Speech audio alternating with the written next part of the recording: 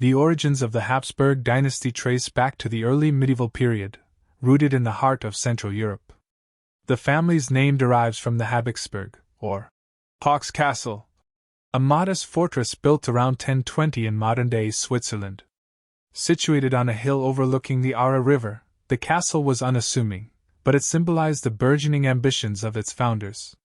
While the fortress itself would fade into obscurity, the family who took its name would rise to dominate European politics for centuries. The early Habsburgs were relatively minor noblemen, with their power confined to a small region of present-day Switzerland.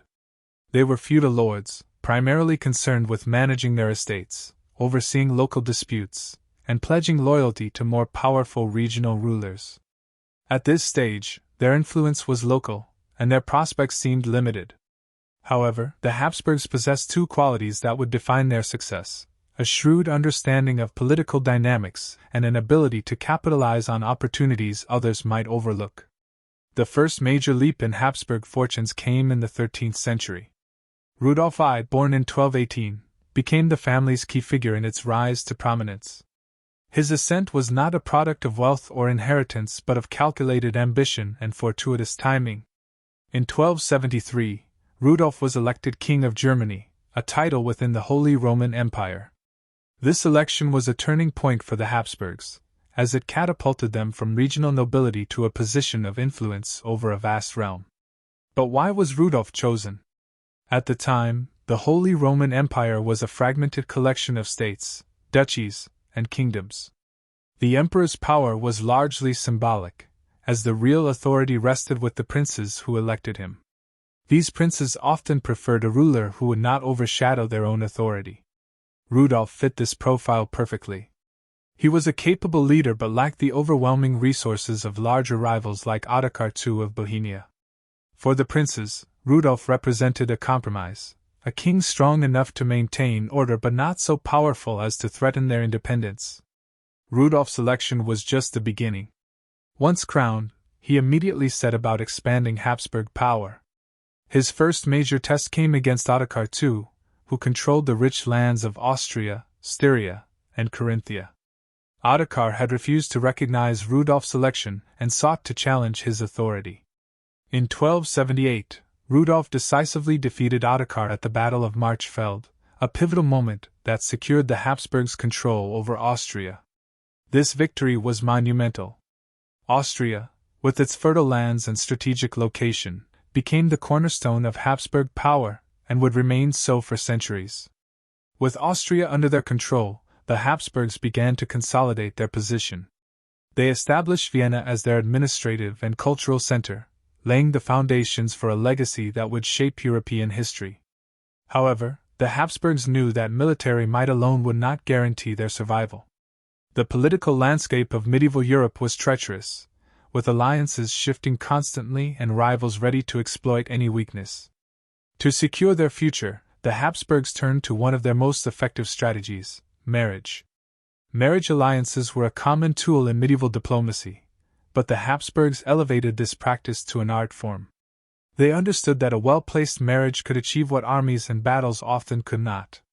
By marrying into powerful families, they expanded their influence, secured alliances, and acquired new territories without the need for costly wars. This strategy became so central to their success that it inspired the famous saying, Bella gerent alii, tu Felix Austria nube, let others wage wars, you, happy Austria, marry. One of the earliest examples of this strategy came in the late 14th century when the Habsburgs arranged a series of marriages that connected them to the powerful houses of Luxembourg and Wittelsbach. These unions not only elevated their status but also positioned them as key players in the power dynamics of the Holy Roman Empire. Over time, these alliances would allow the Habsburgs to claim titles and lands far beyond their Austrian heartland. By the early 15th century, the Habsburgs had firmly established themselves as one of Europe's leading dynasties. Their territory now included not only Austria but also Tyrol, Styria, and Carinthia, forming a contiguous block of land that gave them significant economic and strategic advantages. However, the true breakthrough came in 1438, when Albert II became Holy Roman Emperor. This marked the beginning of a Habsburg tradition, for nearly 4 centuries, the imperial crown would remain within the family, a testament to their enduring influence. The Habsburgs' rise to power was not without challenges. The medieval period was a time of constant warfare, and the Habsburgs often found themselves at odds with neighboring states. The Swiss Confederacy, for instance, resisted Habsburg attempts to assert control over their territories. The Swiss victories at battles like Morgarten in 1315 and Sempach in 1386 demonstrated the limitations of Habsburg military power and forced the dynasty to reconsider its approach. Despite these setbacks, the Habsburgs persevered. Their resilience was rooted in their ability to adapt to changing circumstances. When military campaigns failed, they turned to diplomacy. When diplomacy faltered, they relied on their deep connections within the Holy Roman Empire. This adaptability allowed them to weather crises that might have destroyed less resourceful families.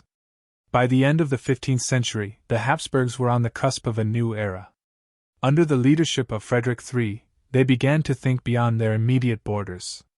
Frederick, who reigned as Holy Roman Emperor from 1452 to 1493, was a visionary ruler who recognized the importance of consolidating the Habsburgs' Austrian heartland while laying the groundwork for future expansion. It was during his reign that the family adopted its famous motto, AIU, which Frederick interpreted as, Austria est imperator orbi universo, Austria is destined to rule the world. Frederick's marriage to Eleanor of Portugal in 1452 was a masterstroke of diplomacy. It not only brought substantial wealth into the Habsburg coffers but also strengthened their ties to the Iberian Peninsula, foreshadowing future alliances with Spain. This union was a precursor to one of the most significant Habsburg marriages, that of Frederick's son Maximilian I to Mary of Burgundy in 1477. The marriage of Maximilian and Mary was a turning point in European history. Mary was the heiress to the vast Burgundian territories, including the wealthy Low Countries.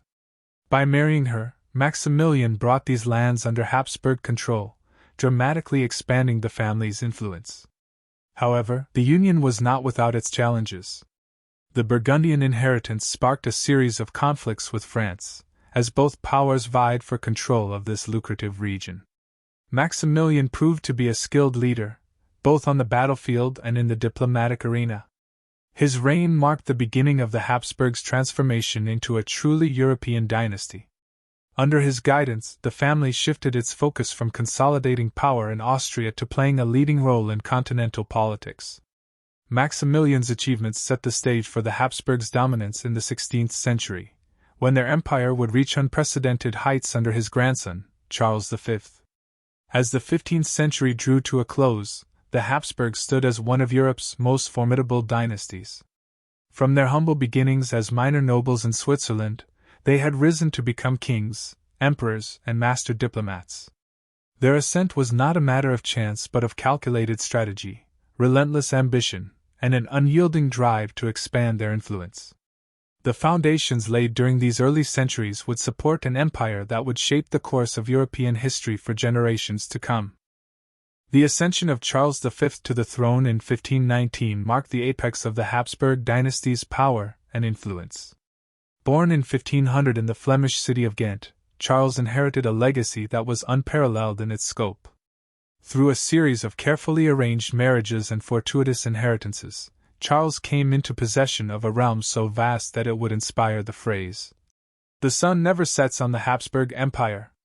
His dominion stretched across Europe and into the Americas, encompassing lands that spanned from the chilly North Sea to the Mediterranean, and from the New World to the heart of Central Europe. Yet, such an empire brought with it unparalleled challenges, conflicts, and responsibilities. Charles's rise to power was the culmination of generations of Habsburg strategy. His paternal grandfather, Maximilian I, had secured the Low Countries through marriage to Mary of Burgundy, while his maternal grandparents, Ferdinand of Aragon and Isabella of Castile, had united Spain and laid the foundation for its overseas empire.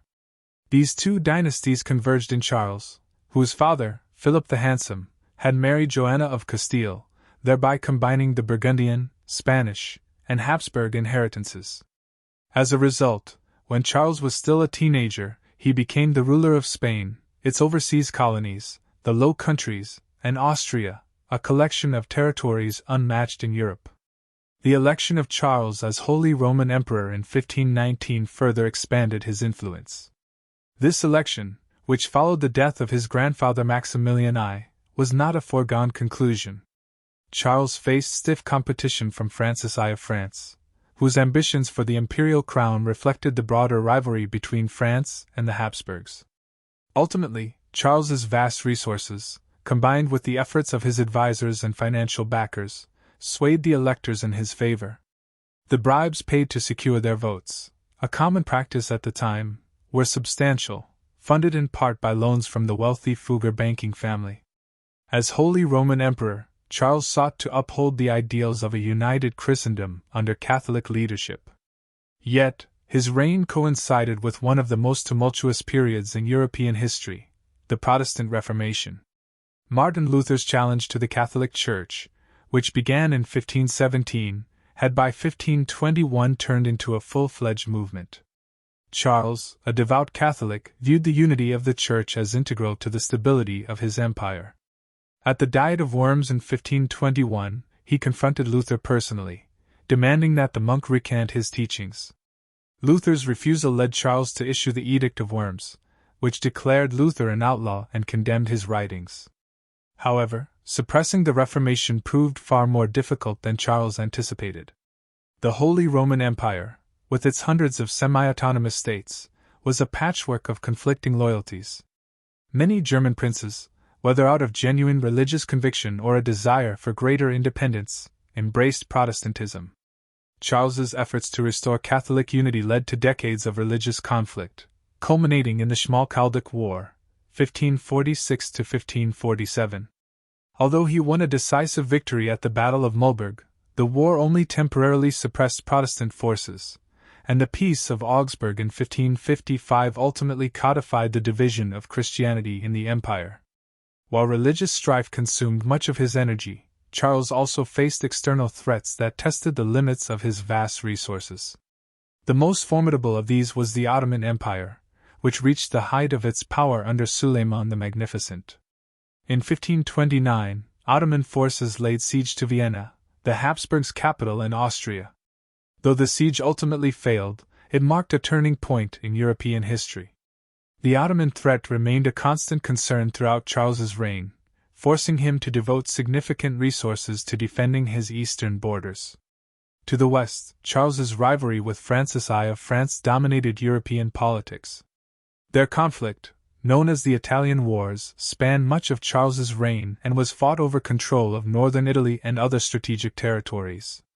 Charles's forces achieved significant victories, including the capture of Francis himself at the Battle of Pavia in 1525. However, these triumphs came at a high cost, draining the Habsburg treasury and perpetuating cycles of war that destabilized the region. Charles's dominion extended far beyond Europe, encompassing Spain's burgeoning empire and the Americas.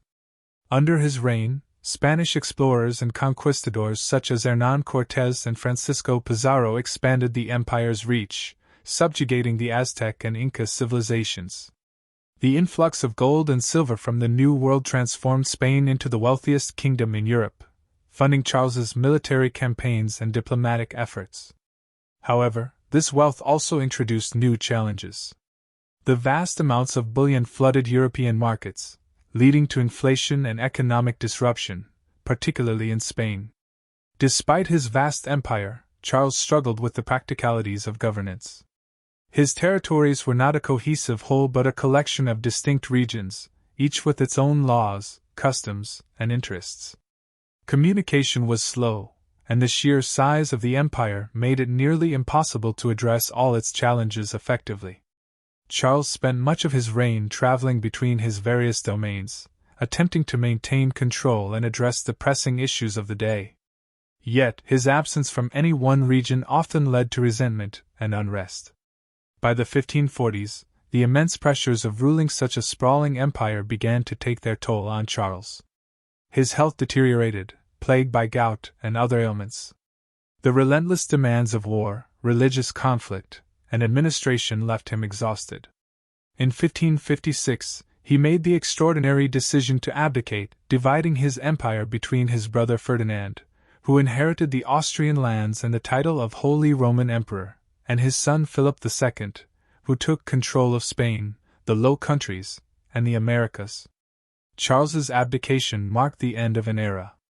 His vision of a united Christendom under Habsburg leadership had faltered, undone by the realities of religious and political division.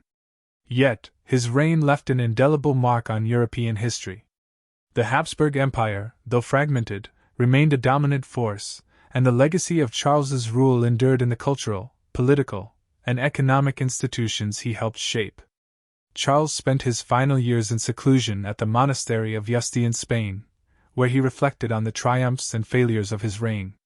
He died in 1558, a figure of immense complexity and contradictions. Revered and reviled in equal measure, Charles V embodied the heights of Habsburg ambition and the limits of imperial power. His reign marked the apex of the Habsburg dynasty, a period of unparalleled influence that reshaped Europe and laid the groundwork for centuries of history. By the early 17th century, the Habsburg dynasty stood as one of Europe's most powerful families, controlling vast territories across Central Europe, Spain, the Americas, and beyond. However, the grandeur of their empire masked significant cracks in its foundations. Religious divisions within the Holy Roman Empire, the rise of competing European powers, and internal administrative challenges threatened the cohesion of Habsburg rule. These tensions erupted into one of the most destructive conflicts in European history, the 30 Years' War, 1618 to 1648. This devastating period marked a pivotal chapter in Habsburg history, testing their resilience and reshaping their future. Religious and political tensions before the war. The Peace of Augsburg in 1555 had temporarily quelled religious strife within the Holy Roman Empire by allowing princes to choose between Catholicism and Lutheranism for their territories. However, this arrangement left unresolved tensions that simmered for decades. By the early 17th century, the spread of Calvinism and the hardening of Catholic and Protestant positions reignited old conflicts. The Habsburg emperors, staunch defenders of Catholicism, sought to consolidate their authority and reverse Protestant gains. Their efforts, however, were met with fierce resistance from Protestant states and their allies. The Holy Roman Emperor at the outbreak of the war, Ferdinand II, was a deeply devout Catholic who sought to restore the empire's religious unity. His accession in 1619 coincided with growing unrest in Bohemia, a predominantly Protestant region under Habsburg rule. The Bohemian nobility, alarmed by Ferdinand's policies, revolted in what became known as the Defenestration of Prague in 1618. Protestant nobles threw two of Ferdinand's representatives out of a window of Prague Castle, an act of defiance that symbolized the broader rebellion against Habsburg authority. This seemingly minor incident ignited a conflict that would engulf Europe for decades. The Bohemian phase, the war begins. The Bohemian Revolt marked the beginning of the 30 Years' War, plunging the Habsburgs into a struggle for survival. Initially, the rebellion appeared to threaten the Habsburg hold over Central Europe. Protestant forces, supported by foreign allies like the Dutch and the Palatinate, achieved early victories. In response, Ferdinand II mobilized the Catholic League, a coalition of Catholic states led by Bavaria, and sought assistance from Spain, ruled by his Habsburg relatives. The turning point in the Bohemian phase came in 1620 at the Battle of White Mountain, where Habsburg forces decisively defeated the Bohemian rebels. The victory restored Habsburg control over Bohemia, but Ferdinand's harsh reprisals, confiscating Protestant lands, suppressing dissent, and enforcing Catholicism, deepened divisions within the empire. While Ferdinand celebrated his triumph, the seeds of a broader conflict had already been sown. The broader European conflict. The 30 Years' War quickly expanded beyond Bohemia, drawing in major European powers. What had begun as a localized rebellion transformed into a pan-European struggle for political and religious dominance. The Protestant cause gained support from Denmark, Sweden, and eventually France, while the Habsburgs and their Catholic allies sought to maintain their hegemony.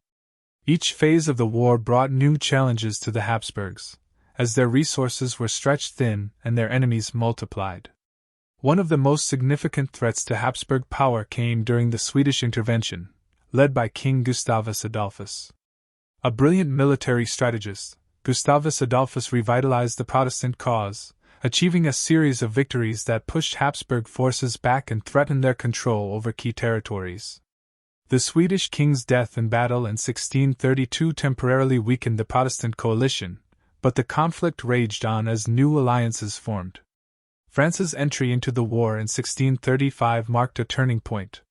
Despite being a Catholic country, France, under Cardinal Richelieu, sought to weaken the Habsburgs, whom they viewed as their principal rivals in Europe. French intervention transformed the war from a religious conflict into a broader struggle for political supremacy, pitting Catholic France against the Catholic Habsburgs. The war's devastation deepened as armies plundered towns, fields lay fallow, and famine and disease spread across the continent. The impact on the Habsburgs. The 30 Years' War placed immense strain on the Habsburgs, both in the Holy Roman Empire and in Spain. In Austria, the costs of maintaining armies and defending their territories drained the treasury and disrupted the economy. The war exacerbated existing tensions within the empire, as Protestant and Catholic states alike resented imperial demands for taxes and troops. The Habsburgs faced not only external enemies but also internal dissent from princes who sought to protect their autonomy. Despite these challenges, the Habsburgs managed to maintain their core territories, thanks in part to their strategic use of alliances and military commanders like Albrecht von Wallenstein. Wallenstein, a Bohemian noble who became one of the most powerful generals of the war, played a key role in securing Habsburg victories during the early and middle phases of the conflict. However, his ambition and independent actions eventually led to his dismissal and assassination, highlighting the internal divisions that plagued the Habsburg war effort. In Spain, the conflict compounded the challenges of maintaining their vast global empire. The Spanish Habsburgs faced revolts in Catalonia and Portugal, alongside military defeats in the 80 Years' War with the Dutch. The combination of these struggles weakened Spain's position as a European superpower, marking the beginning of its decline. The Peace of Westphalia, a Pyrrhic victory. The 30 Years' War finally ended in 1648 with the Peace of Westphalia, a series of treaties that reshaped the political and religious map of Europe. For the Habsburgs, the outcome was a mixed blessing. On the one hand, they retained their Austrian lands and continued to hold the imperial title. On the other hand, the empire emerged from the war weakened and fragmented. The Peace of Westphalia recognized the sovereignty of the empire's constituent states, effectively limiting the emperor's authority and institutionalizing the division between Catholic and Protestant territories. The war's devastation was staggering. Millions of people across Europe perished, either from combat, famine, or disease. Entire regions were depopulated, and the economies of Central Europe were left in ruins. For the Habsburgs, the war marked a turning point. While they had survived the conflict, they emerged from it less dominant and increasingly reliant on their Austrian heartland as the foundation of their power. The legacy of the 30 Years' War. The 30 Years' War was a crucible for the Habsburg dynasty. It tested their resilience, forced them to adapt to new political realities, and shaped the course of European history. The Habsburgs' ability to endure the conflict was a testament to their deep roots in Central Europe and their ability to navigate the complex web of alliances and rivalries that defined the era. Although the war weakened their hold over the Holy Roman Empire, it also highlighted the importance of consolidating their Austrian and Bohemian territories.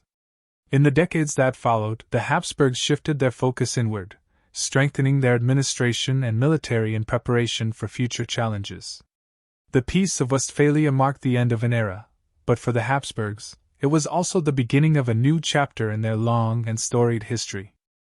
Following the devastation of the 30 Years' War, the Habsburg dynasty underwent a critical transformation. While their hold over the Holy Roman Empire diminished in practical authority, their focus shifted to consolidating and expanding their power within their Austrian, Bohemian, and Hungarian domains. This new orientation gave rise to the Austrian Habsburg monarchy, a more centralized and militarized power base that would play a pivotal role in European affairs for centuries. Central to this period was the existential threat posed by the Ottoman Empire, culminating in the dramatic Siege of Vienna in 1683, a decisive moment that not only secured Habsburg survival but also marked the beginning of the Ottoman retreat from Europe. The aftermath of the 30 Years' War. The Peace of Westphalia, 1648, had left the Holy Roman Empire fragmented, with its myriad of principalities, duchies, and free cities operating as semi-sovereign entities. For the Habsburgs, this reality curtailed their authority within the empire. However, the treaties also left the dynasty's core territories intact, and it was within these lands, modern-day Austria, Hungary, and the Czech Republic, that the Habsburgs began to consolidate their power. Ferdinand III, R. 1637 to 1657, and his successors focused on rebuilding their war-torn lands, strengthening the central administration, and reforming the military. The Austrian and Bohemian nobility, who had been weakened during the 30 Years' War, were brought more firmly under imperial control. In Hungary, however, the Habsburgs faced greater resistance.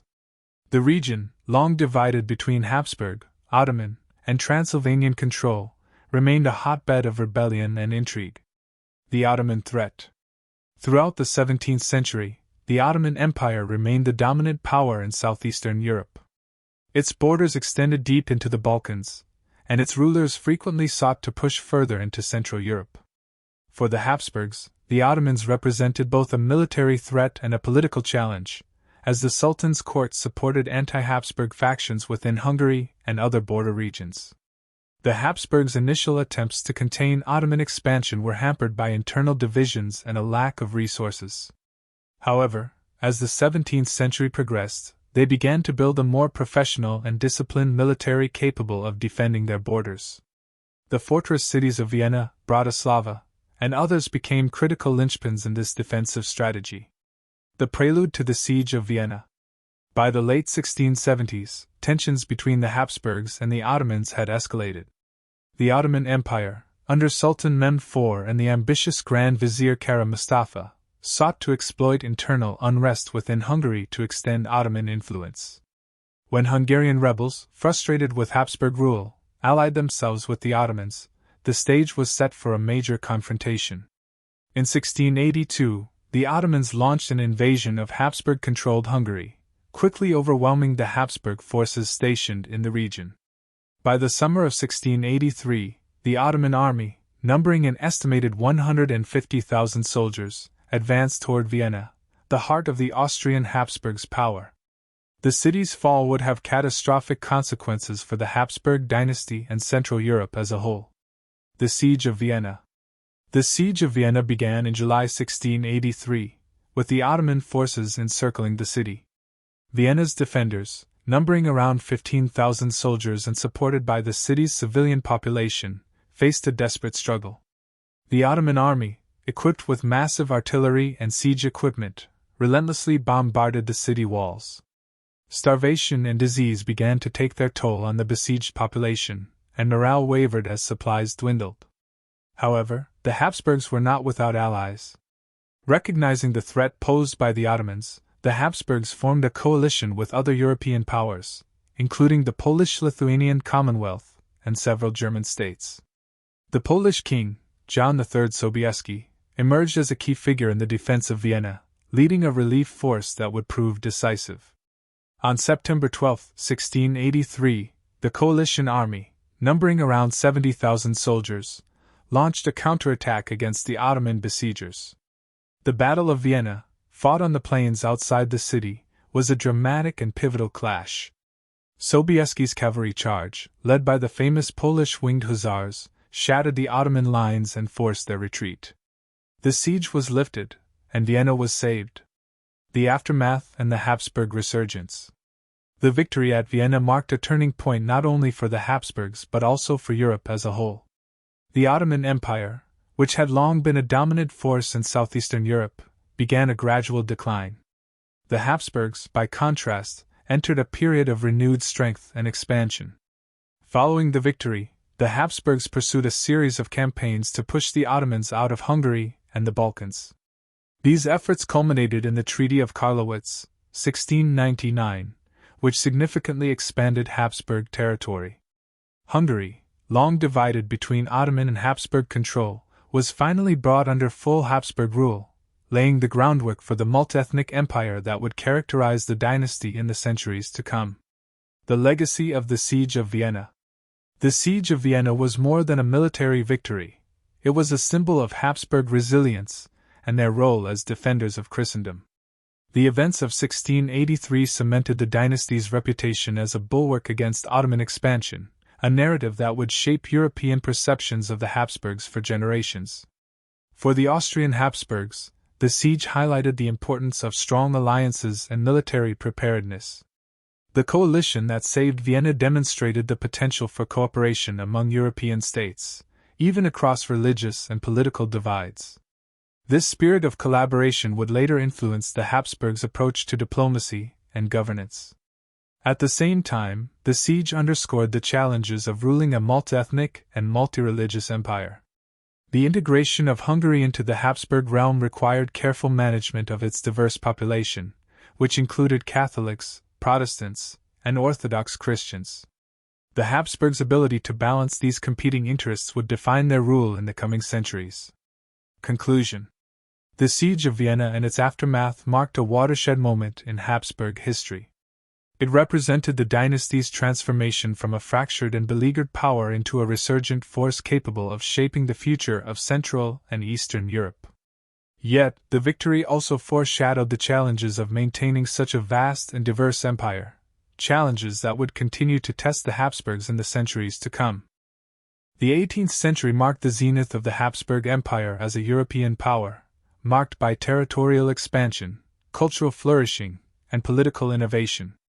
However, this era also brought challenges that would test the dynasty's adaptability and foresight. The question of succession, the complexities of ruling a multi-ethnic empire, and the pressures of competing great powers led to one of the most critical reforms in Habsburg history, the Pragmatic Sanction of 1713. This document sought to ensure the survival of the dynasty, heralding a new era in Habsburg governance while highlighting the enduring difficulties of maintaining unity. Post-Vienna consolidation and expansion. Following their victory over the Ottoman Empire in 1683 and the subsequent Treaty of Karlowitz in 1699, the Habsburgs entered a period of territorial consolidation and military reform. Under the leadership of Leopold I, R. 1658–1705, Joseph I, R. 1705–1711, and Charles VI, R. 1711–1740, the Austrian Habsburgs focused on strengthening their control over Hungary, expanding into southeastern Europe, and maintaining their influence within the Holy Roman Empire. The Habsburgs also gained significant territories through the War of Spanish Succession, 1701–1714.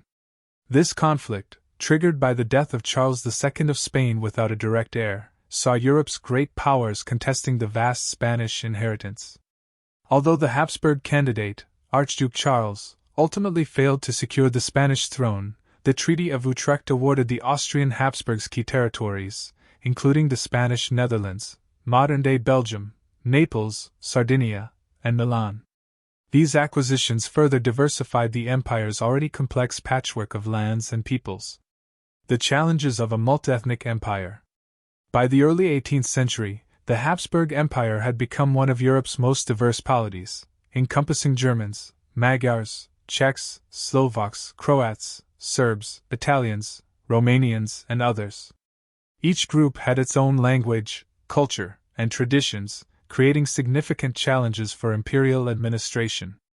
The Habsburg rulers relied on a combination of centralized authority and local autonomy to maintain order, with varying degrees of success. In Hungary, for example, tensions persisted despite the 1711 Treaty of Szatmár, which had ended the Rákóczi Revolt, a major uprising against Habsburg rule. While the treaty granted the Hungarian nobility certain privileges and protections, it did not resolve underlying discontent over religious and cultural differences. Similarly, in the Austrian Netherlands and Italy, the Habsburgs faced resistance from local elites and populations accustomed to autonomy. The Habsburg strategy of governance relied heavily on their ability to mediate conflicts and foster loyalty among their subjects. The court in Vienna became a hub of diplomacy, where rulers sought to balance the interests of competing groups while projecting an image of imperial grandeur. The Baroque period in art and architecture reflected this ambition, with grand palaces, churches, and cultural institutions symbolizing the unity and power of the Habsburg monarchy. The problem of succession.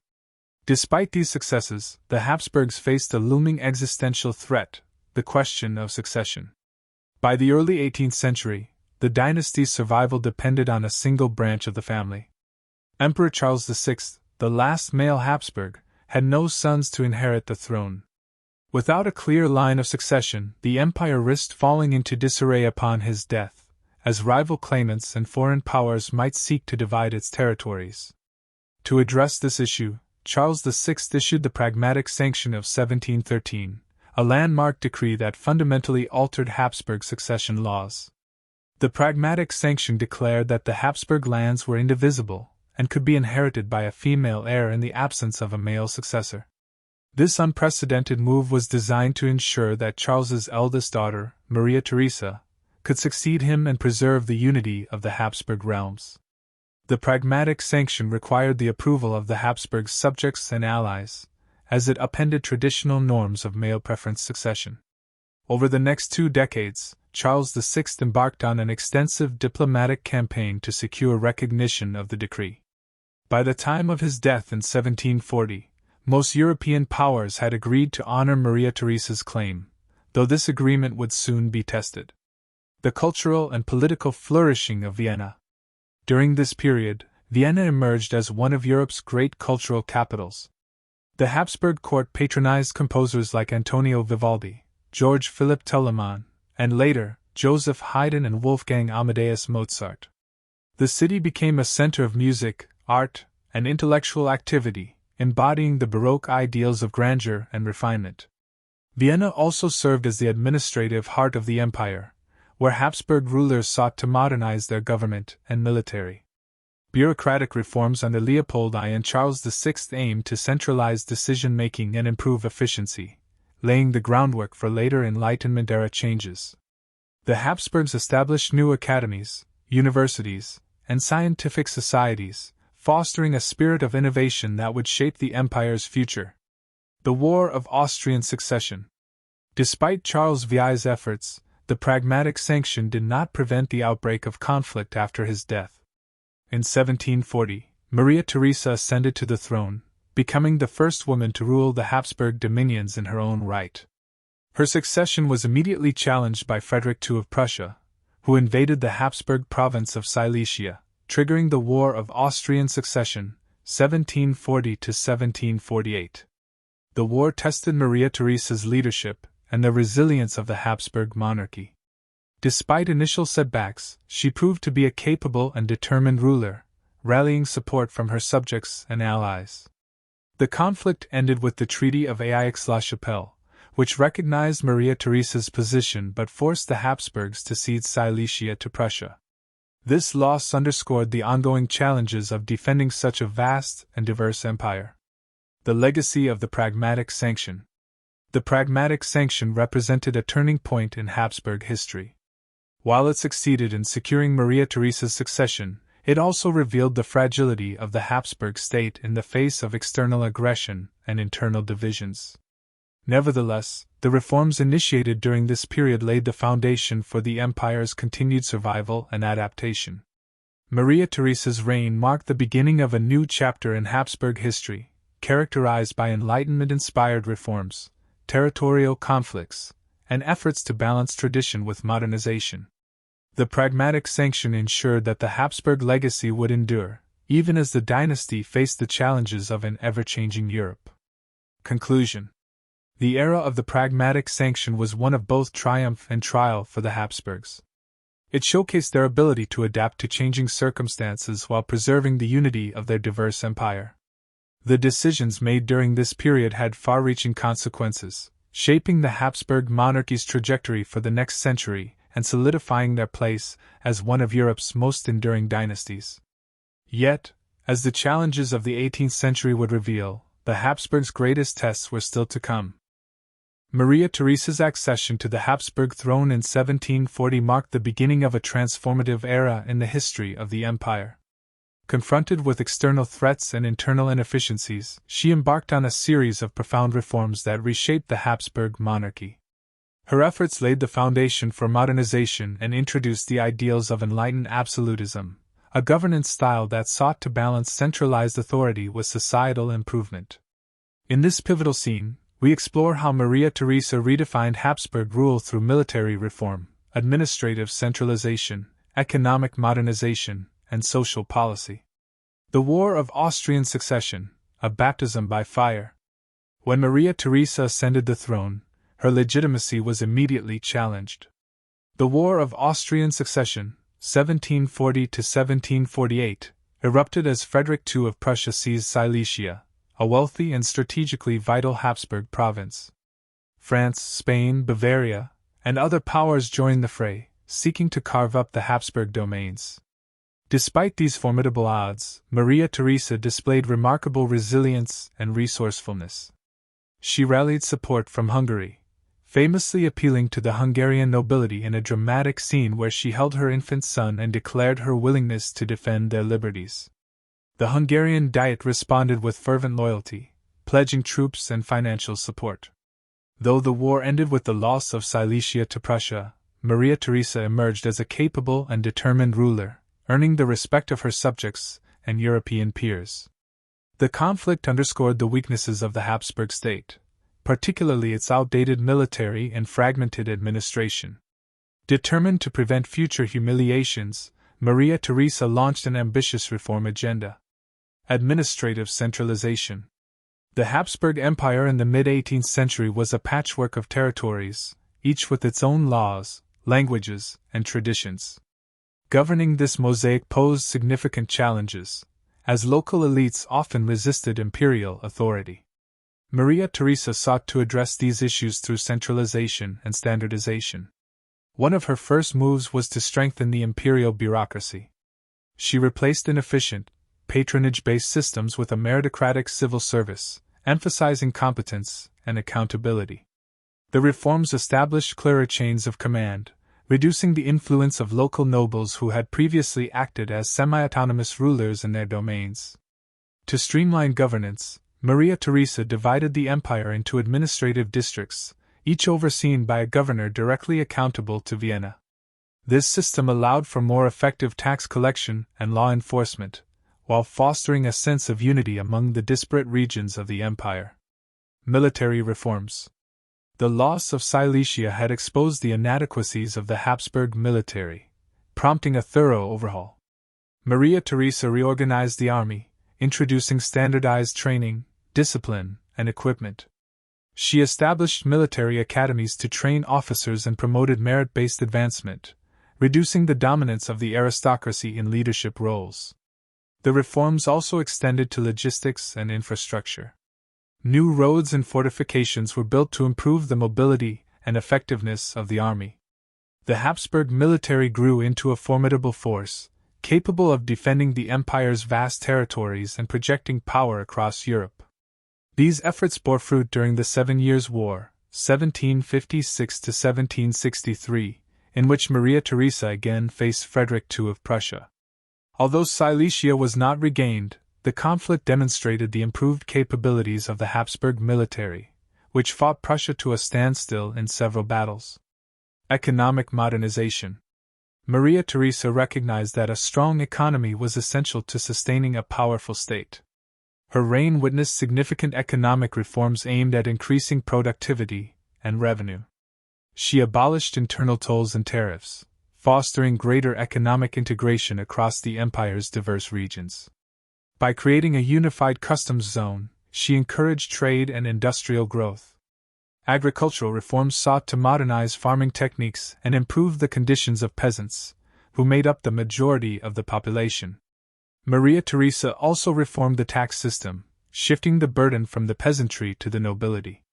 This move was controversial and faced resistance from the aristocracy, but it increased state revenues and reduced social tensions. Education and social policy. Maria Theresa's reforms extended beyond administration and economics to encompass education and social policy. She was a pioneer in establishing compulsory primary education, believing that an educated population was essential for a modern state. The General School Ordinance of 1774 required all children aged 6 to 12 to attend school, marking one of the first such initiatives in Europe. The curriculum emphasized practical skills, religious instruction, and loyalty to the state. While limited in scope, the policy laid the groundwork for a more literate and capable population, contributing to the empire's long-term development. Maria Theresa also sought to address the plight of the peasantry. While she stopped short of abolishing serfdom, she introduced measures to protect peasants from the worst abuses of landlords. These included limits on forced labor and the establishment of legal protections for tenants. The enlightened monarch. Though deeply devout and conservative in her personal beliefs, Maria Theresa embraced many Enlightenment ideas in her governance. She valued reason, efficiency, and progress, balancing these principles with her commitment to absolute monarchy. This approach, known as enlightened absolutism, became a hallmark of her reign and influenced her successors. Maria Theresa's reforms were not without resistance. Nobles, clergy, and other entrenched interests often opposed her efforts, fearing the erosion of their privileges. However, she skillfully navigated these challenges, using diplomacy, persuasion, and, when necessary, coercion to achieve her goals. Cultural flourishing. Under Maria Theresa, Vienna became a vibrant cultural center, attracting artists, musicians, and intellectuals from across Europe. The court patronized figures such as Christoph Willibald Gluck and Joseph Haydn, fostering a golden age of music. The Baroque and Rococo styles reached their zenith during this period, with grand palaces, churches, and public buildings symbolizing the empire's prosperity and sophistication. Maria Theresa herself took a keen interest in cultural affairs, promoting the arts as a means of enhancing the monarchy's prestige. Her reforms in education and censorship also reflected a desire to shape public opinion and foster loyalty to the Habsburg state. The legacy of Maria Theresa. Maria Theresa's reign, which lasted 40 years, was one of the most consequential in Habsburg history. Her reforms transformed the empire into a more centralized, efficient, and modern state, better equipped to face the challenges of the modern era. She laid the groundwork for the Habsburg monarchy's survival and adaptation, even as new political and social forces began to reshape Europe. While her policies often faced resistance and had their limits, Maria Theresa's vision and determination secured her place as one of history's great monarchs. Her legacy would be carried forward by her son and successor, Joseph II, who would build on her reforms and take the ideals of the Enlightenment to new heights. Conclusion. Maria Theresa's era was a time of transformation for the Habsburg monarchy. From the ashes of war and uncertainty, she forged a renewed empire rooted in modernization, centralized authority, and a commitment to the welfare of her subjects. Yet, even as she strengthened the state, the seeds of future challenges were sown, as the forces of nationalism, revolution, and reform continued to grow across Europe. Her reign marked the pinnacle of the Habsburgs' ability to adapt and endure in an ever-changing world. As the son and successor of Maria Theresa, Joseph II ascended to the Habsburg throne in 1765 as Holy Roman Emperor and later, in 1780 as sole ruler of the Austrian Habsburg lands. His reign marked the most radical phase of the Habsburg Enlightenment, where his vision of sweeping reform sought to remake the empire in the mold of rational governance, meritocracy, and individual liberty. However, his uncompromising pursuit of these ideals often alienated the very subjects he aimed to uplift, resulting in a legacy as both a visionary and a flawed reformer. The foundations of reform. Joseph II inherited from his mother a modernizing empire with centralized administration and improved finances, but he was deeply dissatisfied with what he perceived as the half measures of her policies. Where Maria Theresa had carefully balanced reform with tradition, Joseph sought to uproot inefficiencies and injustices without regard for established norms. His reign would embody the Enlightenment ideal of the philosopher king, committed to reason, progress, and the well-being of his people. Joseph's upbringing shaped his radical approach. Educated in Enlightenment philosophy, he was profoundly influenced by the works of Voltaire, Rousseau, and other thinkers who championed human rights, secularism, and the rational organization of society. Unlike his mother, Joseph was more skeptical of religion's role in governance, and sought to reduce the influence of the Catholic Church in Habsburg affairs. From the outset, Joseph too pursued an ambitious agenda of reforms that spanned every aspect of Habsburg life: religion, governance, economy, and society. Religious reforms. Joseph II's religious policies reflected his commitment to religious toleration and the reduction of the Church's political power. In 1781, he issued the Edict of Toleration, granting freedom of worship to Protestants, Orthodox Christians, and Jews within the Habsburg lands. This was a landmark moment in European history, as it signaled a move away from the confessional rigidity that had defined much of the continent since the Reformation. The edict allowed religious minorities to own property, establish schools, and practice their faith openly, though it did not grant full equality. For Jews, it lifted many restrictions on residency and professions, but they were still subject to certain discriminatory laws. Joseph also sought to reform the Catholic Church, believing it had grown too powerful and resistant to change. He reduced the number of monasteries, redirecting their wealth to education and charitable institutions. He also mandated that sermons focus on moral and practical instruction rather than theological disputes, and forbade the publication of papal decrees without his approval. These measures earned him the nickname Joseph the Sacristan, reflecting both his interest in ecclesiastical matters and the controversies they provoked. Legal and social reforms. Joseph II's legal reforms were among his most ambitious efforts to modernize the empire. He abolished torture and the death penalty in most cases, replacing them with more humane punishments. He sought to create a unified legal code that applied equally to all subjects, regardless of class or ethnicity, a revolutionary concept in an empire traditionally governed by localized and feudal systems. To improve the lives of the empire's vast peasant population, Joseph issued decrees aimed at reducing feudal burdens.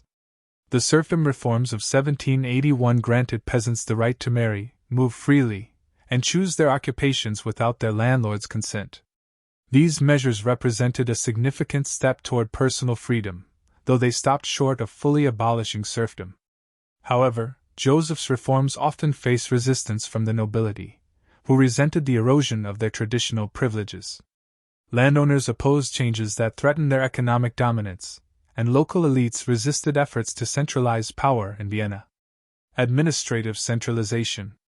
Joseph II envisioned a highly centralized and efficient state, governed by rational principles rather than the patchwork of laws and customs that had characterized the Habsburg monarchy. He reorganized the empire into a system of uniform administrative districts, each overseen by officials loyal to the central government. This centralization extended to language policy. Joseph sought to impose German as the official language of administration, believing it would unify the empire and facilitate governance.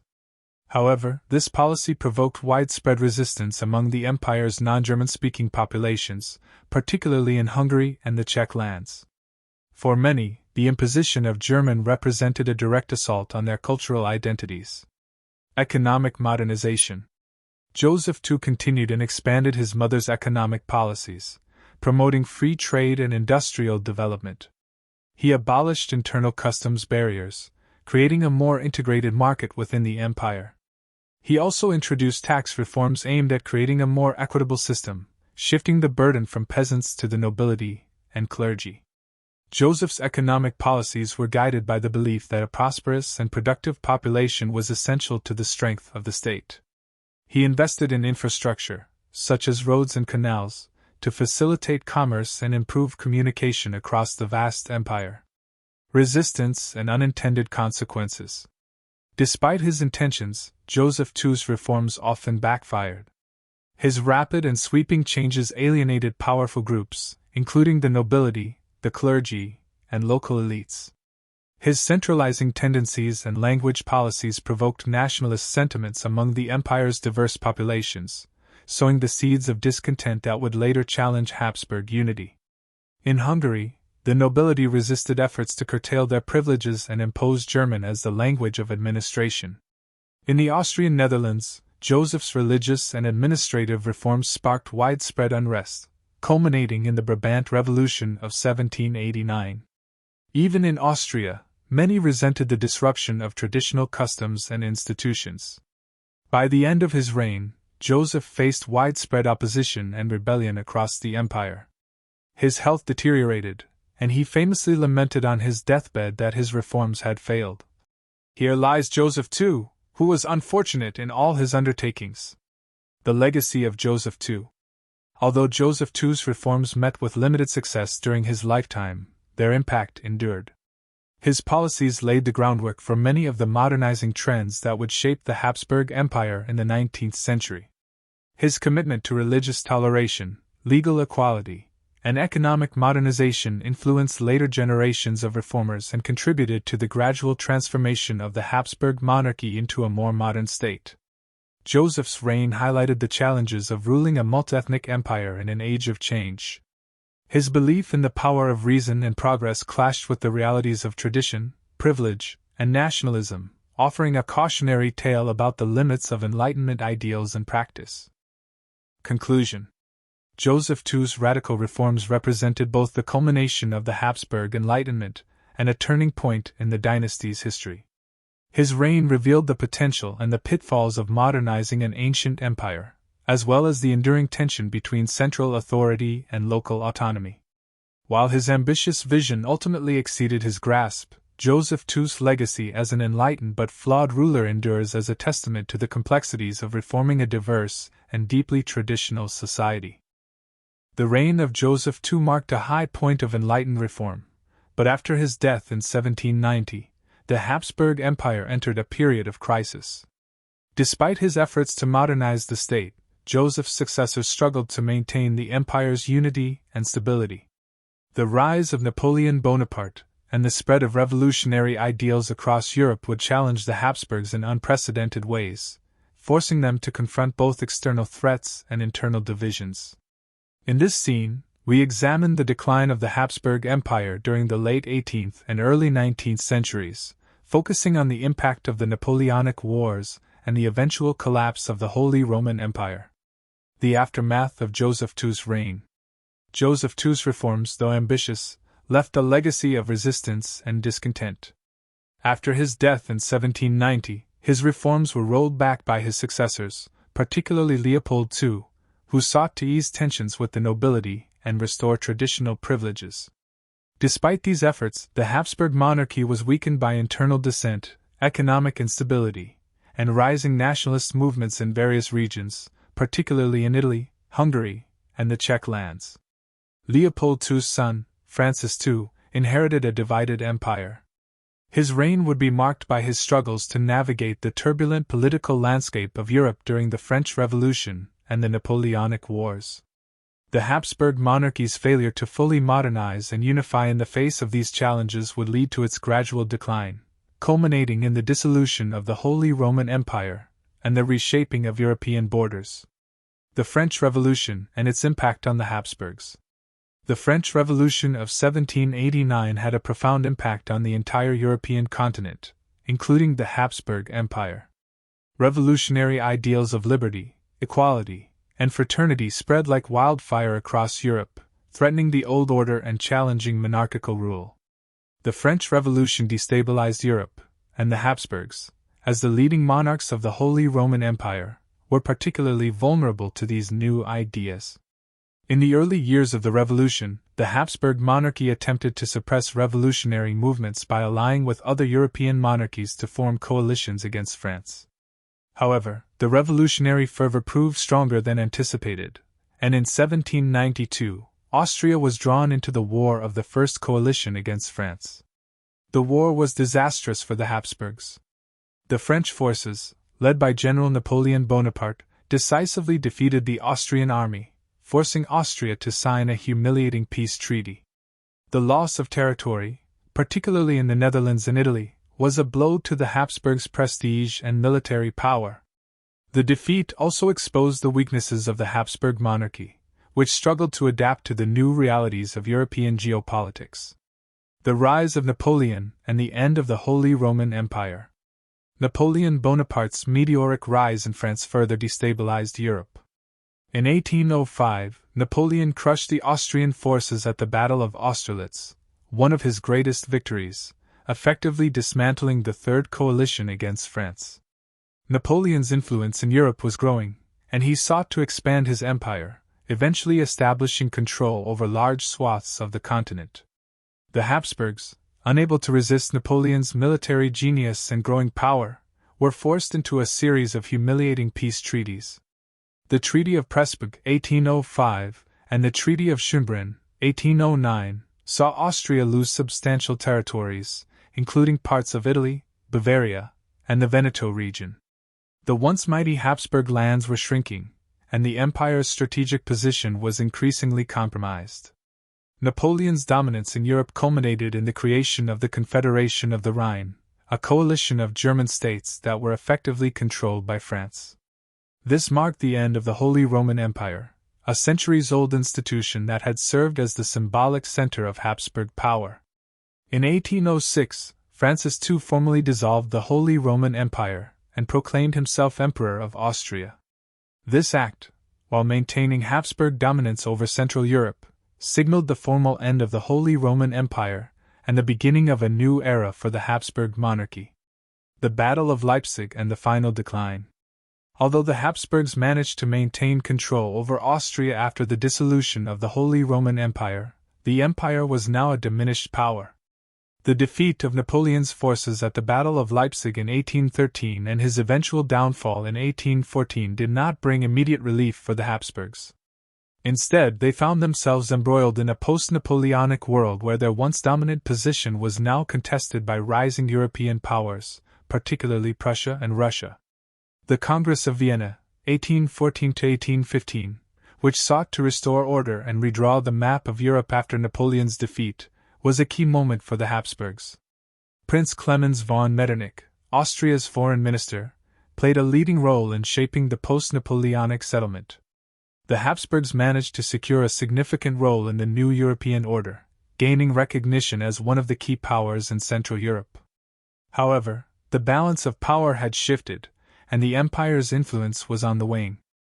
The Habsburg monarchy's influence continued to diminish throughout the 19th century, as the rise of nationalism and the growth of independent nation-states further undermined the empire's cohesion.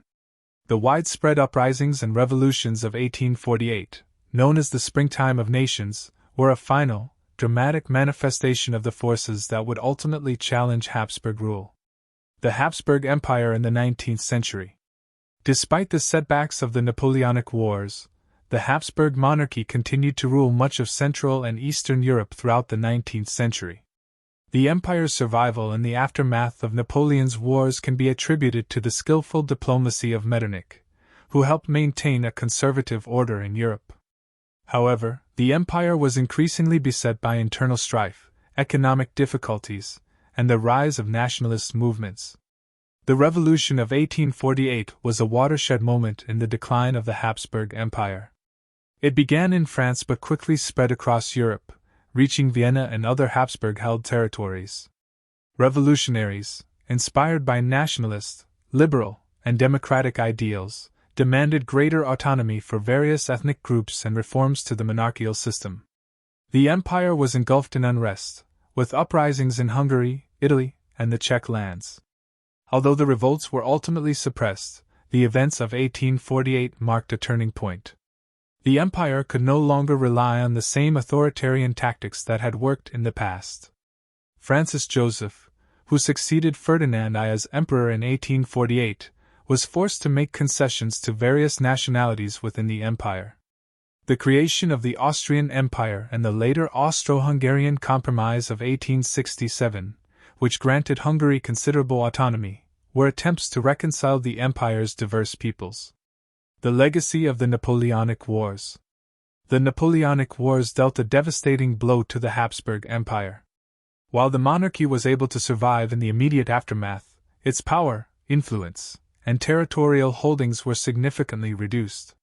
The loss of the Holy Roman Empire and the fragmentation of the traditional imperial structure marked the beginning of a new chapter in Habsburg history, one in which the empire would struggle to adapt to the forces of nationalism and modernity.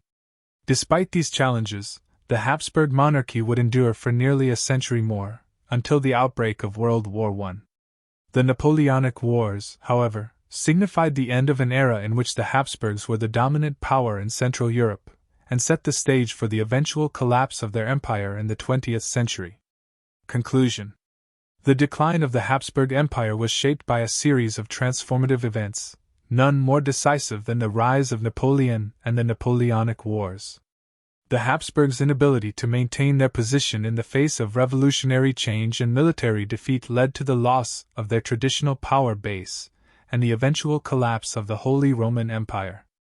While the empire survived the Napoleonic era, its fragmentation and the growing forces of nationalism set the stage for its eventual dissolution in the early 20th century. Following the collapse of the Holy Roman Empire and the reshaping of Europe after the Napoleonic Wars, the Habsburgs began a new chapter in their long reign, one marked by significant internal changes and external challenges. Francis I, having inherited the throne in 1815, ruled during a time of intense political upheaval, while Francis Joseph I, who ascended the throne in 1848, faced the difficult task of managing a multi-ethnic empire on the brink of revolution.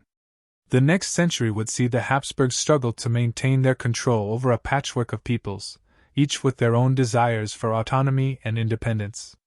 This scene explores the transformation of the Habsburg Empire into the Austro-Hungarian Empire, and the growing tide of nationalism that would ultimately contribute to its dissolution in the early 20th century. The formation of the Austrian Empire. In the aftermath of the Napoleonic Wars, Austria found itself at the center of the new European order. The Congress of Vienna, 1814–1815, sought to restore the old monarchies and redraw the map of Europe after Napoleon's defeat. The Habsburgs, particularly Prince Metternich, the Austrian foreign minister, played a significant role in shaping this new political structure. The Austrian Empire, officially established in 1804, was part of a broader effort to counterbalance French and later, Prussian power. The new empire was a vast and diverse entity, encompassing regions such as Austria, Hungary, Bohemia, Galicia, and parts of Italy, Poland, and the Balkans. The idea of a multinational empire was central to Habsburg rule, yet this very diversity would become a source of tension in the 19th century. The ruling class of the Austrian Empire was overwhelmingly German-speaking, with the Habsburgs as the central authority. However, the empire's borders encompassed numerous ethnic groups, including Hungarians, Czechs, Slavs, Italians, Poles, Romanians, and Serbs, among others. The internal structure of the empire, based on a blend of absolutism and feudal privileges, struggled to integrate these diverse peoples into a cohesive political entity. The empire's aristocratic elites were often seen as foreign rulers by the various ethnic groups, leading to growing dissatisfaction among the empire's many nationalities. The revolutions of 1848 and the Hungarian Uprising. The 19th century was marked by the rise of nationalism and liberalism across Europe. The idea that nations should have their own independent states, rather than being ruled by empires or monarchs, began to gain traction. The year 1848, known as the Springtime of Nations, witnessed revolutionary uprisings across Europe, including in the Austrian Empire. In Vienna, revolutionary protests were sparked by demands for greater political freedoms, constitutional reforms, and national autonomy. Students, workers, and liberal reformers took to the streets, demanding an end to the old monarchical order and the creation of a more democratic system. For the Habsburgs, the revolution was a direct challenge to their centuries-old authority. At the same time, Hungary, one of the empire's largest and most distinct territories, saw its own uprising. The Hungarian Revolution of 1848 was part of the broader European wave of revolutions, but it also had its own particular grievances. Hungarians, led by Lajos Kossuth, sought greater autonomy within the empire, the abolition of feudal privileges, and the establishment of a Hungarian national parliament. The revolution initially succeeded in gaining certain reforms from the Habsburgs, but the subsequent military response from Austria and its allies, including Russia, crushed the uprising by 1849. The failure of the 1848 revolutions marked a turning point for the Habsburgs. The empire's legitimacy was weakened, and the relationship between the Austrian and Hungarian territories became increasingly strained. Despite the eventual suppression of revolutionary movements, the events of 1848 set the stage for a transformation in the structure of the empire. The Ausgleich and the rise of dualism. Following the turmoil of 1848, the Habsburgs recognized the need for reform to maintain their empire's cohesion. The Austrian Empire was plagued by the demands for national self-determination and political representation from its various ethnic groups, most notably the Hungarians. In 1867, the Austro-Hungarian Compromise, or Ausgleich, was enacted, creating the Austro-Hungarian Empire. The Ausgleich established a dual monarchy with two distinct political entities, Austria and Hungary. Each was governed by a separate parliament and had its own ministries for foreign affairs, defense, and finance. However, they shared a common monarch, the Habsburg Emperor, who ruled both parts of the empire. The result was a complex, two-tiered political structure where both Austrian and Hungarian elites gained greater autonomy, but the empire was effectively divided. For the Hungarians, the Ausgleich was seen as a major victory. They gained significant control over their own affairs, including the establishment of a Hungarian parliament and a national army. However, for many of the other ethnic groups within the empire, the compromise left their aspirations for independence largely unmet. The Czechs, Italians, Poles, and Slavs remained dissatisfied with the new arrangement, as their demands for greater political representation and autonomy were ignored. Despite the compromises made with Hungary, the tensions between Austria's various ethnicities and regions continued to grow. The Habsburgs, now ruling a dual monarchy, were forced to manage an empire on the brink of fragmentation. The role of nationalism in the empire's decline. By the late 19th century, nationalism was no longer a fringe movement, it had become a powerful force throughout Europe. The Habsburgs, struggling to maintain control over their multi-ethnic empire, were increasingly confronted by rising nationalist movements. Nationalism was especially strong among the Slavs, who sought independence or autonomy from Austria-Hungary. Groups like the Czechs, Serbs, Poles, and Croats began to demand political recognition and self-determination. Meanwhile, the empire's Italian territories were undergoing their own national unification process, which culminated in the creation of the Kingdom of Italy in 1861. The Austrian Empire had long controlled regions such as Lombardy and Venetia, but by 1866, Italy had successfully gained control of these regions after a war with Austria. The loss of these territories dealt a blow to the empire's prestige and undermined its claim to be a unified European power. The growing tide of nationalism within the empire, particularly in the Balkans, also posed a threat. The empire's inability to manage its diverse populations led to ethnic unrest and instability, especially in areas like Bosnia-Herzegovina, Serbia, and Croatia, where nationalist movements sought independence or union with other emerging nations. The beginning of the end. The Austro-Hungarian Empire was a fragile creation, held together by the Habsburg monarchy and the diplomatic skill of figures like Franz Joseph I and Count Cavour. But as nationalism continued to rise, the empire's multi-ethnic fabric began to unravel. The last decades of the 19th century were characterized by a growing sense of crisis. Internal divisions, economic challenges, and the pressures of modern warfare threatened the empire's stability. The assassination of Archduke Franz Ferdinand in 1914, an event that triggered World War I, would prove to be the final blow for the Austro-Hungarian Empire. The war exposed the empire's weaknesses, and by the end of the conflict, the empire was dismantled. Nationalist movements had finally succeeded in achieving their independence, and the once mighty Austro-Hungarian Empire was replaced by a series of new nation-states. Conclusion. The rise of nationalism in the 19th century, coupled with the failure of the Habsburgs to integrate their diverse peoples into a cohesive state, played a critical role in the decline of the Habsburg monarchy. The creation of the Austro-Hungarian Empire and its eventual fragmentation were the inevitable outcomes of an empire struggling to adapt to the forces of modernity and nationalism. Though the Habsburgs continued to rule a shrinking empire for decades after the Ausgleich, the empire's eventual collapse in the aftermath of World War I marked the end of an era in European history. The early 20th century was a period of deep political instability, and the Austro-Hungarian Empire found itself caught in a web of alliances, nationalist uprisings, and military tensions that would ultimately lead to its demise. The world was on the brink of a catastrophic conflict that would reshape Europe and bring an end to centuries of Habsburg rule. The assassination of Archduke Franz Ferdinand in 1914, a direct catalyst for World War I, marked the beginning of the final chapter of the Habsburg Empire. The war exposed the empire's weaknesses, and by its conclusion, the once mighty empire was no more. In this scene, we explore the events of World War I, the internal struggles faced by the Austro-Hungarian monarchy, and the empire's final disintegration in the aftermath of the war. The spark of war, the assassination of Franz Ferdinand.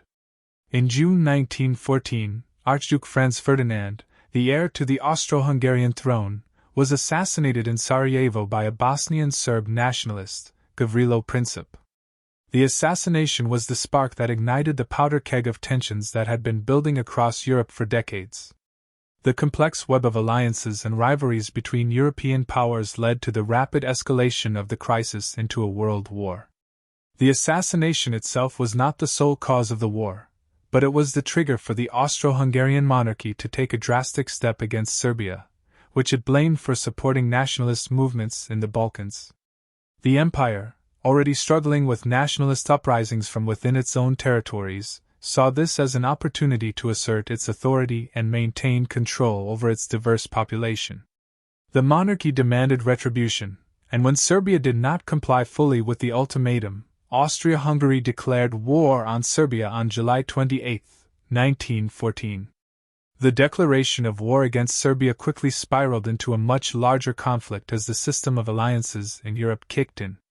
Russia, an ally of Serbia, mobilized its army, and soon, Germany, France, and Britain became involved in the conflict. Austria-Hungary, allied with Germany, found itself at war with the Allied powers, including Russia, France, and Britain, in what would become World War I. A struggling empire in the war. The Austro-Hungarian Empire entered the war with high hopes of preserving its influence in the Balkans and maintaining its position as a major European power. However, it was already suffering from deep internal divisions. The empire's ethnic groups, Slavs, Italians, Czechs, Romanians, and others, were increasingly dissatisfied with Habsburg rule.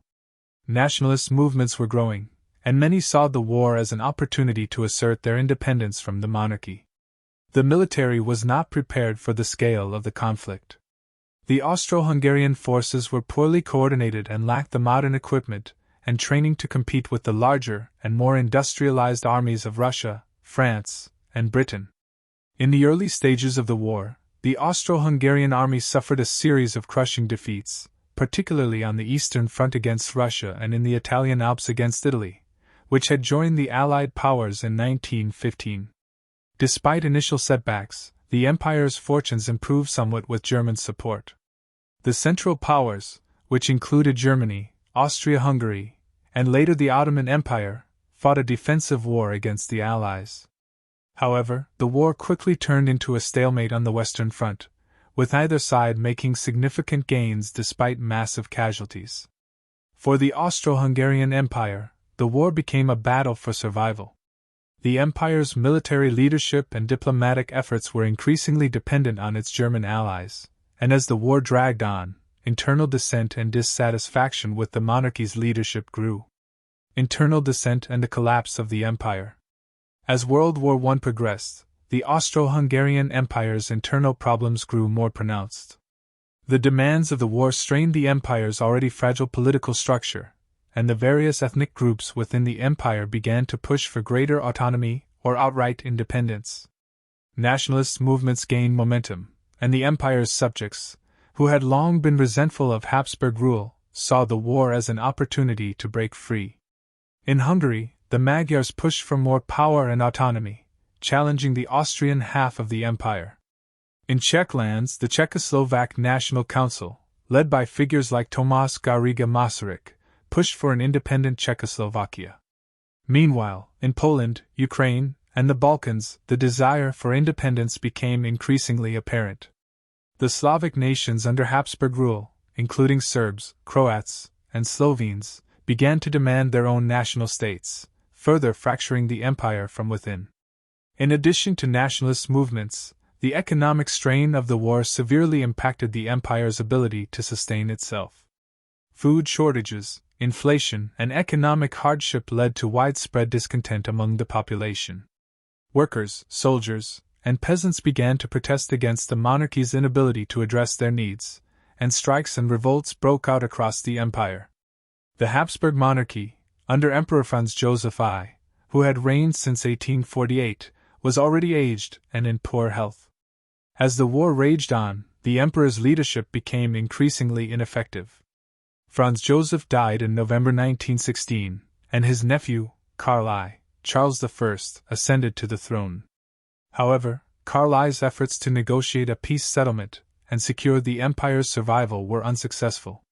The Habsburg monarchy had lost its ability to maintain control over its diverse and dissatisfied populations. The end of the war and the collapse of the Habsburg Empire. By 1917, the Austro-Hungarian Empire was on the brink of collapse. Germany's defeat seemed imminent, and the empire's prospects grew bleaker with each passing month. In October 1918, the empire faced a series of internal uprisings and defections. The Czechoslovak National Council declared the independence of Czechoslovakia, while the Kingdom of Serbs, Croats, and Slovenes, which would later become Yugoslavia, was formed in the Balkans. The Hungarian Revolution led to the creation of an independent Hungarian Republic, signaling the end of the dual monarchy that had long defined the Austro-Hungarian Empire. On November 3, 1918, the Austro-Hungarian government signed an armistice with the Allies, bringing an official end to the empire's involvement in World War I. By this time, the Habsburgs had lost nearly all their territories. The monarchy could no longer hold together its fractured and discontented empire. The Austro-Hungarian Empire was officially dismantled, and the Habsburgs were forced into exile. The collapse of the empire marked the end of over 600 years of Habsburg rule. The vast territories that had once comprised the empire were now divided into several new nation-states, including Austria, Hungary, Czechoslovakia, Yugoslavia, and parts of Italy and Poland. The legacy of the Habsburg Empire. The Habsburg Empire was a world of contradictions. It was a vast, multi-ethnic empire that had been at the heart of European politics for centuries, but its failure to adapt to the changing tides of nationalism, industrialization, and modern warfare ultimately led to its downfall. The end of the Austro-Hungarian Empire did not only mark the end of Habsburg rule but also the destruction of an entire political order that had shaped Central Europe for centuries. Despite its collapse, the Habsburg Empire left behind a lasting legacy. The cultural, architectural, and intellectual contributions of the empire's various peoples remain an integral part of European history. The monarchy's impact on the development of European diplomacy, politics, and culture cannot be understated. However, the empire's inability to manage its ethnic diversity and the changing dynamics of the modern world ultimately led to its demise, just as many empires before it had crumbled under the pressure of internal divisions and external challenges. In the aftermath of World War I, the Habsburg family was exiled, and the last emperor, Karl I, went into exile in Switzerland. The monarchy that had once been one of Europe's most powerful institutions had disappeared, leaving behind a history that would forever be intertwined with the fate of Europe's changing political landscape.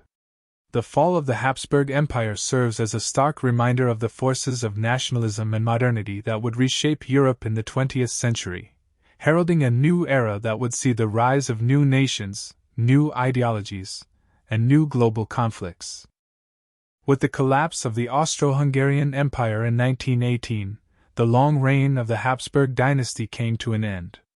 Emperor Karl I, Charles I, the last Habsburg monarch, was forced into exile in Switzerland, marking a historic moment in European history. However, the dynasty's influence did not end with its fall, and in the decades that followed, the Habsburg family would make several attempts at restoration, while the legacy of their empire continued to shape the nations that rose from its ashes. This scene explores the exile of the Habsburgs, their failed restoration attempts, and their lasting cultural, political, and dynastic legacy in the modern world. The aftermath of the empire's collapse. The defeat of Austria-Hungary in World War I was catastrophic not only for the empire's territories but also for the Habsburg family. Karl I, who had ascended the throne during the empire's final years, attempted to save the monarchy through diplomatic efforts, including peace proposals to the Allied powers. However, with the war's final outcome in favor of the Allies, and with internal revolts sweeping through the empire, his efforts were in vain. In November 1918, as the Austro-Hungarian Empire was dismantled, Karl I was forced to abdicate the throne, and he went into exile in Switzerland. Unlike other monarchs, who were outright deposed or executed, Karl I was allowed to live in exile, though his reign was short-lived, lasting just a few years after his ascent. His abdication marked the end of over 600 years of Habsburg rule in Central and Eastern Europe. With the dissolution of the empire, the Habsburg family lost their imperial titles and any formal authority they once held. Austria and Hungary became independent republics, and the borders of Central Europe were redrawn. Czechoslovakia, Yugoslavia, and other new nation-states emerged from the territories once under Habsburg rule. The family, whose lands stretched across much of Europe, was now scattered and marginalized. Karl I's restoration attempts. Despite his abdication, Karl I never fully accepted the end of the monarchy. Determined to restore his dynasty, he made several attempts to reclaim his throne, even though these efforts were deeply unpopular and politically unfeasible in the new post-war world order. Karl I's first attempt to regain the throne came in 1921, when he staged an unsuccessful coup in Hungary. Hungary, which had been granted independence after the collapse of the Austro-Hungarian Empire, saw an opportunity for restoration under the Habsburgs. However, the Hungarian Republic was quick to reject his return to power, and Karl I was forced to abdicate once more. He was then exiled to Madeira, a Portuguese island, where he lived in relative obscurity and poverty. Despite his failed coup, Karl I's legacy remained a subject of interest among monarchist factions throughout Europe. In the years following his death in 1922, his beatification was pursued by certain factions within the Catholic Church, who viewed him as a martyr for his peace efforts during the war. He was eventually beatified by the Catholic Church in 2004, which created a complicated legacy of admiration and debate. Though he had failed in his attempts to restore the monarchy, his efforts to end the war and bring peace earned him some posthumous respect, especially in Austria and Hungary. The Habsburg family and its continuing influence. Although the Habsburgs no longer held power in the political sphere, the family retained considerable influence in other aspects of European life. The Habsburg name remained iconic in Central and Eastern Europe, and the family members continued to maintain ties to various European royal houses. Many descendants of the Habsburg family became involved in European aristocracy, business, and cultural life, leveraging their historic legacy to remain influential. In Austria, the Habsburgs were an enduring symbol of the past. The family's influence could still be felt in the cultural heritage of the country. The architectural splendor of Vienna, with its palaces, museums, and monuments, stood as a testament to the former imperial grandeur. Austrians continued to remember the cultural achievements of the Habsburgs, from their patronage of the arts to their role in shaping European culture and diplomacy. The Hofburg Palace, once the center of Habsburg power, became a museum and symbol of the dynasty's lasting imprint on the region. Similarly, Hungary retained a strong historical connection to the Habsburgs, despite the end of the monarchy. Though Hungary had become a republic and later a kingdom under different rulers, the Habsburg legacy continued to resonate within the country's royalist movements. The Habsburgs had been intertwined with Hungarian identity for centuries, particularly through the Austro-Hungarian Compromise of 1867. Nationalists and royalists in Hungary continued to dream of a Habsburg restoration throughout the 20th century, especially during times of crisis. The Habsburgs also maintained their significance in international diplomacy. Members of the family were still closely tied to other European royal families, such as the Spanish, French, and British monarchies. These relationships provided the Habsburgs with a degree of respectability, even as they were relegated to non-political roles. The Habsburg legacy in the modern world. While the Habsburg monarchy ended, the influence of the dynasty's rule extended far beyond its political lifespan. The empire had shaped Europe for over 6 centuries, and the enduring cultural, architectural, and diplomatic legacies of the Habsburgs continued to define much of Central and Eastern Europe throughout the 20th century and beyond. One of the most enduring aspects of the Habsburg legacy was the dynasty's contributions to European culture. The Habsburgs were prominent patrons of the arts, architecture, and philosophy. Their reign coincided with some of the most profound cultural developments in European history, including the Baroque and Rococo artistic movements. Their imperial palaces, most notably Schönbrunn Palace in Vienna, remain iconic symbols of the empire's grandeur. Moreover, their patronage of composers like Mozart, Beethoven, and Haydn left a permanent mark on the cultural landscape of Europe. The Habsburgs' contribution to the intellectual and cultural flourishing of Europe during the Enlightenment period was also significant, and their role in promoting education and the sciences helped lay the foundation for modern European thought. Another important aspect of the Habsburg legacy was their dynastic marriages. Over centuries, the Habsburgs had strategically married into nearly every European royal family, earning them the moniker of the family that rules Europe. This network of alliances extended the Habsburgs' influence across the continent, and their bloodlines remained interwoven with those of the reigning monarchies of Europe. While the Habsburg Empire itself no longer exists, the legacy of the family remains part of the collective memory of Central Europe. Today, the Habsburg name continues to resonate in Austria and Hungary, where discussions about monarchy, the empire, and royal heritage remain a part of the cultural discourse. Many historians continue to study the Habsburgs' role in shaping modern Europe, analyzing their successes and failures in managing a diverse empire. The lasting legacy of the Habsburg dynasty. The fall of the Habsburg Empire marked the end of an era, but the dynasty's legacy continues to shape the history of Central and Eastern Europe. Though the Habsburgs no longer wield political power, their influence over the course of European history cannot be understated. The empire they once ruled was a complex, multi-ethnic entity that played a pivotal role in shaping the development of European diplomacy, culture, and politics. Their inability to manage the forces of nationalism ultimately led to their downfall, but the Habsburg dynasty's contributions to Europe remain significant to this day. Though the Habsburgs were exiled, their descendants continue to preserve the family's legacy through various cultural, charitable, and historical endeavors.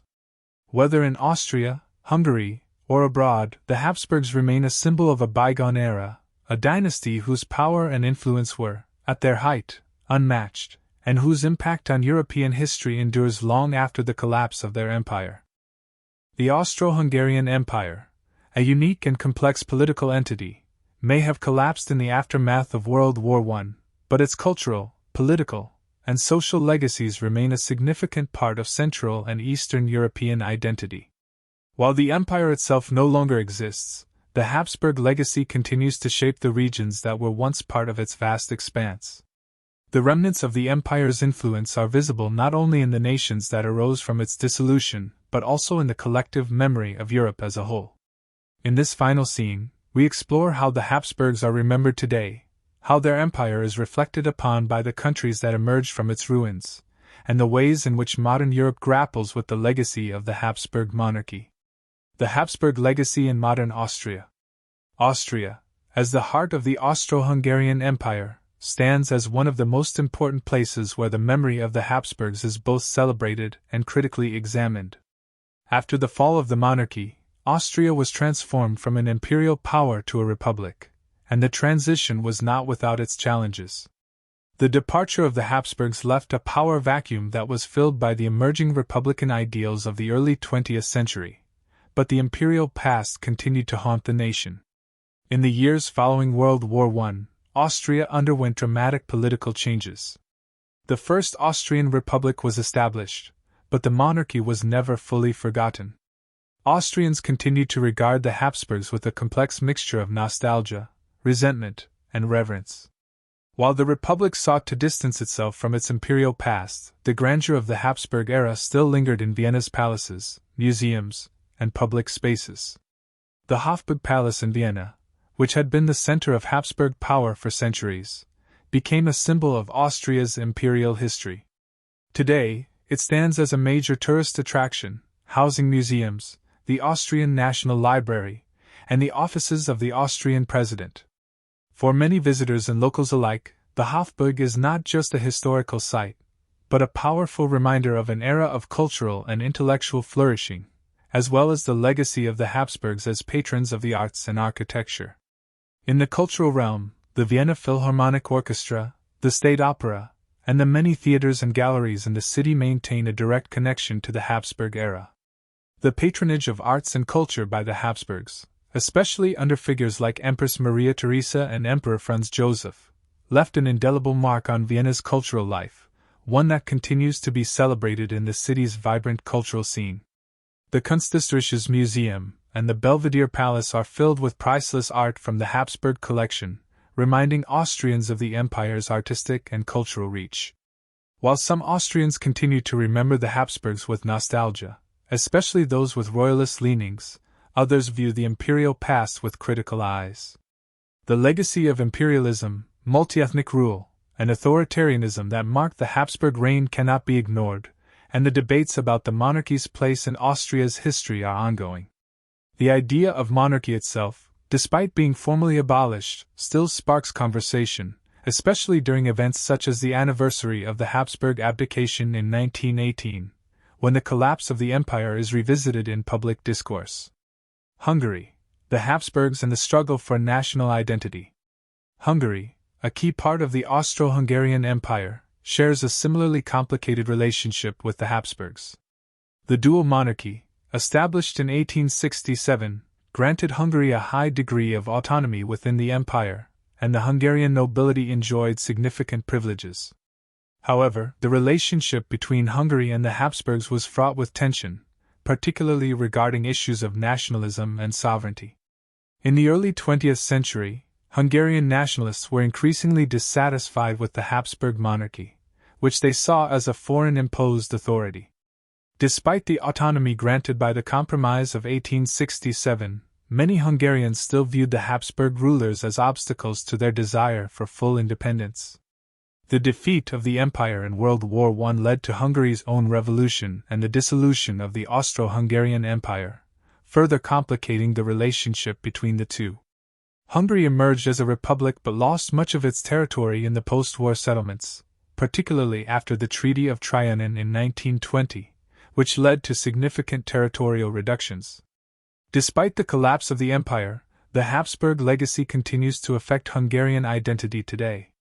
Hungary's royalist movements, though a minority, still seek a return to a monarchy, often looking to the Habsburgs as symbols of the country's lost grandeur. The royal house of the Habsburgs remains an object of reverence for some Hungarians, who believe the monarchy was a stabilizing force and a unifying symbol during times of national division. The Habsburgs' complex relationship with Hungary is reflected in the country's historical memory, with some seeing them as benevolent rulers who helped modernize the country and others as oppressors who hindered Hungary's full independence. However, Hungary's own monarchy was ultimately dismantled, and King Charles IV, the last Habsburg monarch to rule Hungary, remains a controversial figure. His efforts to restore the Habsburg monarchy after World War I were unsuccessful, and his exile and eventual death in 1922 marked the definitive end of the monarchy in Hungary. Today, Hungary's relationship with the Habsburgs is part of a broader debate over national identity, and the monarchy's legacy continues to play a role in Hungary's political and cultural discourse. Some Hungarians view the Habsburgs as integral to their national story, while others prefer to move beyond that history in favor of a more independent and sovereign national identity. The legacy of the Habsburgs in Central and Eastern Europe. While the Habsburg Empire was dissolved in 1918, its legacy continues to influence the nations that emerged from its collapse. From Czechoslovakia to Yugoslavia, Poland to the Balkans, the imprint of the Habsburgs is visible in a range of cultural, architectural, and political contexts. In Czechoslovakia, which was formed in the aftermath of the war, the Habsburgs remain part of the national narrative as a symbol of the oppression that led to the creation of an independent Czech and Slovak state. The Czechs in particular, who were historically oppressed under Habsburg rule, regard the end of the empire as a triumph of Czech nationalism and sovereignty. However, some still recognize the cultural and industrial advancements that the empire brought to the region. In the Balkans, the Habsburgs played a crucial role in shaping the region's history. Their reign in Croatia, Slovenia, and Bosnia-Herzegovina contributed to the modernization of these regions, and even though they were under imperial rule, their legacy remains significant. The creation of Yugoslavia and its eventual collapse in the 1990s brought to light the long-standing ethnic tensions and political divisions that had existed under Habsburg rule. Re-evaluating the Habsburgs in modern historiography. The Habsburg Empire is increasingly studied in the context of its multi-ethnic character and its place in the long-term development of European politics. Historians are now more likely to recognize the imperial complexity of the empire, as well as its failures. The empire's inability to adapt to the forces of nationalism and modernity contributed directly to its demise. However, scholars also look at the empire's cultural and scientific contributions, emphasizing the positive impacts it had on architecture, art, and education. Today, the Habsburg dynasty is often regarded with a sense of melancholic nostalgia. The empire's decline was not just the fall of a monarchy. It was the end of an entire political and social order. Modern reflections on the Habsburg legacy are frequently marked by a sense of loss for a world that no longer exists. Their empire may have been imperfect, but it remains a poignant symbol of a world that was once united by its complexity, diversity, and contradictions. Conclusion: the Habsburgs and the future of Europe. The legacy of the Habsburg Empire will always be a subject of reflection and discussion in the countries that once constituted the empire. Whether remembered with affection, resentment, or ambivalence, the Habsburgs' rule had a lasting impact on the trajectory of Central and Eastern Europe. The collapse of their empire in the wake of World War I marked the end of an era, but the memory of that era continues to echo throughout the nations and cultures that emerged from its ruins. The Habsburg legacy is not just one of imperial power, but of a complex multicultural and political heritage that shaped Europe in ways that are still being understood today. The dynasty's impact is a reminder of the fluid nature of European history and the forces that continue to shape its future. The fall of the Austro-Hungarian Empire in 1918 marked the end of one of Europe's most enduring royal dynasties. But the legacy of the Habsburgs continues to influence the way modern monarchies are viewed and function in Europe today. As many European monarchies transitioned into symbolic roles or were fully abolished, the Habsburgs were left without a crown, yet their enduring presence continues to intrigue both political and cultural landscapes. This scene explores the modern relevance of the Habsburg family and its place within the broader context of contemporary European royalty. While the family no longer holds political power, its history and influence linger in the collective memory of Europe, and its impact on modern royal families remains notable. The Habsburgs in the context of modern monarchies. Throughout the 20th century, the role of monarchy in Europe underwent significant transformation. The once formidable political power of monarchs began to diminish, and many royal families were either dethroned or transitioned into constitutional monarchies, where their powers were symbolic, rather than executive. This transformation was evident in the fates of the major European monarchies, Germany, Russia, Italy, and Austria-Hungary, which saw the collapse of empires and the rise of republicanism. In this context, the Habsburgs stand out as a fascinating case study in the evolution of modern monarchies. Although the Austro-Hungarian Empire was dissolved, the family remained significant, particularly in cultural and historical terms. With Austria becoming a republic, the Habsburgs no longer held political authority, yet they have remained figures of interest for their historical, cultural, and personal significance. While modern monarchies like the British royal family, the Spanish monarchy, and the Belgian monarchy continue to enjoy symbolic roles with limited powers, the Habsburgs' ongoing influence in Austria and Hungary is a reminder of how royal families shaped national identities and public sentiment. The legacy of their rule, marked by both the grandeur and the downfall of the Austro-Hungarian Empire, adds complexity to the ways in which monarchy is perceived today. The Habsburgs and their influence on European royal families. The Habsburgs' legacy continues to resonate within the world of European royalty. As one of the most interconnected families in European history, the Habsburgs had ties to virtually every royal house in Europe, and these relationships remain relevant to this day. Their influence can be traced in the marriages and alliances formed with other dynastic families. The Habsburg family was renowned for its dynastic marriages, which spanned generations and united the family with the most powerful royal houses across Europe. By marrying into the Spanish, French, Portuguese, Bavarian, Italian, and other European royal families, the Habsburgs effectively ruled much of Europe by proxy. Even after the dissolution of the empire, these familial ties remained, as many of the Habsburgs' descendants continued to play important roles in European aristocracy. For instance, Otto von Habsburg, the son of Emperor Karl I, became a prominent political figure in the European Parliament, representing Austria as a member of the European People's Party. His political career demonstrated the continuing relevance of the Habsburg name in the modern era, even if it was no longer tied to imperial power.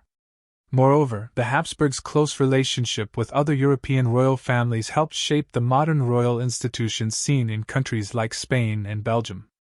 The role of monarchies in Europe today is largely ceremonial, but the Habsburgs' historical role as mediators, patrons, and even influential figures in diplomacy is still felt. The interconnectedness of royal bloodlines and the presence of former Habsburgs in modern aristocracy provide a thread linking ancient empires to the monarchies of the present day. Habsburg exile and the symbolic role of the monarchy. While the Habsburgs were officially exiled after the fall of the Austro-Hungarian Empire, their presence in Europe has remained symbolic. Unlike other monarchs who were forced to abdicate or were executed, such as Tsar Nicholas II of Russia or King Ludwig II of Bavaria, the Habsburgs were allowed to live out their days in relative comfort, though stripped of any political power. Despite their exile, the Habsburgs retained a certain mystique, partly due to their dramatic fall from power and the cultural significance of their dynasty. For Austria in particular, the Habsburgs remain an important symbol of the past. Karl I, the last emperor of Austria, was even beatified by the Catholic Church in 2004. Reflecting his symbolic role as a martyr who fought for peace during the chaos of World War I. Though his reign was short and his attempts at restoration unsuccessful, the Catholic Church's recognition of his efforts indicated how the family continued to inspire admiration. Similarly, the Habsburgs' impact on modern European diplomacy cannot be overlooked. In the past, their role as mediators between the empires of Europe allowed them to maintain peace and stability, particularly in the volatile period leading up to World War I. Their commitment to diplomacy and the preservation of the empire's various ethnic groups has been viewed in hindsight as a remarkable balancing act. Though the empire ultimately failed, the Habsburg diplomatic legacy is still admired by those who study European political history. Modern Habsburgs, the continuing influence of the family. Even though the Habsburg dynasty no longer holds political office, its members continue to be involved in various cultural, social, and political endeavors. The family remains a source of fascination for many across Europe, both as symbols of a lost era and as active participants in modern European discourse. For example, Archduke Karl von Habsburg, the head of the family today, has sought to preserve the legacy of the Habsburgs by working on behalf of various humanitarian causes, including initiatives in the fields of education, intercultural dialogue, and peace building. His involvement in European politics and his work with international organizations help keep the Habsburg name relevant in contemporary conversations about European identity and unity. In addition, the Habsburgs' involvement in European royal events, such as state visits and public celebrations, highlights their continued presence in the royal sphere. Even though the monarchy is no longer an active political force, the Habsburg family remains a visible and symbolic presence in the realm of European aristocracy. Their attendance at key cultural celebrations and royal weddings further solidifies the enduring nature of their legacy in shaping modern European perceptions of monarchy. The Habsburgs and modern nationalism. One of the most contentious issues in post-Habsburg Europe is the role that the dynasty's memory plays in contemporary nationalism. In the wake of the empire's collapse, the successor states of Austria, Hungary, Czechoslovakia, and others were deeply affected by the rise of nationalism and the desire for political independence. The Habsburg Empire had always been a multi-ethnic entity, and the dissolution of the empire led to the formation of more homogeneous nation-states. In some of the countries that once belonged to the Austro-Hungarian Empire, there remains a lingering tension between national pride and the memory of the Habsburg monarchy. For some, the empire's fall represents a victory of national sovereignty and a rejection of foreign rule. Yet, for others, the empire's collapse and the subsequent loss of territories were seen as tragedies, particularly in Hungary, where the dissolution meant the loss of significant land and power. The Habsburgs, as the embodiment of the empire's unity, are sometimes viewed by royalist factions as symbols of a more stable and prosperous era, while others view them as emblems of imperialism and oppression.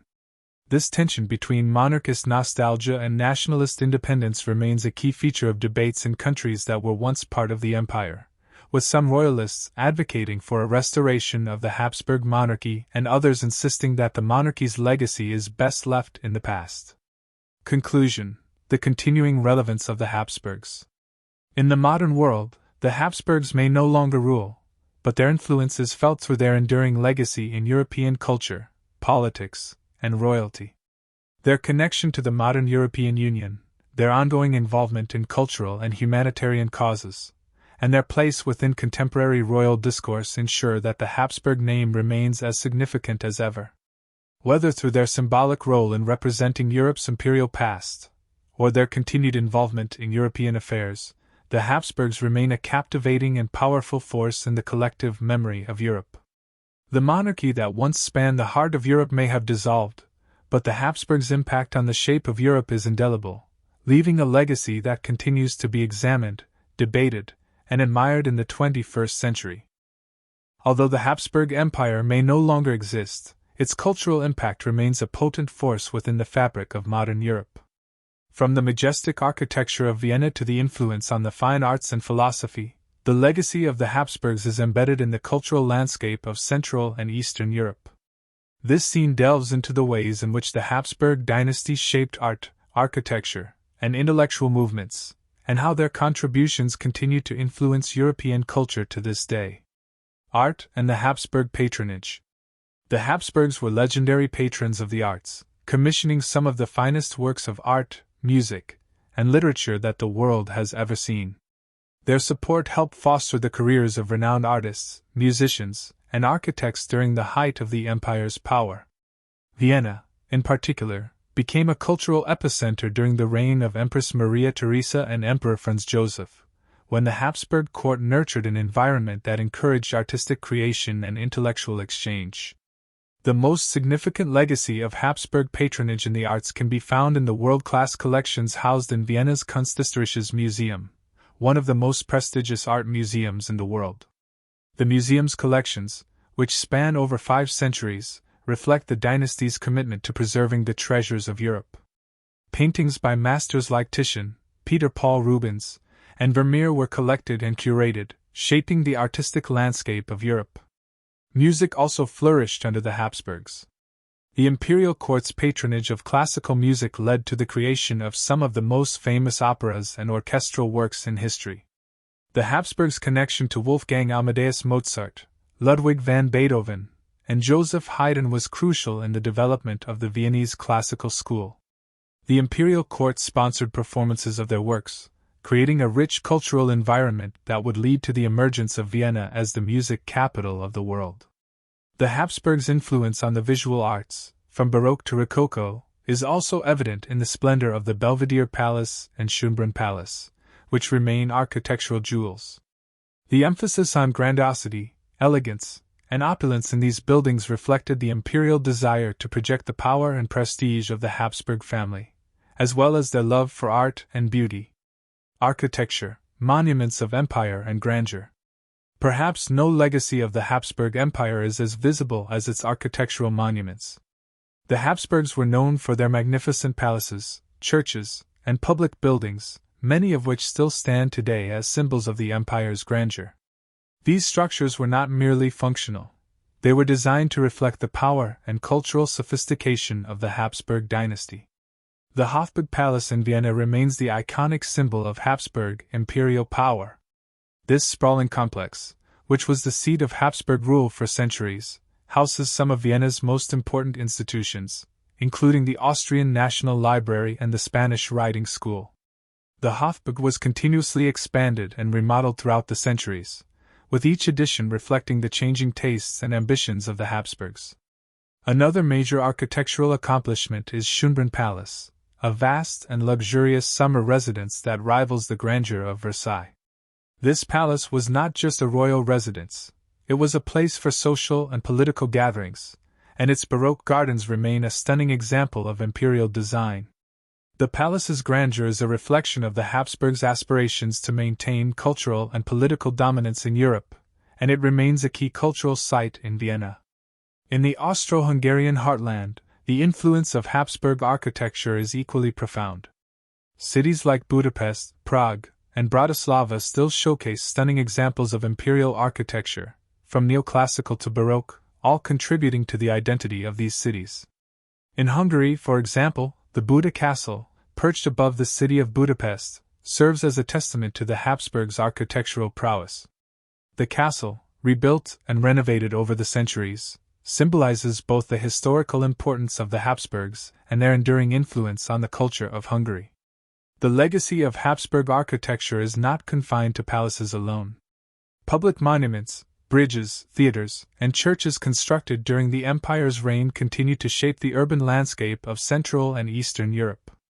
Many of these structures have become integral parts of national identities, representing both the legacy of the empire and the shifting tides of national self-determination. The intellectual legacy of the Habsburg Empire. The Habsburgs were not only patrons of the arts but also key supporters of intellectual movements, education, and scientific inquiry. The empire's reach across Europe allowed the dynasty to foster an environment that nurtured innovation in philosophy, political thought, and the natural sciences. The Habsburgs' influence was instrumental in the development of European Enlightenment thought and the institutionalization of higher learning. Vienna's University of Vienna, one of the oldest and most prestigious universities in the world, became a center of intellectual discourse and innovation during the Habsburg era. Scholars and intellectuals from across Europe came to Vienna to teach and study, contributing to the city's reputation as a hub of philosophy and social thought. Figures like Johann Wolfgang von Goethe, Sigmund Freud, and Karl Popper would go on to change the course of intellectual history, their works shaped by the rich academic environment of Habsburg Vienna. The Viennese school of philosophy and the birth of psychoanalysis, led by Sigmund Freud, are two enduring contributions to modern intellectual thought that have roots in the Habsburg period. Freud, born in 1856 in what was then the Austrian Empire, would go on to revolutionize psychology and the understanding of human consciousness. His work, while controversial, has had a profound impact on psychology, philosophy, and even literature, and the intellectual climate of Vienna during the late 19th and early 20th centuries was one in which this kind of innovative thinking could flourish. The Habsburgs' support of the sciences also left a lasting mark. Empress Maria Theresa, in particular, was a champion of education and reform. She instituted widespread educational reforms in the empire, including the establishment of public schools and the promotion of technical and vocational education. This investment in education helped lay the groundwork for the scientific advancements of the 19th and 20th centuries. In the world of political philosophy, the Austro-Hungarian Empire fostered ideas about ethnic diversity, nationalism, and constitutional monarchy that continue to resonate today. The challenge of managing a multi-ethnic empire was a subject of intense debate, and it prompted many theorists, like Johann Gottfried Herder and Franz Joseph I, to contemplate the relationship between ethnicity, identity, and political legitimacy. These debates would have far-reaching implications for the development of modern European politics, particularly in relation to national self-determination. The Habsburg influence in literature and film. Literature, too, was deeply influenced by the Habsburg Empire. The imperial court supported the creation of significant literary works that reflected both the grandeur of the empire and the complexities of its political and social life. Austrian writers such as Franz Kafka, Stefan Zweig, and Hermann Broch used their works to explore the tensions within the empire, capturing the anxieties of living in an empire on the brink of collapse. Kafka's The Trial, and Zweig's The World of Yesterday remain key texts for understanding the intellectual and emotional climate of late Habsburg Europe. In the realm of cinema, the Habsburg legacy is often portrayed as an era of romanticism and melancholy, with many filmmakers examining the themes of empire, decline, and nostalgia. The collapse of the Austro-Hungarian Empire has provided rich material for filmmakers and documentarians alike, who seek to understand and represent the fall of a once great power. The Habsburg dynasty's decline has become a symbol of both personal and political tragedy, often explored through the lens of historical drama. Conclusion: the Habsburgs and the shaping of modern European culture. The Habsburg legacy endures through the art, architecture, intellectual contributions, and cultural innovations that continue to shape the European continent today. Whether through the imperial palaces of Vienna, the philosophical schools that flourished under Habsburg patronage, or the literary masterpieces that reflect the empire's complexities, the cultural influence of the Habsburgs remains deeply embedded in modern European consciousness. The dynasty's contributions to European civilization are far-reaching, and their legacy continues to resonate in the way we think about empire, culture, and identity. Though the Habsburgs no longer rule, their imprint on the cultural and intellectual history of Europe cannot be overstated. The arts, sciences, philosophy, and architecture of their era have helped shape the modern world in ways that continue to inspire awe, reflection, and admiration. The dissolution of the Austro-Hungarian Empire in 1918 marked the definitive end of one of the most significant dynasties in European history. The final years of the empire were fraught with political, social, and military upheaval, culminating in its disintegration at the close of World War I. This scene delves into the factors leading to the downfall of the Habsburg monarchy, the role of its rulers, and the consequences of its collapse for Europe. The seeds of decline, nationalism, ethnic tensions, and internal strife. The Habsburg Empire was a unique entity in Europe, a multi-ethnic state that spanned vast territories, from Austria and Hungary to Bohemia, Slovakia, Croatia, and parts of Italy and Poland. At its height, the empire was an impressive power, with a complex system of governance that sought to manage its diverse population. However, this very diversity sowed the seeds of its downfall. By the late 19th century, nationalism was sweeping across Europe, and the Habsburg Empire, home to numerous ethnic and linguistic groups, became increasingly unstable. Many of the empire's constituent peoples, from Czechs and Slovaks to Poles and Serbs, began to demand greater autonomy and independence. The central authority of the Habsburgs, weakened by years of political compromise, was increasingly unable to quell these nationalist movements. The empire's attempts to balance ethnic and national demands were particularly strained during the reign of Franz Joseph I. While he was a symbol of stability and continuity for many in the empire, his reign also witnessed deepening divisions. The dual monarchy, created in 1867 through a compromise between Austria and Hungary, was a temporary solution to ethnic tensions but proved insufficient in addressing the broader national aspirations of the empire's diverse peoples. Hungary was given substantial autonomy, but other regions, such as Czech lands and Slavic territories, felt increasingly marginalized and discontented. The empire's failure to effectively address the growing demands of its ethnic minorities created a fragile political system, one that was constantly on the brink of collapse. The presence of nationalist movements, combined with a lack of cohesive political leadership, created an environment ripe for instability. World War I, the final blow. The outbreak of World War I in 1914 further exposed the vulnerabilities of the Habsburg Empire.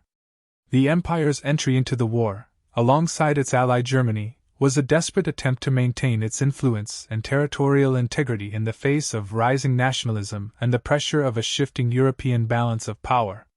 However, the war effort only accelerated the empire's disintegration. The war proved disastrous for the Austro-Hungarian forces, which were often outmatched and outgunned by the Allied powers. The empire's military struggles were compounded by the increasing disillusionment of its people. As the war dragged on, food shortages, economic hardships, and rising casualties led to growing unrest both at the front and at home.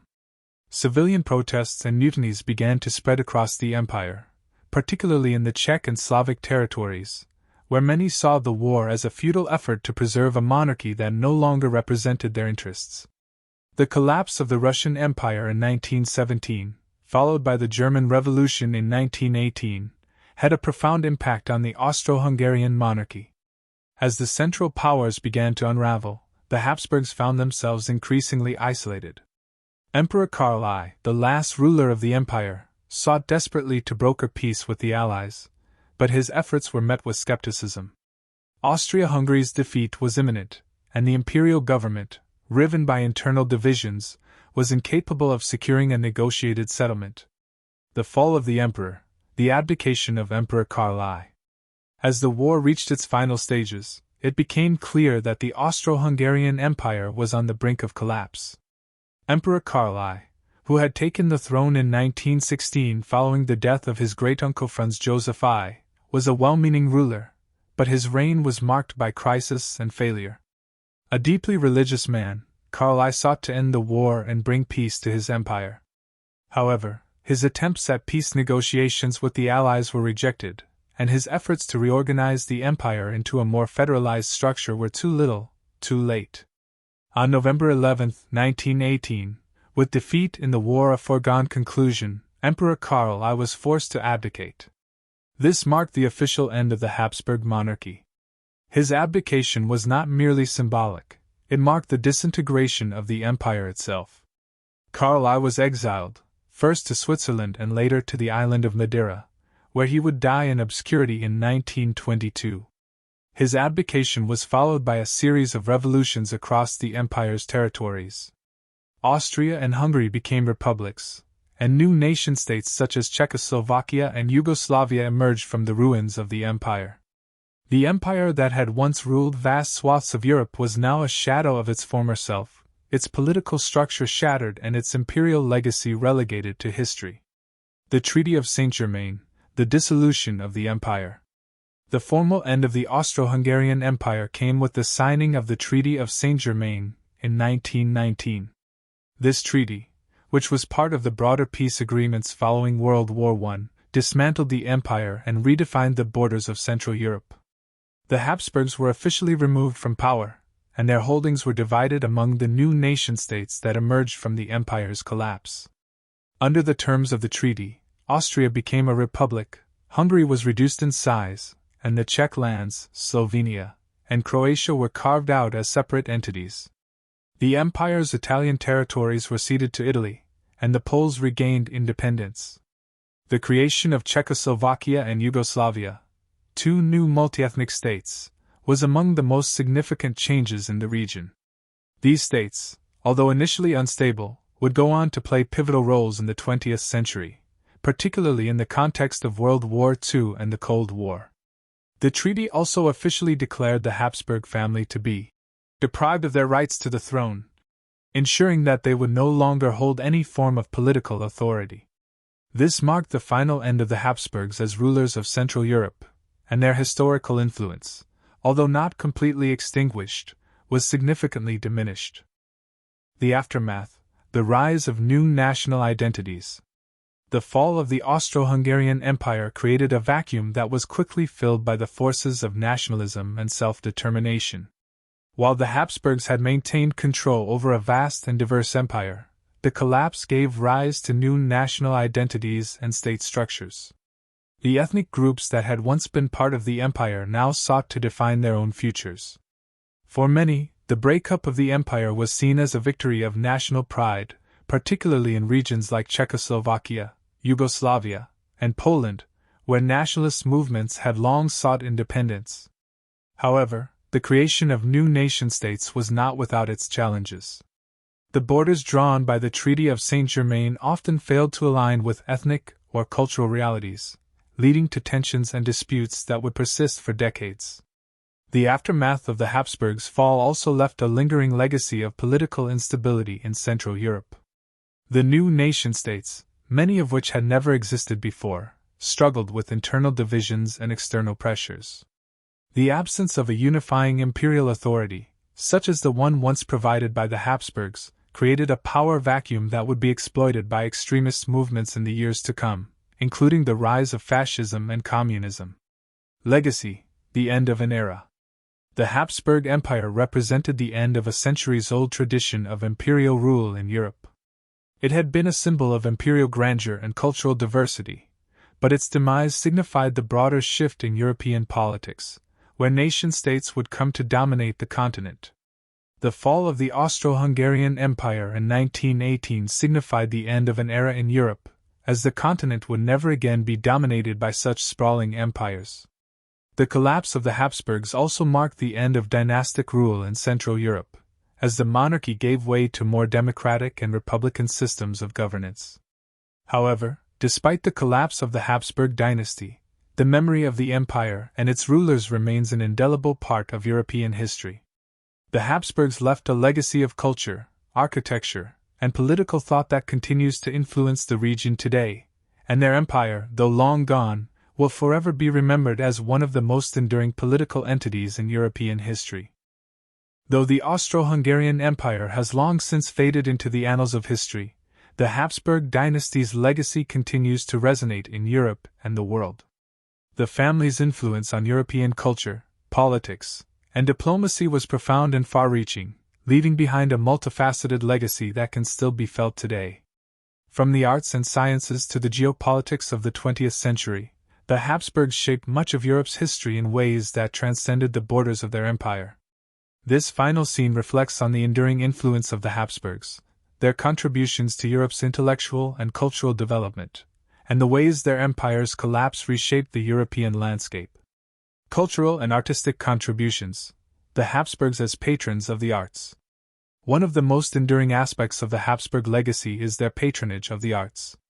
The Habsburgs were not only rulers, they were also cultural patrons who played a significant role in the development of European art, music, literature, and architecture. Their empire was a crucible for artistic achievement, producing a legacy of cultural masterpieces that would go on to define the European Baroque, Rococo, and Neoclassical styles. The Habsburgs' support for the arts was particularly evident under the reign of Empress Maria Theresa and her son, Joseph II. Maria Theresa, the last ruler of the House of Habsburg, sought to modernize her empire through educational reforms and cultural advancements, promoting a flourishing of the arts and sciences. Her court became a center of intellectual life, attracting philosophers, musicians, and artists from across Europe. Under her rule, Vienna became a focal point for music, particularly with the Viennese classical school, which saw the rise of composers such as Joseph Haydn, Wolfgang Amadeus Mozart, and later, Ludwig van Beethoven. The Habsburg court became a patron of musical talent, establishing Vienna as one of the world's leading musical capitals. Architecturally, the Habsburgs were responsible for some of Europe's most impressive and grandiose structures. The Schönbrunn Palace and Hofburg Palace in Vienna, both of which stand as symbols of imperial opulence, showcase the grandeur and ambition of the Habsburg dynasty. The Baroque architecture that flourished during the reign of the Habsburgs reflects the dynasty's aesthetic ideals, and the enduring beauty of these buildings serves as a testament to their cultural influence. The Habsburgs in science and philosophy, Enlightenment thinkers and innovations. The Habsburgs also played a crucial role in fostering intellectual growth during the Age of Enlightenment. Under the reign of Joseph II, the empire witnessed a wave of reform in law, education, and social structures, much of which was inspired by Enlightenment ideals. Joseph II's reforms were based on rationality, promoting freedom of religion, the abolition of serfdom, and the establishment of free press. Though many of these reforms were met with resistance, and were not fully realized during his reign, his vision of a more enlightened and progressive state had lasting effects. The Habsburgs' support for scientific inquiry and intellectual exchange helped to create a thriving environment for thinkers of the Enlightenment. Scholars in the empire engaged with ideas from across Europe, and Vienna became an intellectual hub for scientific and philosophical discourse.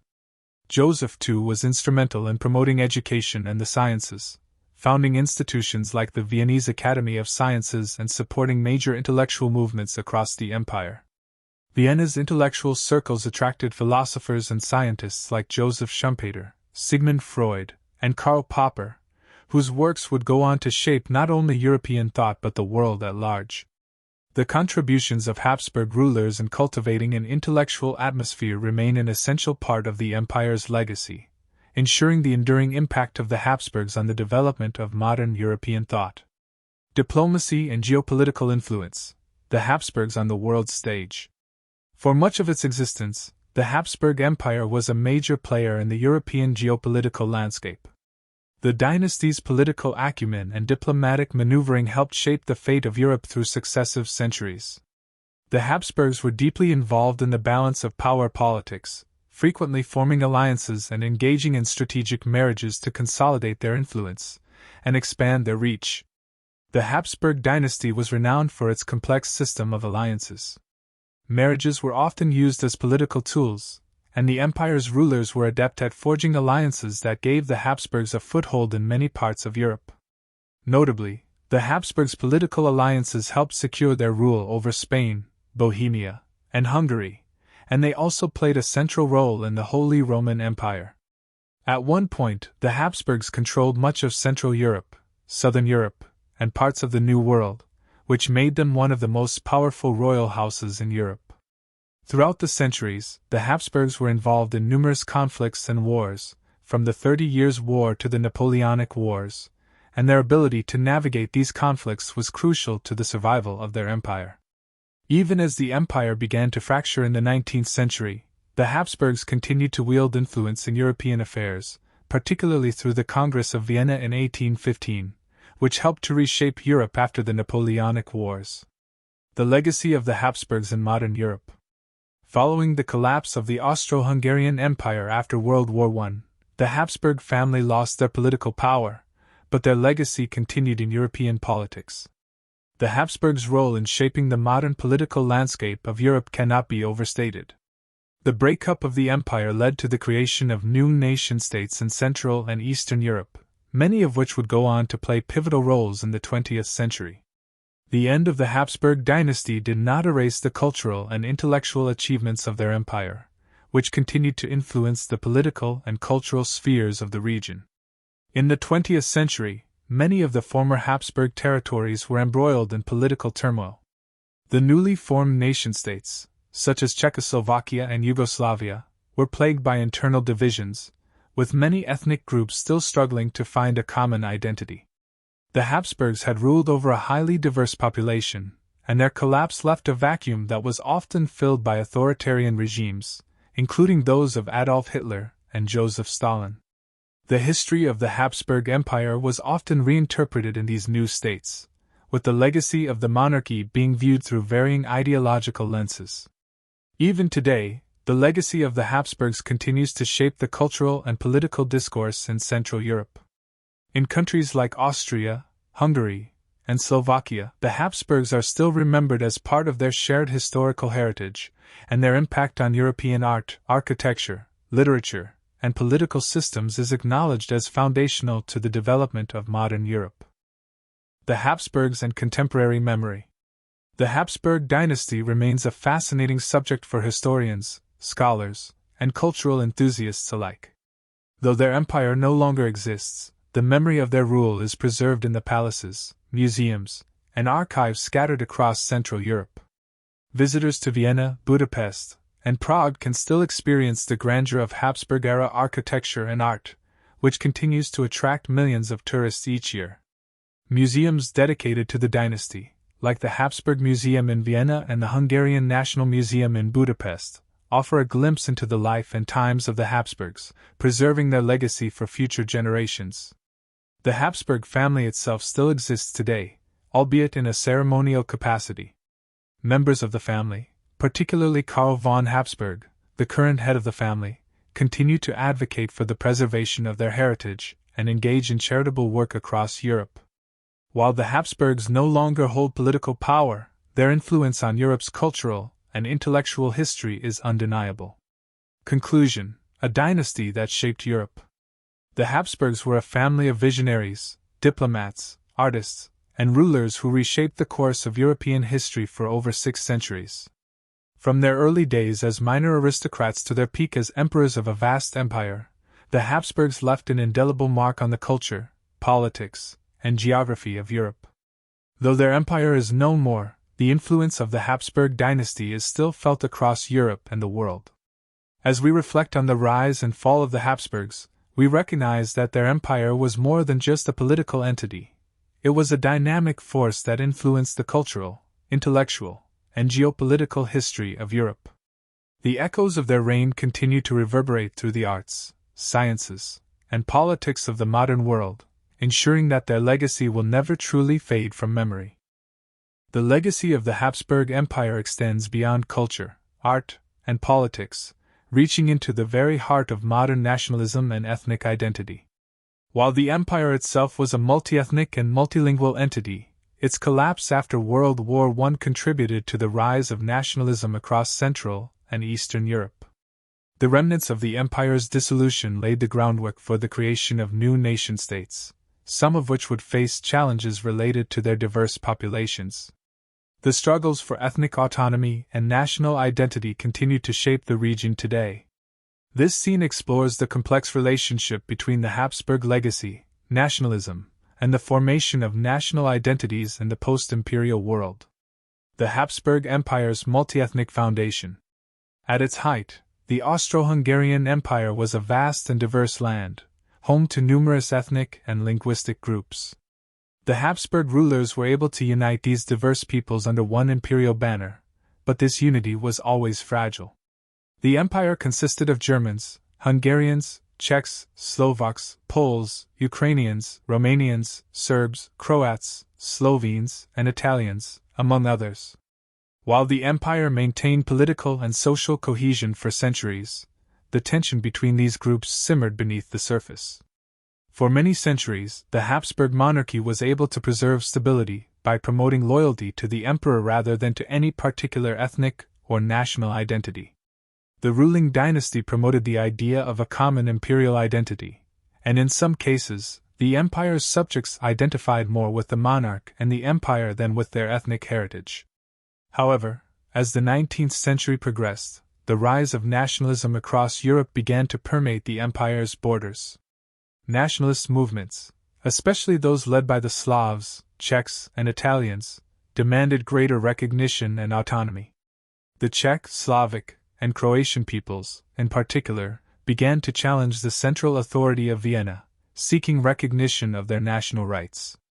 At the same time, the Hungarians, who had gained considerable autonomy through the Austro-Hungarian Compromise of 1867, pushed for even greater independence. The rise of nationalist movements within the empire reflected a broader European trend in the 19th and early 20th centuries, where the idea of the nation-state began to take hold as the primary political model. The Habsburgs, who had managed a highly decentralized empire, were increasingly unable to stem the tide of nationalism that swept through their domains. The empire's ethnic diversity, once considered a strength, became a liability, as competing nationalist aspirations began to weaken the unity of the empire. The birth of new nations, the dissolution of the empire, and the creation of nation-states. The collapse of the Habsburg Empire at the end of World War I triggered the disintegration of an imperial order that had held much of Central Europe together for centuries. The signing of the Treaty of Saint-Germain in 1919, which formally dismantled the empire, created several new nation-states and radically altered the political landscape of Europe. New countries such as Czechoslovakia, Yugoslavia, and Austria emerged from the wreckage of the empire, each trying to define its national identity in a world now shaped by the forces of modern nationalism. The creation of Czechoslovakia brought together the Czechs and Slovaks, who had previously been subjects of the Habsburgs, while the formation of Yugoslavia united Serbs, Croats, Slovenes, and other South Slavic peoples. Meanwhile, Hungary became a much smaller and more compact state following the Treaty of Trianon, which redrew its borders and left millions of ethnic Hungarians living in neighboring countries. In many ways, the legacy of the Habsburgs became a double-edged sword for these new nations. While the Habsburgs had maintained a certain degree of cultural cohesion through their imperial institutions, the dissolution of the empire introduced new challenges. The new national boundaries often did not align with ethnic realities on the ground, resulting in ethnic minorities being cut off from their larger ethnic groups. This would lead to tensions in regions like Vojvodina, Transylvania, and Carpathian Ruthenia, where ethnic minorities, such as Hungarians, Germans, and Ruthenians, found themselves living in newly created states that did not reflect their ethnic makeup. The Habsburg legacy in these regions was one of both continuity and change. While the former subjects of the empire sought to build new national identities, many still retained deep cultural ties to their Habsburg past. Hungary, for instance, while reduced in size, continued to be deeply influenced by its imperial history, with many Hungarians seeing themselves as the heirs of the Habsburg Empire. Similarly, Austria retained much of its imperial grandeur, with Vienna remaining a cultural and intellectual center in Europe. Even Czechoslovakia, which was a creation of the post-war order, had a long history of Habsburg influence, and much of its political and cultural development was shaped by the empire's legacy. Ethnic struggles and nationalism in the post-Habsburg world. The birth of new nation-states did not resolve all the ethnic struggles that had been present under the Habsburgs. In fact, in some cases, the problems were exacerbated. Nationalism, which had once served to unify the empire's peoples under the Habsburg banner, now became a source of division. The new states sought to build national identities based on shared language, culture, and history, but these nationalisms often left little room for the imperial past that had shaped the lives of so many of their citizens. In Czechoslovakia, for instance, the Czech majority pursued a vision of a Czech-dominated state, which marginalized the country's Slovak, Hungarian, and German minorities. The Slovaks, who had been traditionally allied with the Czechs in the creation of the new state, were often dissatisfied with their treatment within Czechoslovakia, and Hungarians in neighboring regions resented the loss of their traditional lands in the Treaty of Trianon. The ethnic tensions in the new states, compounded by economic difficulties and political instability, would have profound consequences in the coming decades. Similarly, in Yugoslavia, the South Slavic dream of uniting all Slavic peoples under one banner was ultimately unfulfilled. The country's ethnic diversity, which had been a part of the Habsburg Empire, became a source of ongoing conflict between its various ethnic groups, the Serbs, Croats, Slovenes, Bosnians, and Albanians. The tensions between these groups would eventually lead to the bloody disintegration of Yugoslavia in the 1990s, following a series of ethnic wars. Thus, while the Habsburgs were able to manage the empire's diversity through a delicate system of compromise and accommodation, their successors often struggled to find similar balance. The end of the Habsburg Empire saw the rise of new nationalisms that prioritized ethnic homogeneity, often at the cost of the empire's diverse cultural mosaic. The Habsburg influence on modern politics. Lessons for today. The breakdown of the Habsburg Empire offers several lessons for the modern world, particularly in understanding the challenges of managing multi-ethnic societies. The Habsburg approach to governance, allowing significant autonomy to various regions while maintaining overarching imperial control, was unique for its time. It relied on a delicate balance between different nationalities, languages, and cultures, but the very success of this model also meant that it was vulnerable to the forces of nationalism and self-determination. In the modern era, many of the regions once part of the Habsburg Empire continue to grapple with questions of ethnic identity and nationalism. Issues of minority rights, autonomy, and the search for a common national identity remain central in countries like Austria, Hungary, Slovakia, and the Balkans. The memory of the Habsburg Empire looms large in these regions, and the empire's legacy offers important insights into the challenges of building cohesive, inclusive societies in a world of ethnic diversity. As we look to the future, the lessons of the Habsburg Empire remind us that the creation of stable, peaceful nations is not simply a matter of drawing borders but of managing ethnic, cultural, and political diversity in ways that can promote unity without sacrificing the rights and identities of minorities. The fate of the Habsburg Empire is a powerful reminder of the fragility of empires and the enduring influence of nationalism on the formation of the modern world. The legacy of the Habsburg Empire, though long gone, has continued to cast a shadow on the development of Europe in the 20th and 21st centuries. In a world characterized by the dominance of nation-states, the once vast and diverse empire of the Habsburgs seems distant.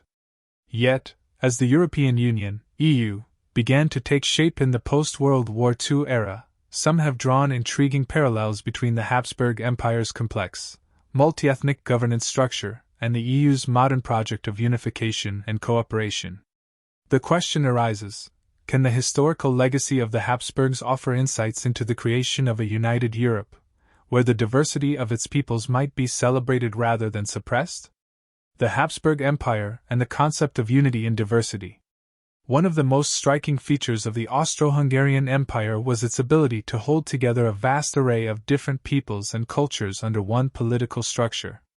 The Habsburgs ruled over multiple ethnicities, languages, and religions, yet they managed to create a system that, though fraught with tensions, survived for centuries. It was a system that recognized the complex web of diversity within the empire and, while imperfect, strove to balance the demands of unity with the need to respect local autonomy and cultural identity. The key to the Habsburgs' rule was the concept of a pluralistic empire, where various groups had varying degrees of autonomy, but were ultimately bound together by the overarching authority of the monarchy. Austria and Hungary each had their own parliament and distinct legal systems, but the emperor, the head of the Habsburg family, served as the ultimate unifying figure, holding together the many constituent parts of the empire. This idea of a unified but diverse system bears a striking resemblance to the modern European Union. The EU, although formed under vastly different circumstances and ideals, was founded on the belief that a collection of sovereign states could cooperate in a shared political and economic space while maintaining their own cultural identities and autonomies. In many ways, the EU's emphasis on cooperation over centralization echoes the Habsburg model, where multiple peoples with distinct identities could thrive together within a larger framework. Though the Habsburgs ultimately failed to fully integrate their diverse empire, the idea of unity through diversity endured. Similarly, the European Union, which has become one of the most successful peace projects in modern history, strives to unite its member states under a common set of rules while allowing them to preserve their national identities and sovereignty. The collapse of the Habsburg Empire and the formation of modern Europe. The collapse of the Austro-Hungarian Empire at the end of World War I left a vacuum in Central and Eastern Europe, creating a patchwork of nation-states that sought to define themselves in opposition to the imperial past. The new countries, such as Czechoslovakia, Poland, and Yugoslavia, were shaped by the Treaty of Versailles and the Treaty of Saint-Germain, which redrew borders and created new ethnic and national configurations. For many of the newly formed nations, the memory of the Habsburg Empire was mixed. On one hand, some felt liberated from the constraints of imperial rule and sought to forge a new future as independent nations. On the other hand, the ethnic diversity that had been a hallmark of the Habsburg Empire left many with unresolved questions of identity and autonomy. Over time, the European Union began to emerge as a political project that would try to address many of the same issues that had plagued the Habsburgs in the early 20th century: how to manage diversity, autonomy, and unity within the context of shared governance. The rise of the EU in the latter half of the 20th century was driven by a desire to prevent war, ensure economic stability, and promote cooperation in a continent that had suffered immensely from centuries of conflict and division. The European coal and steel community, the precursor to the EU, was born out of the devastation of World War II, with the idea that closer economic ties between European nations would make war less likely. The Habsburgs, in their own way, had understood the importance of cooperation in a diverse realm, and the EU, though very different in its approach, has built on this vision of mutual benefit and shared responsibility. Common ground: the Habsburgs and the European Union's shared ideals. Despite the differences between the Austro-Hungarian Empire and the European Union, there are notable parallels in how both have dealt with questions of sovereignty, identity, and multinational cooperation.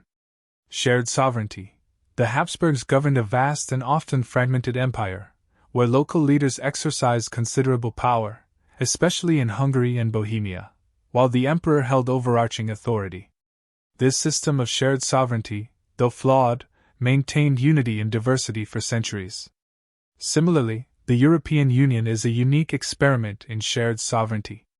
While EU member states retain their independence and sovereignty, they have agreed to delegate certain powers to the EU institutions in areas like trade, security, and environmental policy. In both the Habsburg model and the EU, the concept of collaborative governance and the balance between national and collective interests has been a key principle. Cultural and ethnic diversity. The Habsburg Empire was a mosaic of ethnic groups, languages, and religions. The empire never fully integrated these diverse groups into a single national identity, and that created tensions throughout its history. However, the Habsburgs' emphasis on local autonomy allowed these ethnic groups to preserve much of their cultural identity while still being part of a larger entity. In a similar vein, the EU operates on the principle that countries can work together for mutual benefit without erasing their cultural identities. The EU's emphasis on multiculturalism and respect for diversity can be seen as an extension of the Habsburg model, albeit with modern, democratic values and mechanisms. Institutional cooperation. The Habsburgs relied on an intricate network of institutions to govern their empire, including regional parliaments, courts, and administrative bodies. While many of these institutions were designed to reinforce Habsburg authority, they also provided a framework for different regions to express their needs and grievances. Similarly, the European Union has built a complex set of institutions, the European Commission, European Parliament, and European Council, that allow member states to cooperate while also safeguarding their individual interests.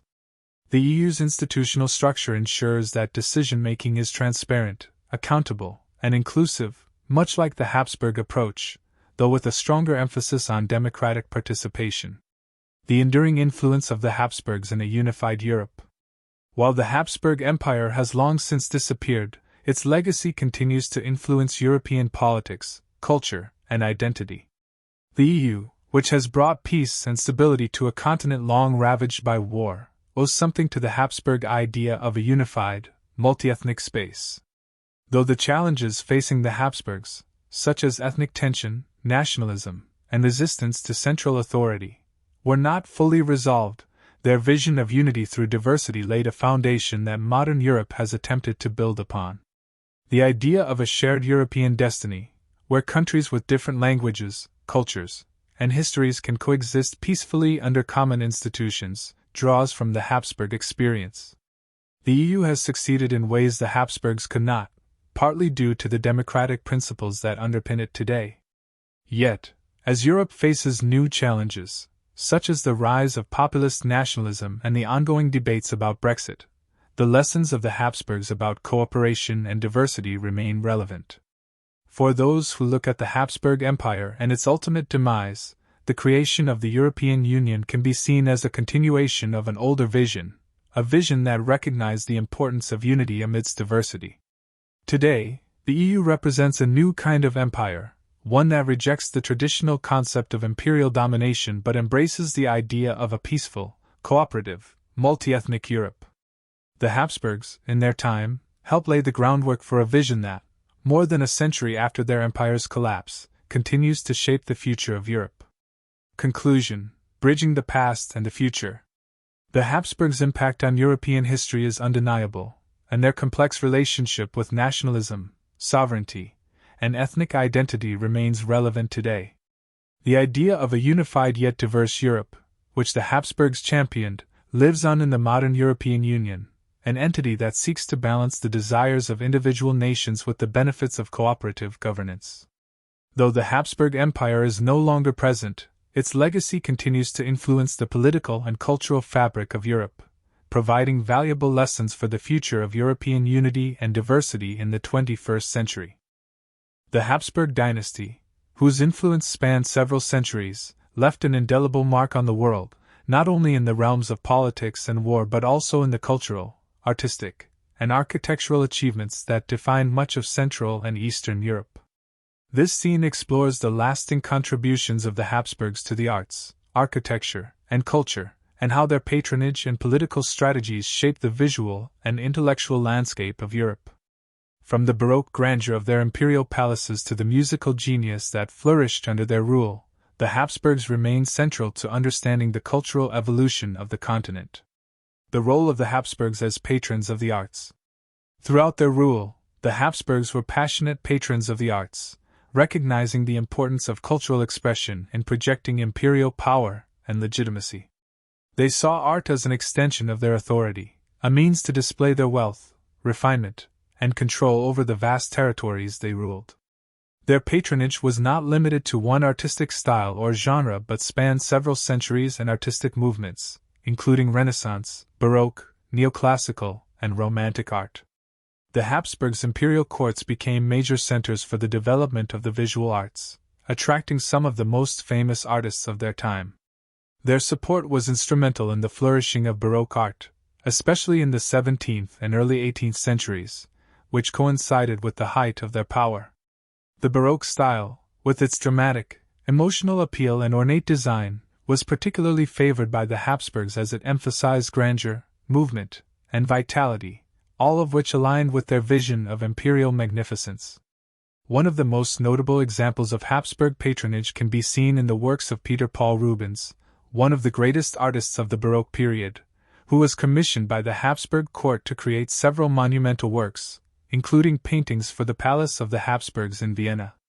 Rubens' grandiose religious and mythological scenes embodied the values and aesthetic ideals of the Habsburg monarchy, with their emphasis on dramatic expression and royal power.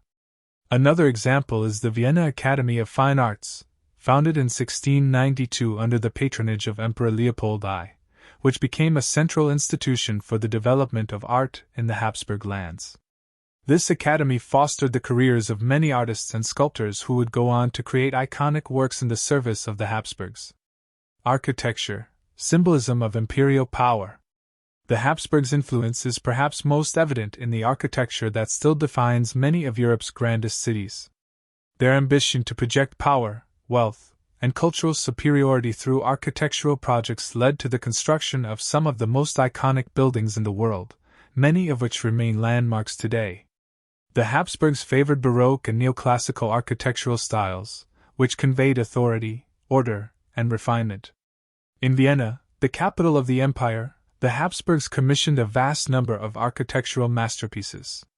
The Schönbrunn Palace, a former imperial summer residence, is one of the most remarkable examples of Baroque architecture, featuring splendid gardens, grandiose rooms, and extravagant halls that symbolize the grandeur of the Habsburg monarchy. Its intricate design, vastness, and beauty speak to the imperial aspirations of the dynasty. The Hofburg Palace, located in the heart of Vienna, served as the principal residence of the Habsburg emperors. The palace complex, which has grown over centuries, includes Baroque, Renaissance, and Gothic elements, reflecting the dynastic continuity and adaptability of the Habsburgs. The Hofburg housed not only the imperial court but also the imperial administration and the imperial chapel, showcasing the intertwining of political power and religious authority within the Habsburg Empire.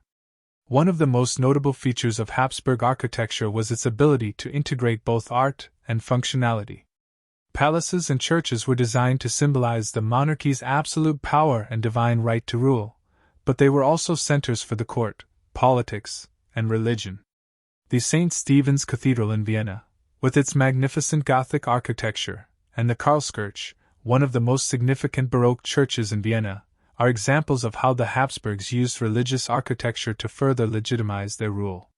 Beyond Vienna, the Habsburgs also left their mark in places like Prague, Budapest, and Bratislava, where grand palaces, fortresses, and government buildings still stand as monuments to the imperial power they once wielded. In Prague, for instance, the Prague Castle, a sprawling complex that houses the Czech crown jewels, was developed and expanded under the Habsburgs. The castle became a powerful symbol of imperial rule, reflecting the monarchy's central role in shaping both the architecture and culture of its territories. Music and the Habsburgs, a flourishing of classical genius. The Habsburg Empire also played a pivotal role in the development of Western classical music, particularly during the 18th century, when Vienna became a center for musical innovation and genius. The Habsburgs supported many of the greatest composers of the time, including Wolfgang Amadeus Mozart, Joseph Haydn, and Ludwig van Beethoven. Mozart, who was born in Salzburg and spent much of his life in Vienna, was deeply influenced by the Habsburg court. His works were performed regularly at the Vienna court, and he enjoyed the support of Empress Maria Theresa and her son, Joseph II. Mozart's operas, symphonies, and chamber music, which blended classical elegance with emotional depth, became a hallmark of Habsburg Vienna. His famous opera, Don Giovanni, was first performed in Vienna in 1787, at the height of the Habsburg monarchy. Joseph Haydn, who spent much of his career in Esterházy, the country estate of the Esterházy family, a noble family loyal to the Habsburgs, composed some of his greatest works during this time. Haydn's compositions, particularly his symphonies and string quartets, were essential to the development of classical music. Haydn's close relationship with the Habsburgs and his role in the court of the Esterházys solidified his place in the Habsburg musical tradition. Perhaps the most enduring legacy of the Habsburgs in music is their connection to Ludwig van Beethoven, who, although born in Bonn, spent much of his life in Vienna and composed many of his most famous works there. Beethoven's works, such as his symphonies and piano sonatas, were performed at the Vienna court and influenced generations of musicians. His music, often seen as bridging the classical and romantic periods, was deeply shaped by the cultural environment in Vienna, a city that was the beating heart of the Habsburg Empire's artistic life. Literature, philosophy, and intellectual life under the Habsburgs. Beyond the visual arts and music, the Habsburgs also supported the development of literature and philosophy, contributing to the intellectual culture of Central Europe. The empire's Enlightenment era rulers, particularly Empress Maria Theresa and her son Joseph II, were deeply committed to the advancement of knowledge, promoting reforms in education, the arts, and science. The Habsburgs established numerous universities and libraries, such as the Vienna University and the Austrian National Library, which became centers for the pursuit of knowledge. During the Age of Enlightenment, Vienna attracted many prominent intellectuals, including Johann Wolfgang von Goethe and Gotthold Ephraim Lessing, who were influenced by the ideas of reason, individualism, and liberty. Joseph II was particularly noted for his reforms in education and the abolition of censorship, encouraging the spread of Enlightenment thought. In literature, Joseph von Eichendorff, a writer from Silesia, now part of Poland, captured the romantic ideals of the era. German-speaking writers and poets, such as Franz Grillparzer and Adalbert Stifter, contributed to the rich literary tradition that the Habsburgs fostered in their empire. The Vienna Circle, a group of philosophers and scientists in the early 20th century, would later emerge as a center for logical positivism, which significantly influenced modern philosophy. Enduring cultural impact, the legacy lives on. The cultural achievements of the Habsburg Empire were profound and enduring. From the Baroque palaces of Vienna to the timeless music of Mozart and Beethoven, the influence of the Habsburgs in the arts continues to resonate today. The artistic patronage of the Habsburgs helped define much of the cultural identity of Central Europe, and their lasting legacy in architecture, music, and literature remains a cornerstone of European civilization. In the modern era, the memory of the Habsburg Empire is celebrated in the cultural and artistic heritage of cities like Vienna, Prague, Budapest, and Bratislava, where monuments, museums, and institutions continue to showcase the wealth of artistic achievement that the Habsburgs inspired. The legacy of the Habsburg dynasty in art, music, and architecture is not merely a relic of the past, but a living part of the cultural fabric of Europe. The Habsburg Empire, once a mighty and sprawling entity that spanned much of Europe, eventually succumbed to a variety of internal and external pressures that led to its decline and eventual collapse at the end of World War I in 1918. The fall of the Habsburgs marked the end of a monarchy that had ruled for over 600 years, spanning 3 continents and presiding over a complex web of cultures, languages, and political systems. This scene will explore the key factors that contributed to the downfall of the Habsburg Empire, examining the political, social, and economic forces that eroded the foundations of one of Europe's oldest and most influential dynasties. The rise of nationalism and ethnic tensions. One of the most significant factors that contributed to the decline of the Habsburg Empire was the rise of nationalism throughout the 19th century. The empire was a mosaic of diverse ethnic groups, each with its own distinct culture, language, and aspirations. The Habsburgs ruled over a vast and heterogeneous collection of peoples, including Germans, Hungarians, Czechs, Slavs, Italians, Romanians, and Poles, among others. While the monarchy had maintained a semblance of unity through a complex system of compromises and alliances, the growing tide of nationalism in the 19th century increasingly threatened the cohesion of the empire. As nationalist movements spread across Europe, many of the empire's subject peoples began to demand greater autonomy, political rights, and independence. The Magyars, Hungarians, were one of the first groups to press for more power and representation, which led to the Austro-Hungarian Compromise of 1867, transforming the Habsburg monarchy into a dual monarchy. While this agreement created a separate Hungarian kingdom alongside the Austrian Empire, it also highlighted the divisive effects of nationalism, as other ethnic groups began to question why they were not granted similar autonomy. In Bohemia, modern-day Czech Republic, Slavs, and other regions, nationalist movements began to push for greater recognition of their cultural and political rights. These movements were met with resistance from the central government, which often responded with repression, further fueling resentment and divisions within the empire. The rise of ethnic nationalism was compounded by the fact that the Habsburg monarchy was perceived as increasingly out of touch with the needs and desires of its diverse populations. Economic struggles and industrialization. Another significant factor in the empire's decline was its economic challenges. By the late 19th century, the Habsburg Empire was facing serious difficulties in keeping pace with the economic changes taking place in the rest of Europe. The Industrial Revolution had transformed many European nations, but the Habsburgs struggled to modernize their economy in the same way.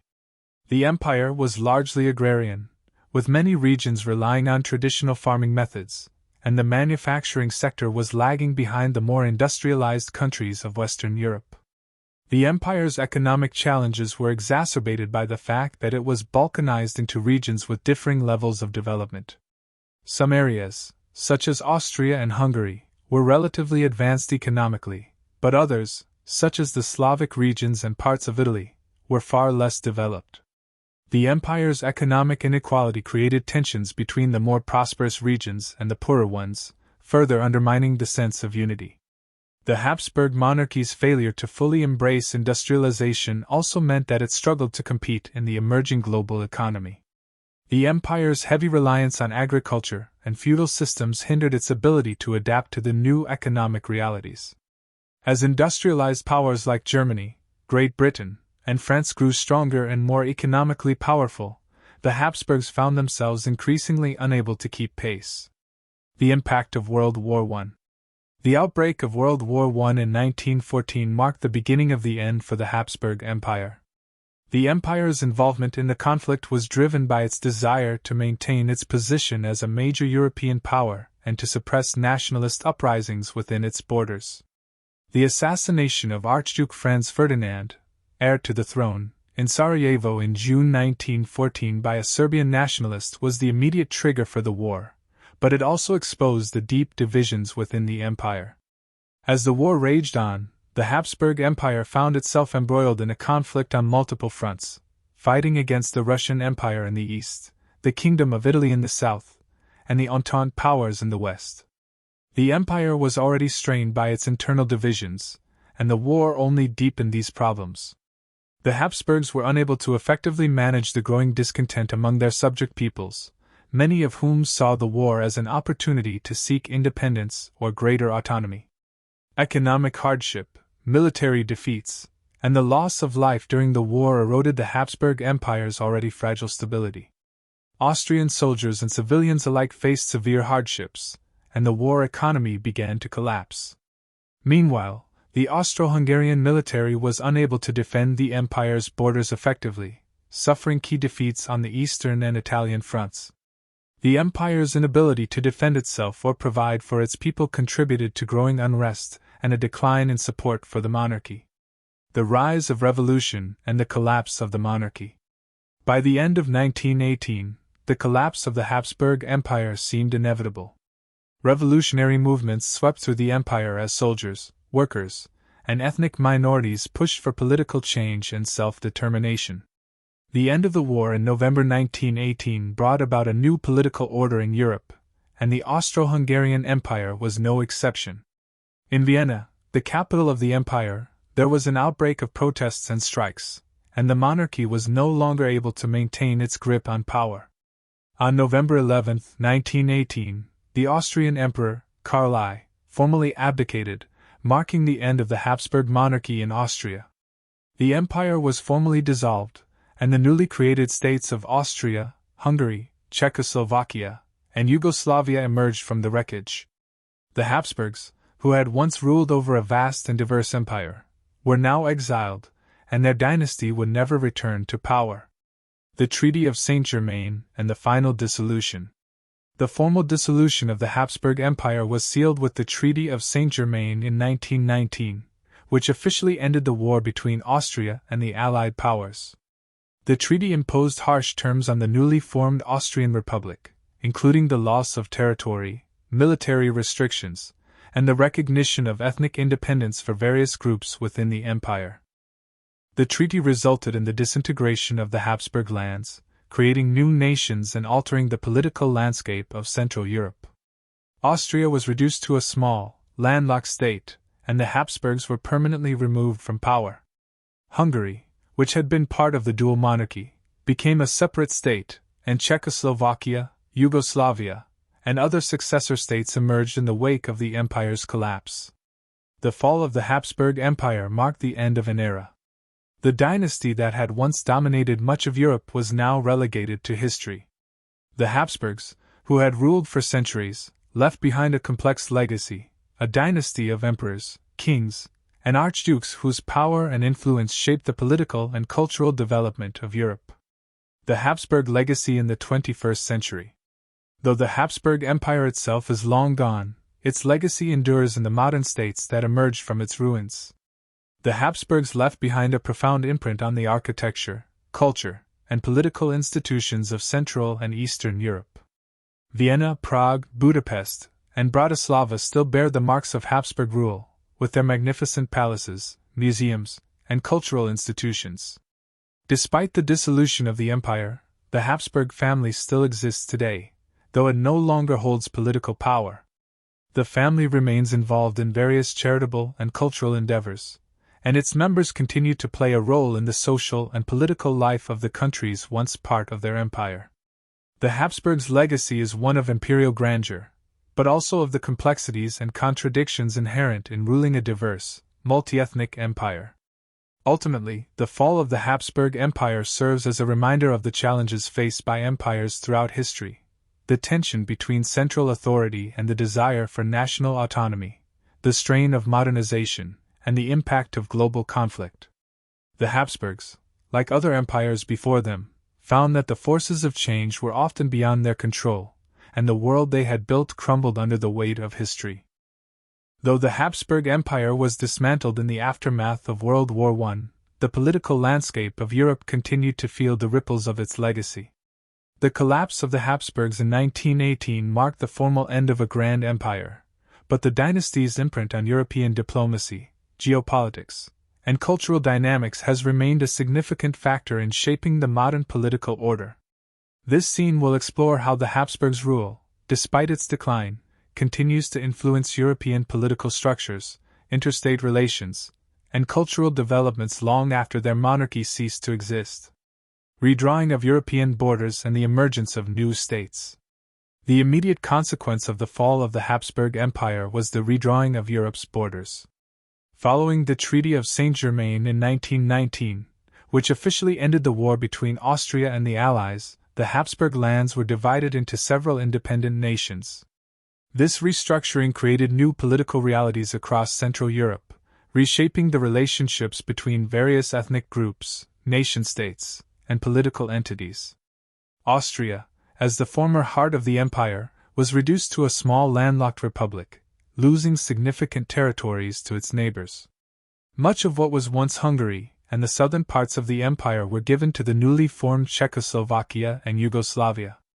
The Kingdom of Hungary, with its nationalist aspirations, struggled with the political and social consequences of losing vast territories, especially to Romania and the Serbian-led Kingdom of Yugoslavia.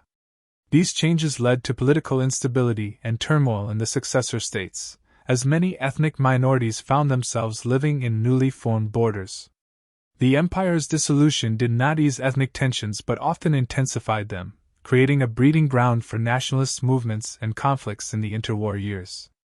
In the immediate aftermath of the empire's collapse, former Habsburg lands were left to establish their own political systems, a process complicated by the deeply entrenched ethnic and linguistic divisions within the region.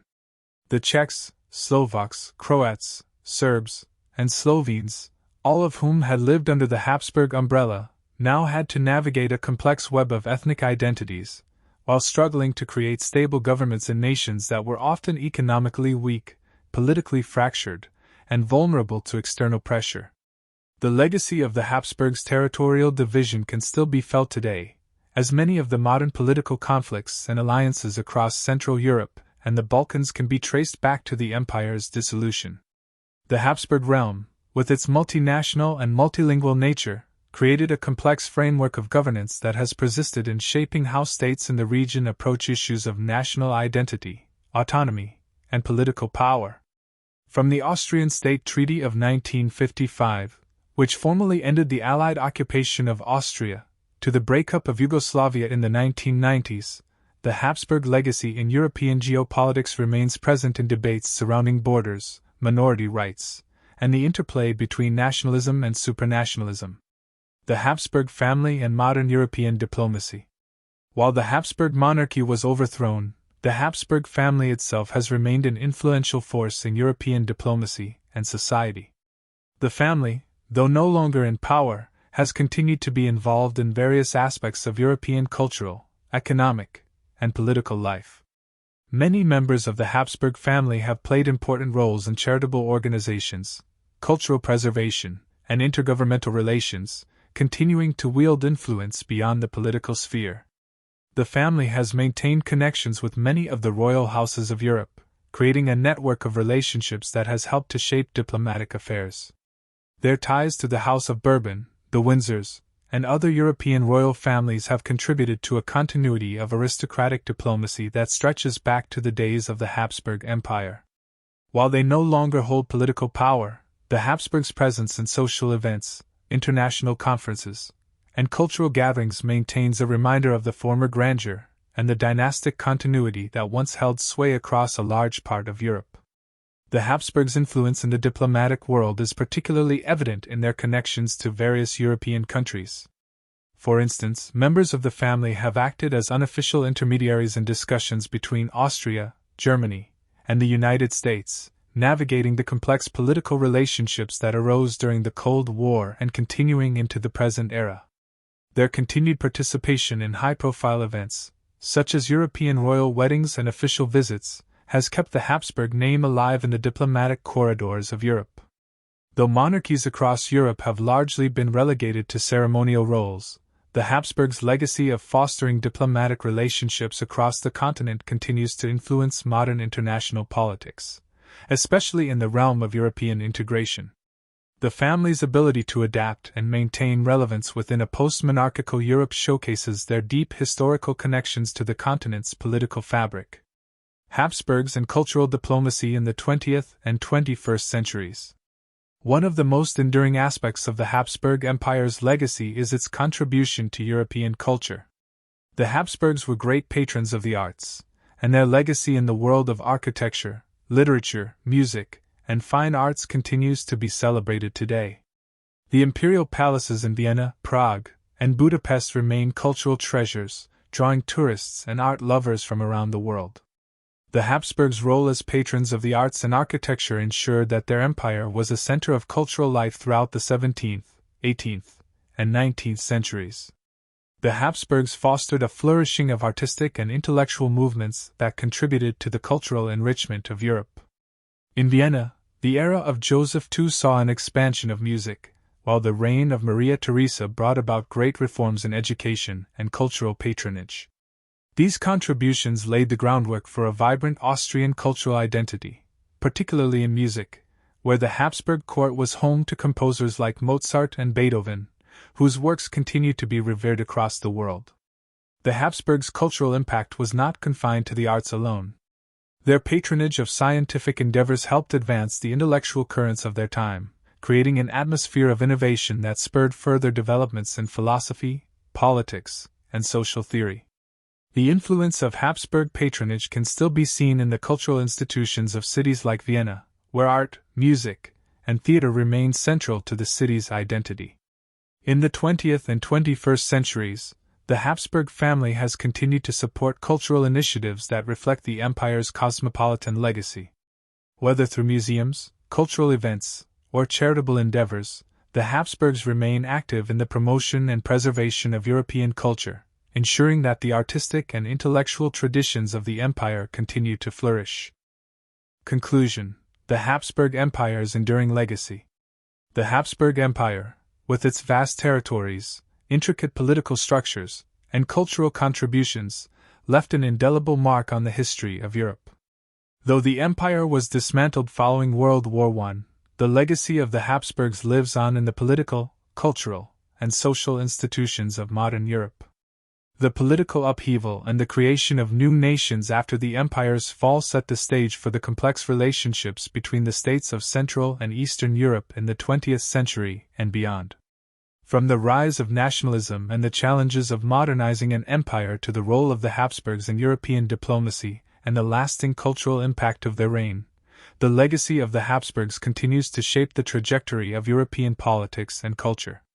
Their role in the international political arena and their lasting contributions to European arts, music, and architecture ensure that the Habsburg dynasty remains a vital part of Europe's shared history. In the end, the Habsburgs were not just rulers of an empire, they were agents of a larger, enduring legacy that transcended their rule and continues to resonate in the modern world.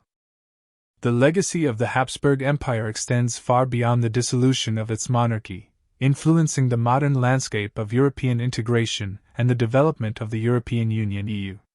In this scene, we will explore the subtle yet significant ways in which the Habsburgs' political philosophy, diplomatic practices, and cultural ideals have left an imprint on the EU's formation, its challenges, and its ongoing pursuit of unity and cooperation across Europe.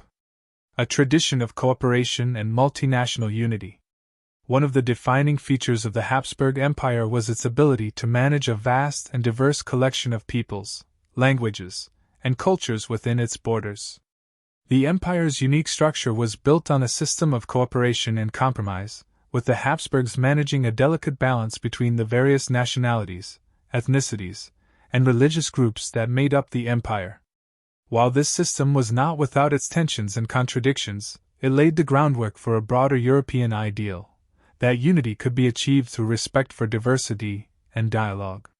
In the early 20th century, just before the empire's collapse, European thinkers and political leaders were already considering ways in which European countries might work together more closely, especially to avoid the devastating wars that had scarred the continent for centuries. While the Habsburgs themselves were not the architects of the European Union, the political structures they developed, particularly their recognition of the value of cooperative governance and multi-ethnic societies, helped to inform the vision of the early EU founders. For example, Austria, which emerged from the Habsburg Empire as a smaller but still influential country, played a pivotal role in the development of the European Coal and Steel Community, ECSC, the precursor to the EU. This community, founded in 1951, sought to unite European countries in the management of key resources, such as coal and steel, in order to prevent future conflicts. The Habsburgs' approach to diplomacy, which often involved balancing the interests of various ethnic groups and nations, echoed in the early efforts to create a European system based on mutual cooperation rather than competition. The role of Austria and Central Europe in the EU. The political traditions of the Habsburgs also continue to influence Austria's role within the European Union. As the core of the former empire, Austria's approach to European cooperation has been shaped by its history as both a central player in the Habsburg Empire and a smaller state within the modern European order. The Habsburg legacy of balancing interests within a diverse population provided a template for Austria's approach to European integration, especially in the post-World War II period.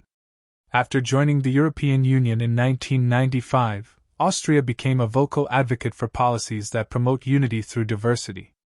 The Habsburgs' governance model, which emphasized the importance of maintaining the unity of their vast empire despite ethnic, cultural, and religious differences, resonates with the EU's mission of fostering unity while respecting the sovereignty and cultural identity of its member states. Furthermore, the Austrian role in the EU has often been marked by a desire to preserve the values of cooperation and peace that were central to the Habsburg Empire.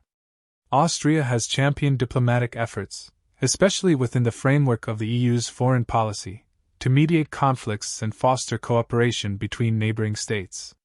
Austria's history as a mediator and peacemaker in European affairs, a legacy of its position at the heart of the Habsburg Empire, has informed its post-empire diplomacy and shaped its contributions to the EU's common policies.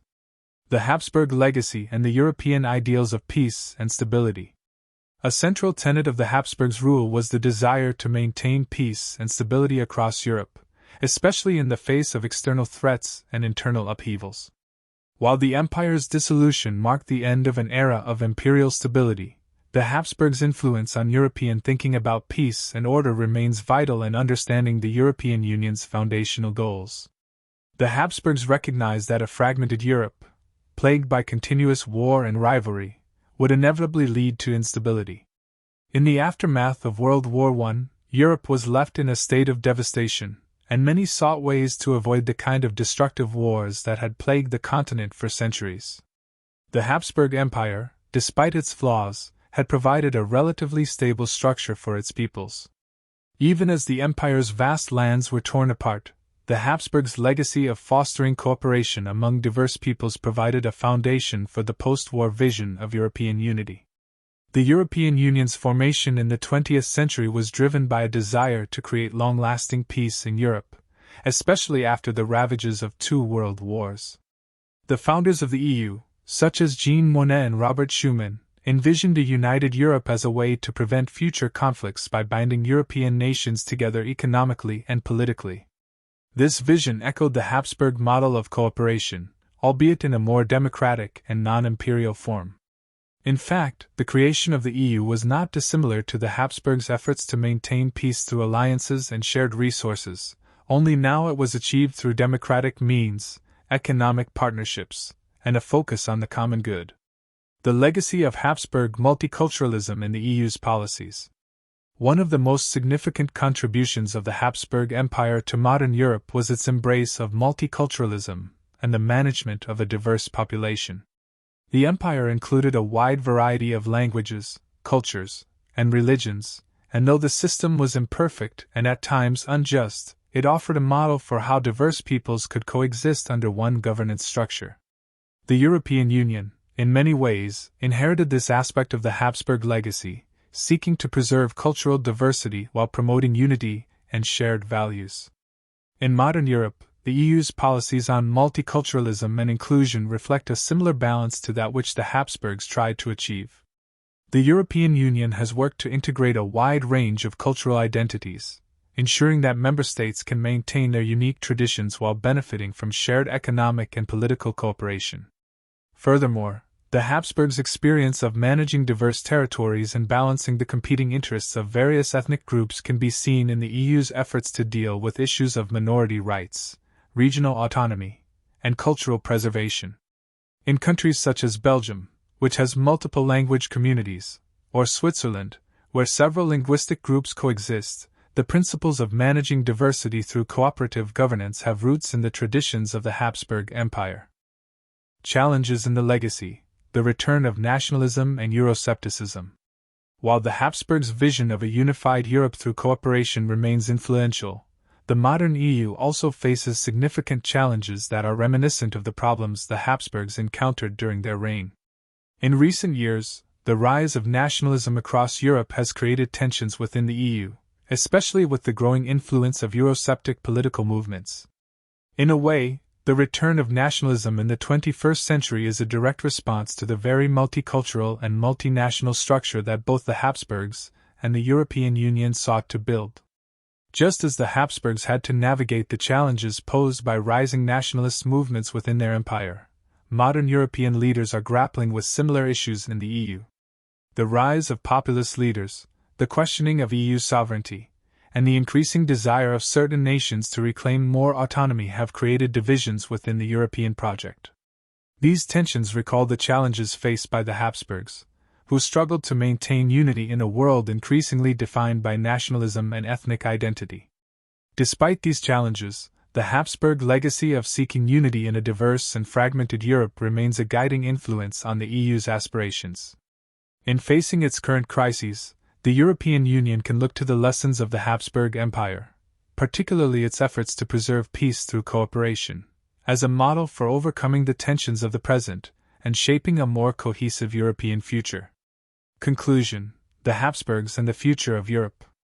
The Habsburgs, whose empire spans centuries and territories, remain an important part of the European story. The fall of the Habsburg Empire marked a new chapter in European history, but its legacy continues to shape the political and cultural contours of Europe today. From the rise of nationalism to the ongoing quest for European unity, the Habsburgs' influence on the continent remains a defining feature of the modern European Union. As Europe continues to navigate the complexities of multiculturalism, economic integration, and political cohesion, the lessons of the Habsburgs, a dynasty that ruled over a vast and diverse empire with a blend of diplomacy, culture, and cooperation, will continue to inform the future of Europe. The Habsburg legacy is not just a relic of the past but a living force that continues to shape the continent's ongoing pursuit of unity in a diverse world. While the Habsburg Empire spanned vast territories across Europe, the central core of its influence remained rooted in Central Europe. The diverse lands, cultures, and peoples that formed the heart of the empire, particularly in modern-day Austria, Hungary, Czechia, Slovakia, and parts of Poland and Romania, have experienced a unique evolution in their identity post-Habsburg rule. In this scene, we will explore how the Habsburgs' influence shaped the Central European identity, how it persisted after the fall of the empire, and how it continues to be a defining aspect of modern Central European culture. The formation of national identities. One of the most profound outcomes of the Habsburg Empire's dissolution in the early 20th century was the birth of modern national identities in Central Europe. For centuries, the Habsburgs ruled over a patchwork of ethnicities, each with its own traditions, languages, and cultures. The empire's multicultural nature did not easily allow for the rise of strong nationalist movements until the empire began to weaken. As the 19th century progressed, nationalism became an increasingly potent force within the empire's borders, pushing for self-determination and independence for various ethnic groups. In the Habsburgs' time, many of the ethnic groups within the empire had a shared political and cultural space, but they did not necessarily see themselves as part of a singular, unified national identity. Czechs, Slovaks, Poles, Hungarians, Croats, and Serbs all found themselves under Habsburg control, often struggling for their cultural expression and political autonomy. Yet, the Habsburgs' diplomatic skill at managing these complex relationships allowed for a stable political environment, despite simmering tensions beneath the surface. The emperor's emphasis on balance and tolerance helped create an environment where these distinct groups could thrive, though their dreams of independence often went unfulfilled. With the empire's collapse and the rise of newly established nation-states in its wake, national identities began to crystallize in the former Habsburg lands.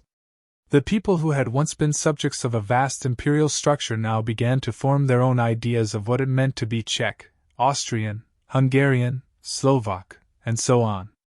The process of defining national identities was, and remains, deeply intertwined with the Habsburg legacy. The cultural, architectural, linguistic, and religious heritage left by the Habsburgs provided a common thread that helped shape the modern identities of these nations. The continuity of Habsburg cultural influence. Though the Habsburgs' empire may no longer exist, their cultural influence persists throughout Central Europe. The imperial cities of Vienna, Budapest, Prague, and Bratislava remain important cultural capitals, carrying the weight of centuries of Habsburg patronage in the arts, music, literature, and architecture. The Habsburgs were patrons of the arts, funding monumental buildings and commissioning works of art that have become integral to the identity of these cities. In Vienna, for instance, the Habsburg legacy is seen in the architectural masterpieces that dot the city. Buildings like the Schönbrunn Palace, the Hofburg Palace, and the St. Stephen's Cathedral are lasting reminders of the Habsburgs' imperial grandeur and their role as cultural patrons. Similarly, Vienna's musical legacy, particularly through composers such as Mozart, Beethoven, and Haydn, is a direct result of Habsburg patronage. The city remains a major center of classical music and opera, where the echoes of the Habsburg era can still be heard in the majestic sound of its concert halls. In Budapest, the Habsburg influence is evident in the architecture of the Buda Castle, the Chain Bridge, and the Hungarian Parliament building, all of which reflect the imperial grandeur and the ongoing significance of the Habsburgs to Hungarian national identity. Even in the Czech lands, Prague continues to be a city steeped in Habsburg history, with its iconic Prague Castle standing as a reminder of the empire's dominance in the region. The Habsburg patronage of culture did more than just leave physical landmarks. It established a tradition of intellectualism and a cosmopolitan outlook that continues to shape the identities of Central Europeans today. The empire's commitment to education, scientific advancement, and cultural exchange created an environment where ideas and innovations flourished. This legacy is still felt in the cultural and educational institutions that exist in the region, many of which trace their roots back to the Habsburg period. The Habsburg influence on modern Central European politics. The legacy of the Habsburg Empire in Central European politics is both complex and profound. While the empire's fall led to the rise of nation-states and the establishment of new political structures, the Habsburgs' approach to governance, particularly their emphasis on diplomacy, compromise, and the maintenance of a balance of power, has shaped the political cultures of many countries in the region. The Austro-Hungarian Compromise of 1867, which created a dual monarchy, set a precedent for autonomy within a unified political system. Though the empire was ultimately unsustainable, its model of federalism and multi-ethnic governance has influenced how many Central European countries approach issues of national identity, regional autonomy, and ethnic minorities in modern politics. The Czech Republic, Slovakia, Hungary, and Austria have all dealt with questions of ethnic identity and autonomy in ways that reflect the tensions and legacies of the Habsburg period. In Hungary, for example, the Habsburgs' dual monarchy system continued to shape political thought well into the 20th century. Hungary's push for independence from the empire was in part a response to the limitations placed on its sovereignty by the Habsburgs, and yet after the empire fell, many Hungarians sought to maintain a sense of imperial grandeur and unity. The tensions between national sovereignty and regional cooperation remain a central issue in Hungarian politics today, as the country navigates its place within the European Union and its complex relationships with its neighbors. Similarly, Czechia has had to reconcile its national identity with its historical connection to the Habsburgs. While the Czech national revival of the 19th century sought to distance the Czechs from their imperial past, the Czech Republic today continues to draw on the Habsburg legacy in terms of its cultural, intellectual, and diplomatic traditions. The Czech approach to multiculturalism and cooperation within the European framework echoes some of the diplomatic traditions that the Habsburgs used to navigate the empire's complex ethnic landscape. In Slovakia, which was part of the Habsburg lands under the Kingdom of Hungary, the legacy of the Habsburgs is reflected in the country's efforts to balance its Slovak identity with its historical ties to Hungary and Austria. The question of Slovak autonomy within the Habsburg Empire laid the groundwork for the modern struggle for national identity and sovereignty after the empire's fall. The legacy of Habsburg multinationalism in the European Union. As Central European countries like Austria, Hungary, and Czechia became members of the European Union, the Habsburg legacy of multinational cooperation and shared governance continued to influence their approach to European integration. The European Union, in many ways, embodies the ideal that the Habsburgs once pursued, the idea of a united Europe that respects the diversity of its peoples and cultures. The Habsburgs' emphasis on managing ethnic diversity, regional autonomy, and cooperation across borders mirrors the EU's efforts to foster a continent-wide partnership based on shared economic, political, and cultural values. For the former Habsburg territories, the EU represents an opportunity to rebuild the cosmopolitanism and interstate cooperation that were central to the empire's functioning. The Habsburg legacy of dealing with cultural and political diversity through dialogue, negotiation, and compromise is evident in the EU's methods for dealing with immigration, regional autonomy, and transnational governance. The EU's multi-layered system of governance, where both national and supranational institutions work in tandem, is reminiscent of the Habsburgs' federal model of balancing local autonomy with central oversight. Conclusion: Central Europe and the Habsburgs' lasting legacy. The Habsburg Empire, though dissolved nearly a century ago, continues to shape the political, cultural, and social realities of Central Europe. The empire's legacy of managing a diverse, multinational realm laid the foundation for many of the modern struggles and achievements of Central European states. From the creation of new national identities to the preservation of cultural traditions, the influence of the Habsburgs remains visible across the region. As Austria, Hungary, Czechia, and others continue to navigate the complexities of the modern world, they do so in the shadow of the Habsburgs, whose empire, though gone, remains a guiding force in the history and identity of Central Europe. The end of the Habsburg Empire in 1918 marked the dissolution of one of the most complex political structures in European history. Yet, its impact has reverberated far beyond the political boundaries that once defined it. In this scene, we will explore the Habsburgs' place in modern memory, how the empire's legacy has been reinterpreted, and how contemporary Central European societies have reconciled with their shared past. The Habsburgs in historical memory. The Habsburgs have been the subject of intense historical debate ever since the collapse of their empire. For some, the empire represents a lost golden age of stability, culture, and multinational unity. For others, it is a symbol of imperial oppression and ethnic tensions. The way the Habsburgs are remembered varies dramatically across the countries that once formed part of their empire. In Austria, the Habsburgs are often viewed through a nostalgic lens, seen as the builders of an elegant, cosmopolitan empire. Vienna, the imperial capital, continues to celebrate the grandeur of the Habsburgs with its majestic palaces, classical music tradition, and world-renowned museums, many of which house art collections amassed by the emperors themselves. The Habsburgs are remembered as benefactors of the arts, education, and culture, and their reign is associated with a period of prosperity and cultural flourishing. This perspective is particularly prominent among the Austrian elite, many of whom still regard the empire with a sense of loss, viewing its downfall as a tragic end to an era of European dominance.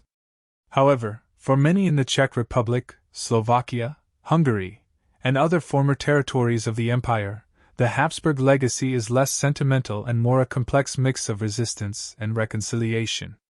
Nationalist movements in the 19th century had already laid the groundwork for the desire for independence from the Habsburg monarchy, and the empire's collapse opened the door to the formation of new, independent nation-states. In Hungary, for instance, the period of Habsburg rule is remembered as one of political subjugation, despite the dual monarchy's promise of greater autonomy. Similarly, in the Czech lands, the Habsburgs are seen as foreign rulers who suppressed Czech culture and language, even as they provided stability and relative peace during periods of intense European conflict. The legacy of the Habsburg Empire is further complicated by its role in World War I. The empire's decision to declare war on Serbia following the assassination of Archduke Franz Ferdinand set off a chain of events that ultimately led to the global conflict. The Austro-Hungarian Empire's involvement in the war, and its eventual defeat and disintegration, left many of its former subjects with mixed feelings about their imperial past. In some regions, the Habsburgs are seen as the architects of the empire's demise, while in others, they are viewed as victims of the modern forces of nationalism, industrialization, and imperialism. Habsburgs as symbols in modern nationalism. In the post-Habsburg period, the memory of the empire has often been invoked by nationalist movements in the countries that were once part of the empire. In some cases, the Habsburgs have been used as symbols of cultural unity and shared heritage, while in others, they represent the oppression and political dominance of foreign rulers over subjugated peoples. In Hungary, the figure of Emperor Franz Joseph is often revered as a symbol of Hungarian resilience during the difficult years of the Austro-Hungarian Compromise. The emperor's role in establishing a dual monarchy is remembered as a pivotal moment in Hungary's modern political development, even though it was followed by tensions and conflicts between the Hungarian and Austrian parts of the empire. Franz Joseph's image is often used in Hungarian politics to represent the importance of sovereignty and national unity, even though his reign also marked a period of struggle for greater Hungarian autonomy. In Austria, the legacy of the Habsburgs is more often tied to the idea of a shared European identity. As a result of the Habsburgs' long history of diplomacy, Austrian politicians often stressed the imperial era's significance in fostering ties between Central and Eastern Europe. Austria, especially in the post-World War II era, has focused on its role as a bridge between the West and the East, drawing on the Habsburg tradition of acting as a Central European hub for diplomatic and cultural exchange. In contrast, the Czech Republic and Slovakia have been more focused on distancing themselves from their Habsburg past, particularly the period of imperial rule. The Czechoslovak Republic, which emerged after the empire's collapse, was founded on the idea of national self-determination for the Czechs and Slovaks. The Czechs in particular, who had long sought greater autonomy from the Habsburgs, view the imperial past as something to be overcome. Czech writers and artists in the 19th and early 20th centuries portrayed the Habsburgs as oppressive forces that stifled Czech culture and independence. Even today, the legacy of the Habsburgs in Czech national consciousness remains ambivalent, as many view the empire's collapse as a necessary step toward independence. Reconciliation and the modern Habsburg legacy. While the Habsburgs are still a point of contention in the national narratives of many Central European countries, efforts have been made in recent years to reconcile the past and find common ground in recognizing the empire's more positive contributions to the region's shared history. This is particularly evident in the realm of regional cooperation and the context of the European Union. The European Union has served as a modern framework for the kind of multinational cooperation the Habsburgs once envisioned, albeit in a very different form. For Austria, Hungary, and the Czech Republic, the EU provides an opportunity to engage in economic, cultural, and political cooperation on a much larger scale. These countries, once bitter rivals in the late 19th and early 20th centuries, now cooperate through EU institutions in a way that echoes the imperial idea of maintaining peace and stability across the continent. In this way, the Habsburgs' emphasis on dialogue, compromise, and the integration of diverse cultures and peoples is reinvoked, albeit in a context that promotes sovereignty and self-determination rather than imperial control. One of the more prominent figures in modern Austrian history who has embodied the idea of reconciling the Habsburg legacy with modern European values is Karl of Austria, the last emperor of Austria-Hungary. Despite his reign being brief and his empire collapsing during World War I, Karl has become a symbol of peace and compromise. His efforts to broker peace during the final months of the war have been recognized as noble, even though they ultimately failed to prevent the empire's downfall. Karl's legacy, particularly in the context of Austrian Catholicism and European integration, has been embraced by many as an example of moral leadership and a modern attempt to reconcile with the past. The Habsburgs in popular culture. In addition to their role in historical memory and modern political thought, the Habsburgs have also become figures in popular culture. Their dramatic lives, political intrigue, and grandeur have made them subjects of novels, films, and documentaries. The most famous Habsburg figure in popular culture is likely Empress Elizabeth of Austria, known as Sisi, whose tragic life has been romanticized in numerous films and books. Her image as a beautiful, misunderstood queen has become an enduring symbol of the Habsburgs in modern memory. Similarly, the Habsburg family continues to capture the public imagination with their connection to the grandeur of the Austro-Hungarian Empire. The modern-day Habsburgs, particularly the descendants of Otto von Habsburg, the last crown prince of Austria-Hungary, maintain an active presence in European and global cultural events, serving as living reminders of a once great empire. Their advocacy for European unity and their commitment to historical reconciliation have made them important figures in contemporary political and cultural discussions. Conclusion: the Habsburgs in the 21st century. The Habsburg legacy is an enduring force in Central Europe, influencing both the political structures of the region and the cultural identities of the people who live there. Though the empire may have disappeared, the Habsburgs' contributions to European culture, politics, and society continue to resonate. In the 21st century, Central Europe is still coming to terms with the complexities of this legacy, balancing nostalgia with reconciliation and using the lessons of the past to shape the future. As the region continues to evolve in an age of globalization and European integration, the Habsburg story remains a critical part of understanding the historical forces that have shaped modern Europe. Whether as a symbol of imperialism or a beacon of cultural achievement, the Habsburgs will continue to be a point of reference as the nations of Central Europe navigate their own identities in the modern world. The history of the Habsburg Empire is not just a story of dynastic ambition, wars, and treaties, but also a tale of political influence that continues to affect the modern political landscape of Central Europe. Though the Habsburgs no longer rule, the political and social systems they left behind have shaped the political identities of several nations that once formed part of their empire. In this scene, we will examine the enduring political legacy of the Habsburgs, focusing on their influence on the political systems, statecraft, and regional relations of countries like Austria, Hungary, Czechia, and Slovakia. The Habsburg political system, centralization and imperial bureaucracy. One of the key elements of the Habsburg legacy in politics is their ability to govern a multinational empire that spanned vast territories and included a variety of ethnic, linguistic, and religious groups. The Habsburgs' approach to governance was marked by a delicate balance between centralization and local autonomy. This model of governance, though imperial in nature, laid the groundwork for some of the modern political systems in Central Europe. At the heart of the Habsburg system was a highly developed bureaucratic structure, which allowed the empire to function despite its enormous diversity. The Austro-Hungarian Empire, in particular, was a dual monarchy with two distinct political entities, the Austrian half and the Hungarian half. Both parts of the empire had their own parliaments, laws, and ministries, but they were united under the Habsburg monarch, who served as the head of state for both entities. This dual structure reflected the empire's complex political organization and was a response to the ethnic diversity within the empire's borders. The centralization of power in Vienna and Budapest ensured that the Habsburgs maintained control over the empire, but it also meant that the local identities and national aspirations of various ethnic groups were often suppressed in favor of the imperial framework. The Hungarian, Czech, Slovak, and Romanian populations, for example, chafed under imperial control, and the political tensions between these groups and the Habsburgs were a major source of instability.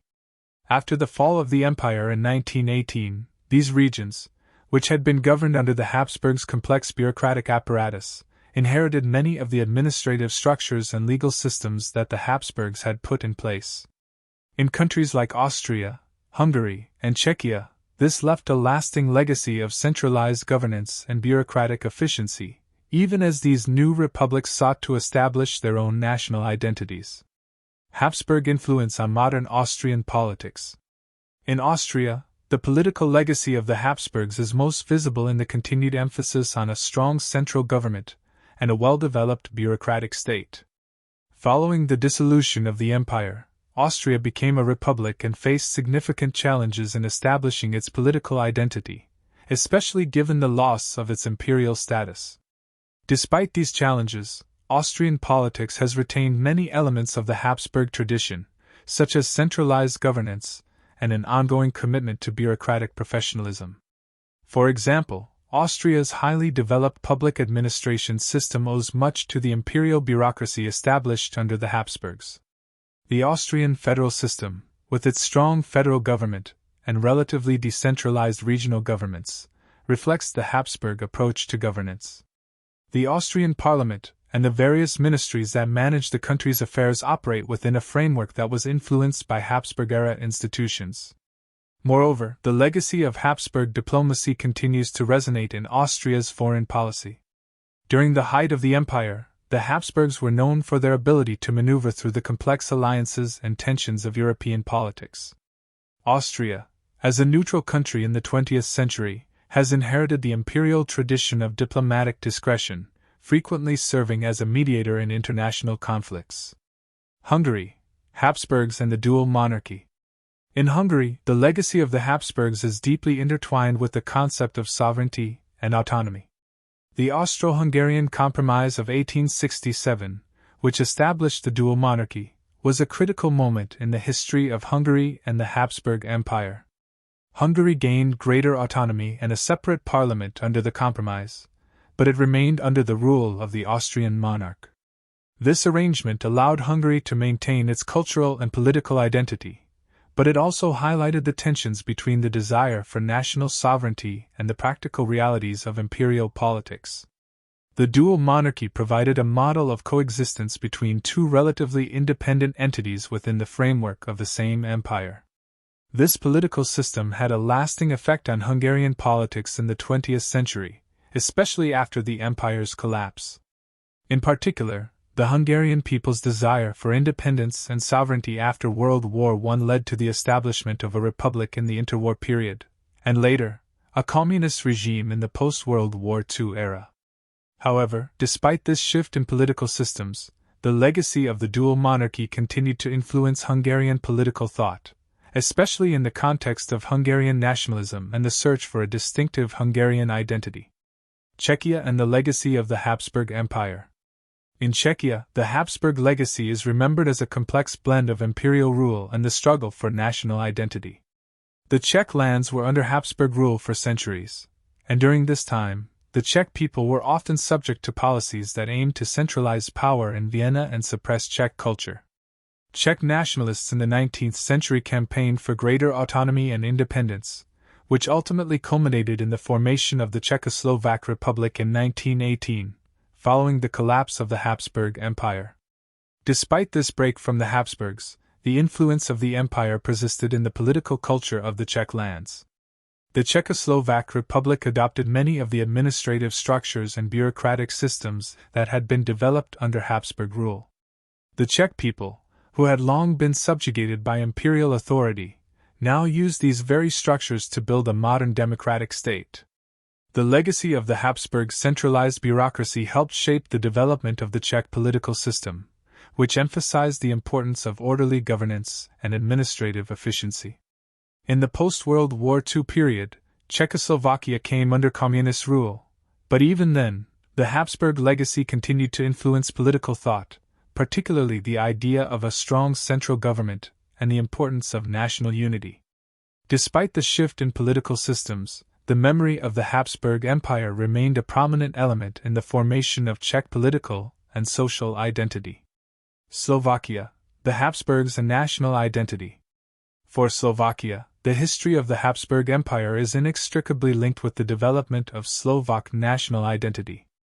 Under Habsburg rule, the Slovak people were often seen as subjects within the broader Hungarian half of the empire, which led to tensions between the Slovaks and their Hungarian rulers.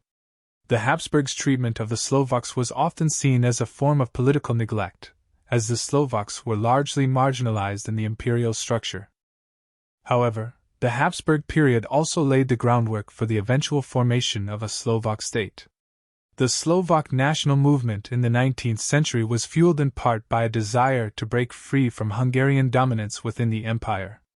When Czechoslovakia was established in 1918, Slovakia was integrated into the new state alongside the Czech lands. The Slovaks, who had long been under Habsburg and Hungarian rule, were now able to forge their own national identity within the new republic, although tensions would continue to simmer between the Czech and Slovak peoples for much of the 20th century. The legacy of the Habsburgs in Slovakia is evident in the development of Slovak political thought, especially in terms of the desire for national independence and the emphasis on regional autonomy within the larger framework of the state. Conclusion: the continuing political legacy of the Habsburgs. The Habsburgs, despite the fall of their empire, have left an indelible mark on the political landscape of Central Europe. Their legacy is seen in the bureaucratic systems, the political structures, and the national identities of the nations that were once part of the empire. The Austrian, Hungarian, Czech, and Slovak political systems all bear traces of the Habsburgs' influence, even as these nations have charted their own political courses in the modern era. The Habsburg legacy also serves as a reminder of the complexity of empire and the tensions that arise from governing a diverse and multinational state. The political systems established under Habsburg rule were both a source of strength and weakness, and their impact on modern European politics continues to be felt today. As Central Europe moves forward in the 21st century, the Habsburg story is a crucial part of understanding the political dynamics of the region. The Habsburg Empire was not only a political and military powerhouse but also a center of cultural innovation and intellectual exchange. Throughout the empire's long history, its rulers were ardent patrons of the arts, architecture, literature, and science, leaving a rich and lasting legacy in the cultural fabric of Europe.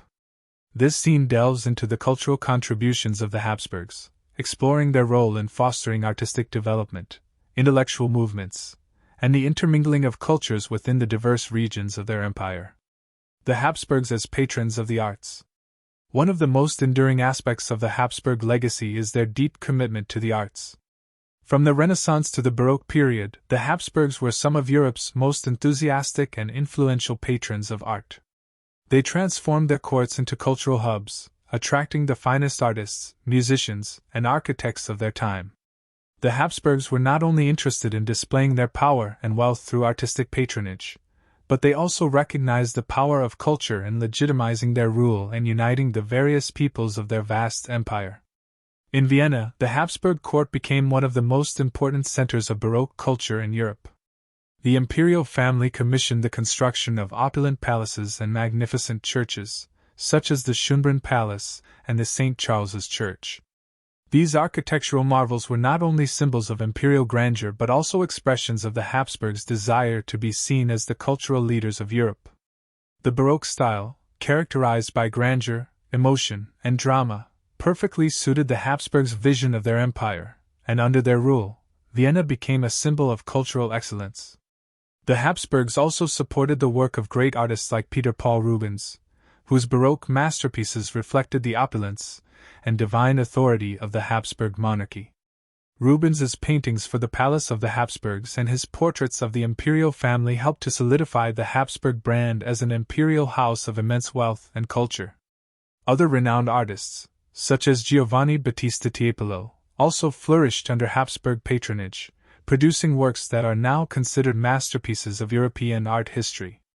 Furthermore, the Habsburgs were influential in the development of opera and classical music. Their courts provided a platform for composers like Joseph Haydn, Wolfgang Amadeus Mozart, and Ludwig van Beethoven to compose and perform. The Habsburg monarchs themselves were passionate music lovers, with Empress Maria Theresa being particularly noted for her interest in supporting the musical arts. Mozart, who spent much of his life in Vienna, was particularly influenced by the political and cultural environment fostered by the Habsburgs, and many of his most famous works were composed with the imperial court in mind. The Habsburg patronage of the arts was not only a symbol of power and wealth but also an attempt to unify the empire's diverse peoples through a shared cultural heritage. The imperial court in Vienna became a place where artists from different regions, Hungary, Bohemia, Italy, and Germany, could meet, collaborate, and influence each other. This cross-cultural exchange helped to create a shared imperial culture that transcended the boundaries of language, ethnicity, and religion. Intellectual and scientific advancements in the Habsburg Empire. In addition to their cultural patronage, the Habsburgs also played a significant role in intellectual and scientific development. The empire, with its diverse population and extensive territories, became a melting pot of ideas, where philosophers, scientists, and intellectuals from different traditions could engage with one another. The Habsburgs understood the importance of knowledge and education in strengthening the empire and promoting stability, and they supported universities, academic institutions, and research endeavors throughout their domains. One of the most notable contributions of the Habsburgs to intellectual life was their support for the Enlightenment ideals of reason, progress, and humanism. During the reign of Joseph II, the empire witnessed a period of reform that included the establishment of universal education systems, the promotion of scientific research, and the expansion of libraries and museums. Joseph II's reforms were an attempt to modernize the empire and bring it in line with the progressive ideas that were sweeping through Europe during the Age of Enlightenment. The Habsburgs were particularly active in the field of medicine and astronomy, sponsoring scientific institutions and encouraging the study of the natural world. The Vienna Medical School became a leading center of research and medical education, attracting prominent figures like Joseph von Gerlach and Karl von Rokitansky. The Habsburgs also supported astronomical research, with the Vienna Observatory being one of the most important astronomical centers of the 18th century. The emperor's patronage of scientific exploration contributed significantly to advances in medicine, physics, and astronomy, which had far-reaching consequences for the development of European thought. In the realm of philosophy, the Habsburg Empire was home to some of Europe's most prominent thinkers, such as the Austrian philosopher Karl Popper and the influential Bohemian intellectuals of the Czech Enlightenment. The ideas that emerged from the Habsburg Empire would go on to shape modern Western philosophy and political theory, particularly in relation to the concepts of freedom, equality, and the role of the state in shaping society. Cultural influence on the arts of Central and Eastern Europe. The cultural impact of the Habsburgs extended far beyond Austria. The Habsburg Empire included large parts of Central Europe, such as Hungary, Czechia, and Slovakia, and each of these regions left its own distinctive imprint on the imperial culture. The Habsburgs promoted cross-cultural exchange through a combination of political governance, patronage, and royal marriage alliances, which brought together a diverse array of artistic traditions and cultural influences. In Hungary, the Habsburgs promoted a hybrid culture, blending the artistic traditions of their Austrian lands with Hungarian folklore and architecture.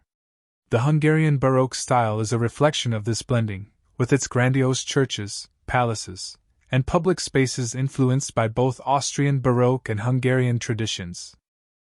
In the Czech lands, the Habsburgs encouraged the creation of magnificent Baroque churches and palaces, which are now key components of the Czech cultural heritage. The Habsburgs' role as patrons of the arts in Bohemia is particularly notable for the architectural legacy they left behind, especially in cities like Prague, where the Prague Castle and St. Vitus Cathedral stand as testaments to the enduring Habsburg influence. Further south, in Italy, the Habsburgs played an essential role in the Renaissance and Baroque art movements, where their patrons such as Emperor Charles VI were significant in advancing the work of artists and sculptors. The Habsburgs' connection to Italian art was so influential that it became an important part of their imperial identity, linking them to the artistic traditions of the Renaissance while reinforcing their claim to European cultural supremacy. The Habsburgs and national identity in the arts. Despite the Habsburgs' role in promoting a unified imperial culture, their reign also played a part in the rise of nationalism in the arts.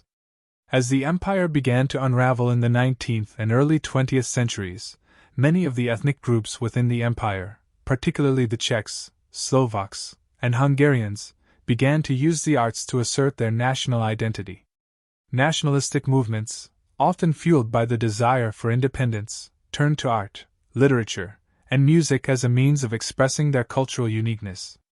For instance, Czech nationalists used music, particularly the compositions of Bedřich Smetana and Antonín Dvořák, to establish a distinctly Czech voice in the world of classical music, while Hungarian composers like Franz Liszt used music as a tool for cultural and political expression. The rise of nationalism in the arts eventually led to the disintegration of the empire, as newly independent states sought to cultivate their own cultural identities free from Habsburg rule. Conclusion: the Habsburgs' cultural legacy.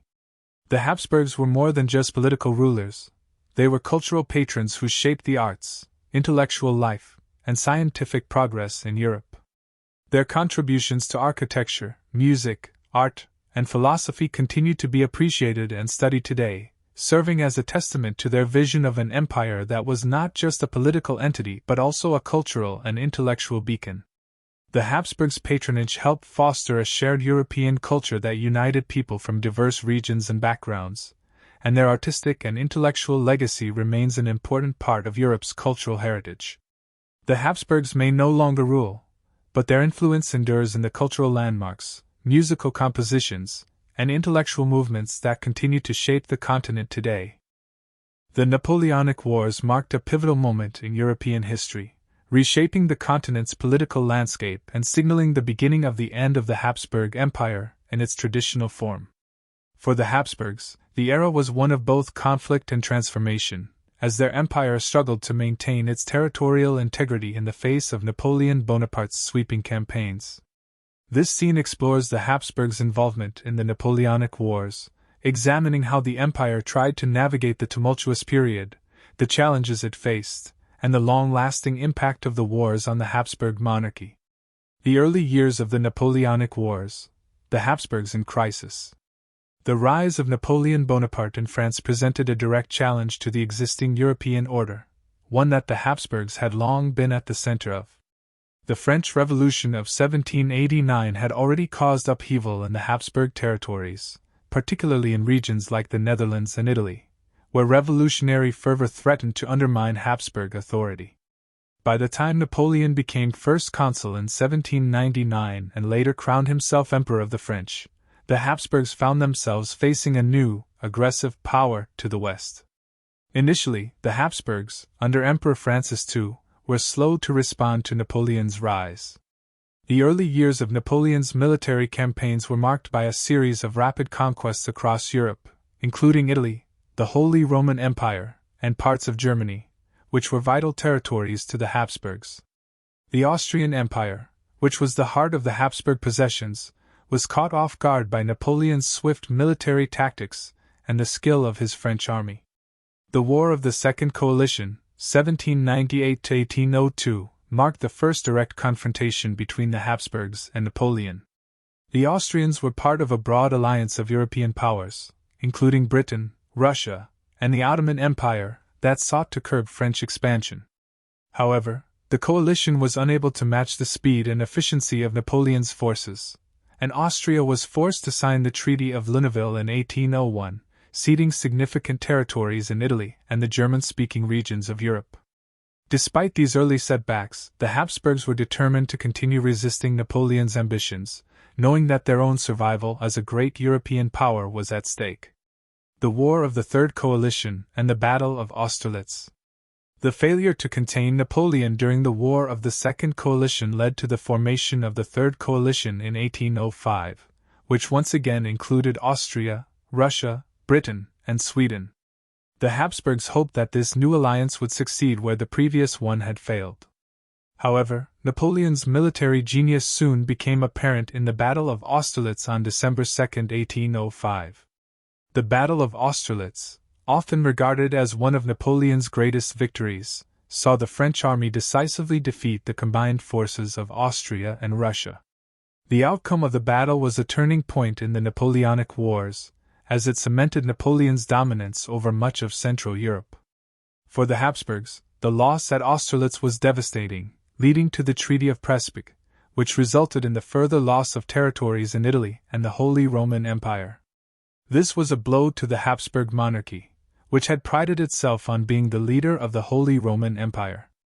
The Habsburgs and the formation of the Austrian Empire.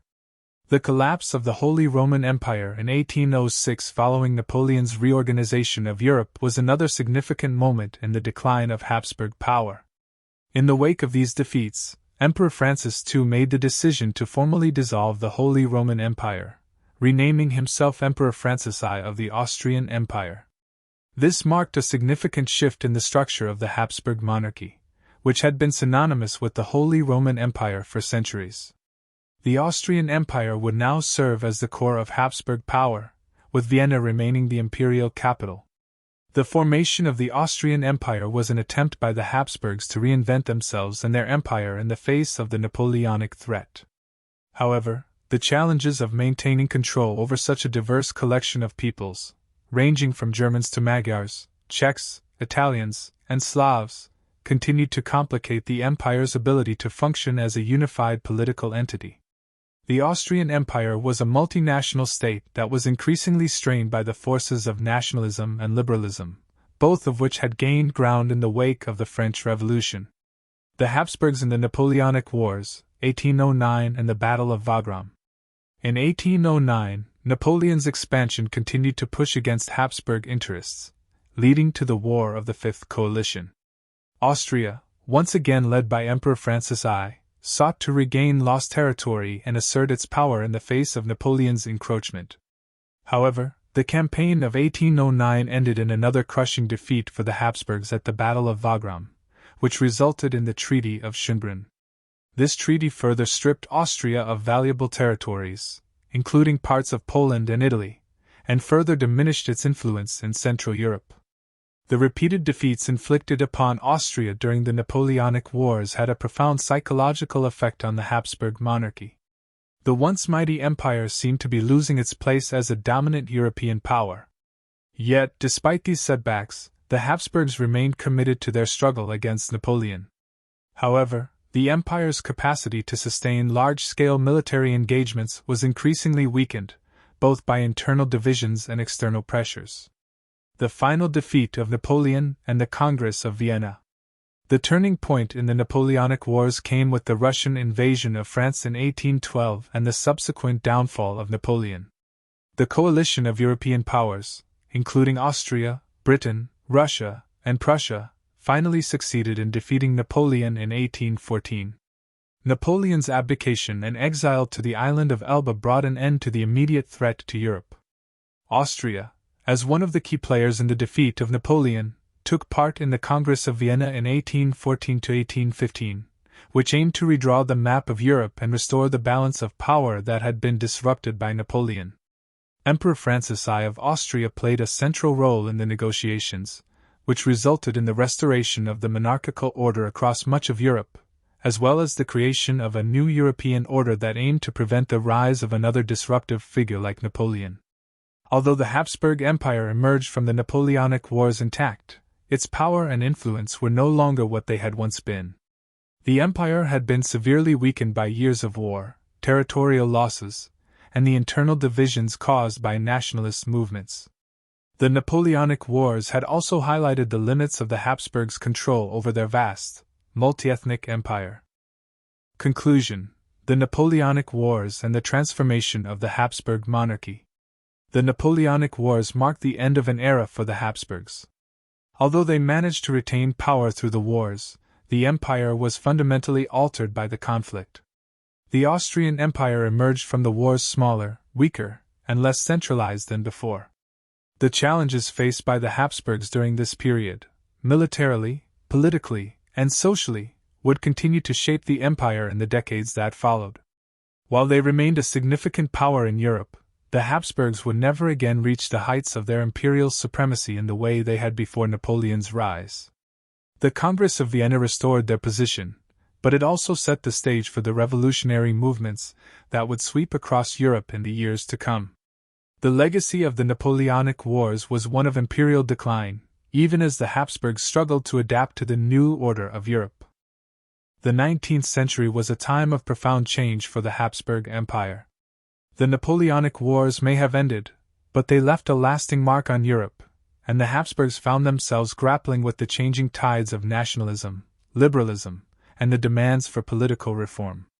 As the century progressed, the Austrian Empire underwent significant transformation, culminating in the formation of the Austro-Hungarian Empire in 1867. This scene explores the complex processes that shaped the Habsburg monarchy during the 19th century, the rise of nationalist movements, the calls for reform, and the eventual creation of a dual monarchy that sought to balance the demands of ethnic diversity and imperial power. The aftermath of the Napoleonic Wars, the Congress of Vienna and the conservative backlash. In the immediate aftermath of the Napoleonic Wars, Europe underwent a dramatic political reordering at the Congress of Vienna, 1814–1815.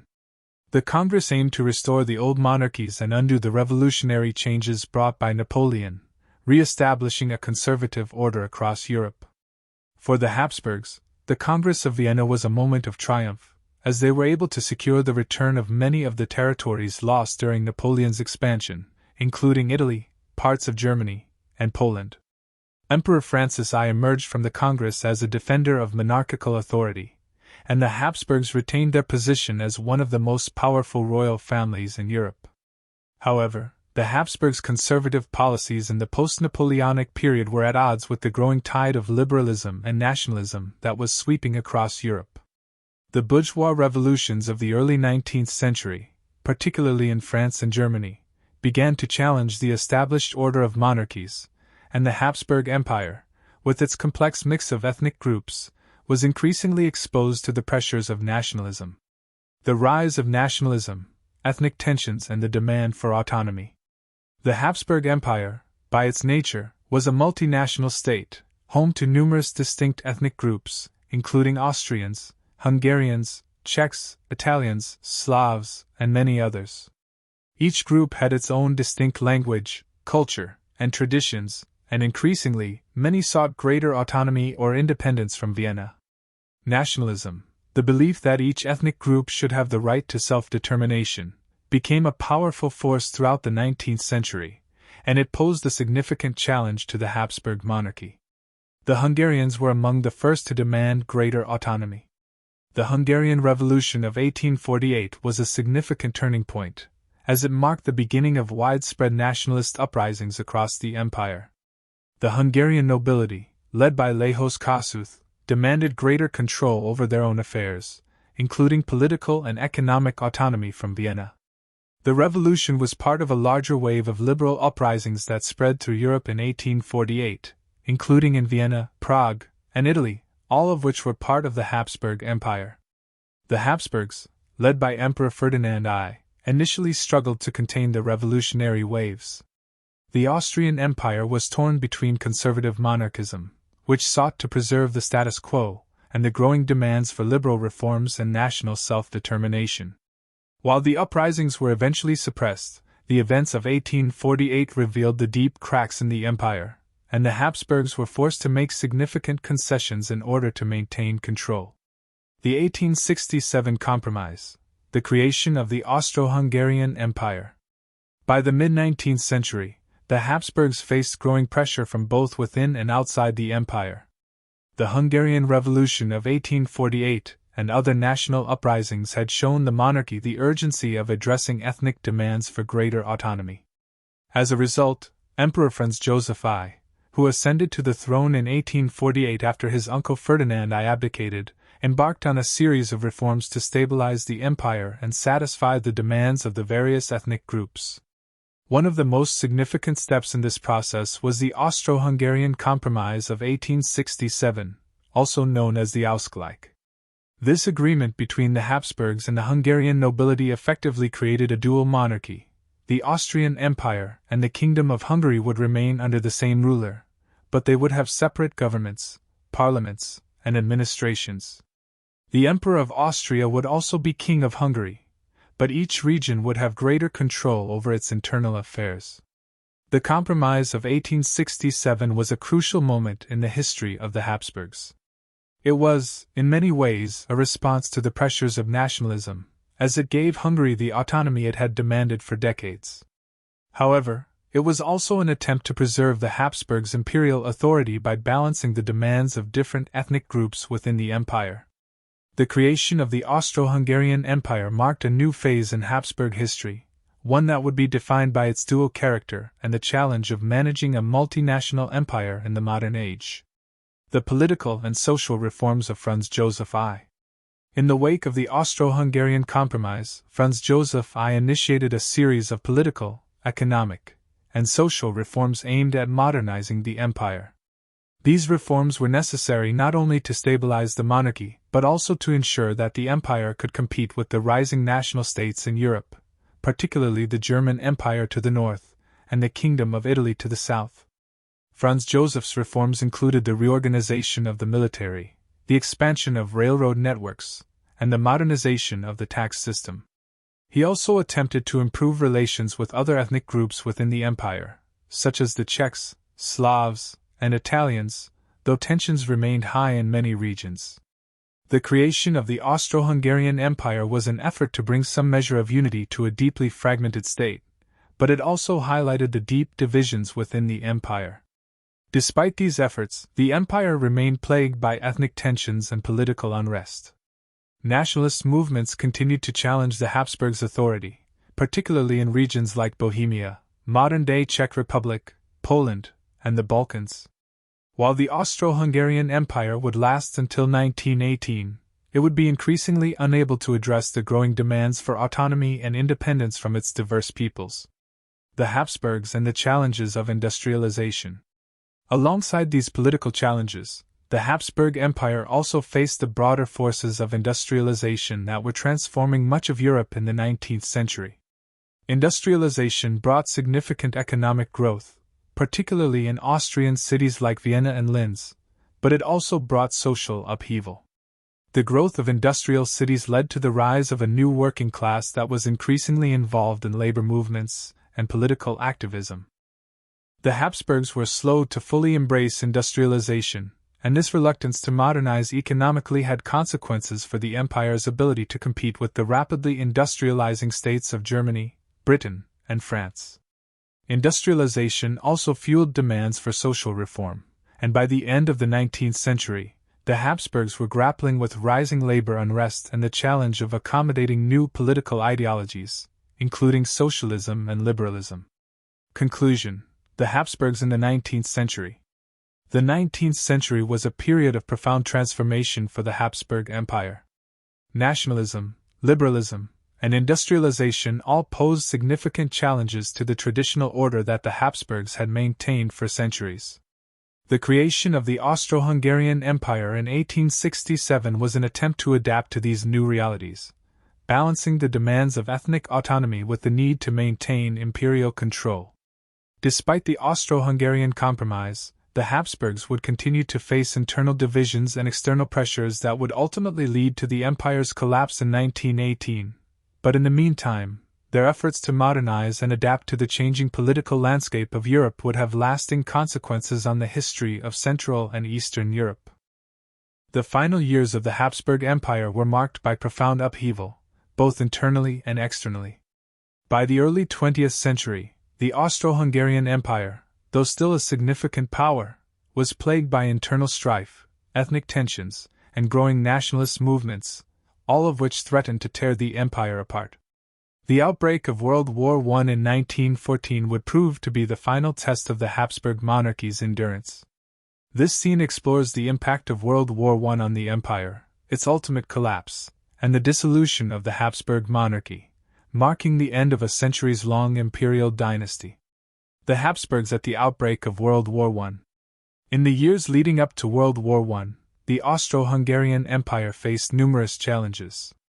The rise of nationalism continued to put immense pressure on the empire's multinational structure, as various ethnic groups, particularly Czechs, Slavs, Italians, and Hungarians, demanded greater autonomy or outright independence. The empire's leaders, particularly Emperor Franz Joseph I, were unable to fully address these growing demands, which led to tensions within the empire and a sense of stagnation. Internationally, the empire was part of the Central Powers Alliance, alongside Germany and Italy, though Italy would later switch sides. This alliance, aimed at countering the growing influence of the Triple Entente, comprising France, Russia, and Britain, found itself embroiled in conflict following the assassination of Archduke Franz Ferdinand in Sarajevo on June 28, 1914. Franz Ferdinand, heir to the Austro-Hungarian throne, was a moderate reformer who sought to address some of the empire's internal problems, particularly the issue of ethnic autonomy. His assassination, attributed to a Serbian nationalist group, set off a chain reaction that led to the outbreak of war. The assassination was the immediate trigger for Austria-Hungary's declaration of war against Serbia, but it quickly escalated as alliances were activated. Russia, bound by treaty to Serbia, mobilized against Austria-Hungary. Germany, allied with Austria-Hungary, declared war on Russia, and soon the conflict expanded into a global war. The Austro-Hungarian Empire found itself at the heart of a massive conflict that would test its stability and military capabilities. The war and its impact on the Habsburgs. World War I placed immense strain on the Austro-Hungarian Empire, both militarily and politically. The empire's military leadership was unable to effectively coordinate with its allies, and despite initial successes in the Balkans and on the Eastern Front, the empire was bogged down by a prolonged war of attrition. The Austrian army was stretched thin, and the Austro-Hungarian forces faced significant defeats, particularly in the Eastern Front against the Russian Empire, and later in the Italian Front, where the Austrians were repeatedly pushed back by Italian forces and their allies. Internally, the empire's multinational makeup made it difficult to maintain morale and unity. Ethnic groups that had previously been loyal to the monarchy now saw the war as an opportunity to push for independence or greater autonomy. Slovaks, Czechs, Croats, and other Slavic groups within the empire increasingly sided with the Allies, hoping for a new political order after the war. At the same time, the Hungarians in the empire had long been frustrated with the dominance of the Austrian side of the monarchy and pushed for greater autonomy within the dual monarchy. As the war dragged on, food shortages, economic strain, and military defeats began to erode the stability of the empire. Civil unrest grew as strikes, protests, and demonstrations became more common in the empire's major cities. The Habsburg monarchy, which had ruled for centuries with a delicate balance of power, seemed increasingly unable to cope with the pressures of war and internal disintegration. The collapse of the Habsburg Empire, 1917 to 1918. By 1917, the war had taken a severe toll on the Austro-Hungarian Empire. The Russian Revolution of 1917 and the subsequent collapse of the Russian Empire temporarily relieved some pressure on the Eastern Front, but the empire's military situation continued to deteriorate. German assistance on the battlefield provided some temporary relief, but it was clear that the war was no longer winnable. Meanwhile, the empire's internal problems were mounting. Nationalist movements were gaining ground, with several groups pushing for independence.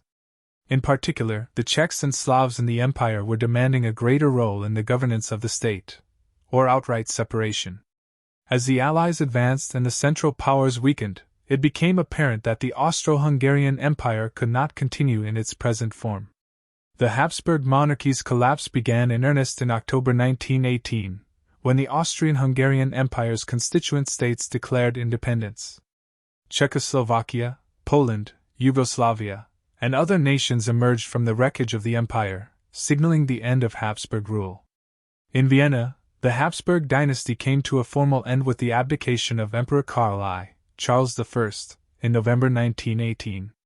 Karl's abdication marked the end of over 600 years of Habsburg rule in Central Europe, and Austria-Hungary was officially dissolved. The Treaty of Saint-Germain and the end of the Habsburg dynasty. The official end of the Habsburg Empire was cemented with the signing of the Treaty of Saint-Germain in 1919, which formally dissolved the Austro-Hungarian Empire and redefined the borders of Europe. Austria was reduced to a much smaller republic, while new countries such as Czechoslovakia, Yugoslavia, and Poland were created out of former imperial lands. The Habsburgs were stripped of their titles and land. Emperor Karl I was exiled and would spend the rest of his life in Switzerland before dying in 1922. Despite several attempts to regain the throne in the years following his abdication, Karl I's efforts were unsuccessful, and the Habsburgs' reign came to a definitive end. The legacy of the Habsburgs. While the fall of the Habsburg Empire marked the end of an era, the legacy of the Habsburgs remained profound. For centuries, the Habsburgs had played a crucial role in European politics, shaping the course of history through dynastic marriages, territorial expansion, and the maintenance of a powerful, multinational empire. The dissolution of the empire reshaped the map of Europe, creating new nations, but also sowing the seeds for future conflicts. In the years following World War I, many of the new states formed from the empire's former territories experienced political instability, ethnic conflict, and border disputes. The Habsburgs' reign had kept these divisions in check, but their fall left a vacuum that would be filled by the struggles of the 20th century, including the rise of Nazism, fascism, and the Cold War. The legacy of the Habsburgs also endured in cultural and intellectual spheres. The family had long been patrons of the arts, and their patronage of architecture, music, and literature had shaped much of the cultural landscape of Central Europe. Even after the monarchy's fall, many of the Habsburg palaces, museums, and cultural institutions remained important symbols of the imperial past. Conclusion: the end of the Habsburgs. The fall of the Habsburg Empire and the aftermath of World War I marked the end of one of the longest and most influential monarchies in European history. The empire's collapse was the result of a combination of military defeat, internal ethnic strife, and the broader tides of political change that swept across Europe in the early 20th century. The end of the Habsburg dynasty was a monumental moment in history, signaling the dissolution of an empire that had once ruled much of Central and Eastern Europe. Though their imperial reign had ended, the Habsburgs' legacy would continue to influence the region's politics, culture, and identity for years to come. After the collapse of the Austro-Hungarian Empire in 1918, the Habsburgs found themselves thrust into a new reality, one where they no longer wielded political power or imperial influence. The once mighty dynasty, which had ruled much of Central Europe for over 6 centuries, was now stripped of its lands, titles, and thrones. The abdication of Emperor Karl I, Charles I, in 1918 marked the definitive end of the Habsburg monarchy in the wake of World War I and the subsequent creation of new nation-states across the region.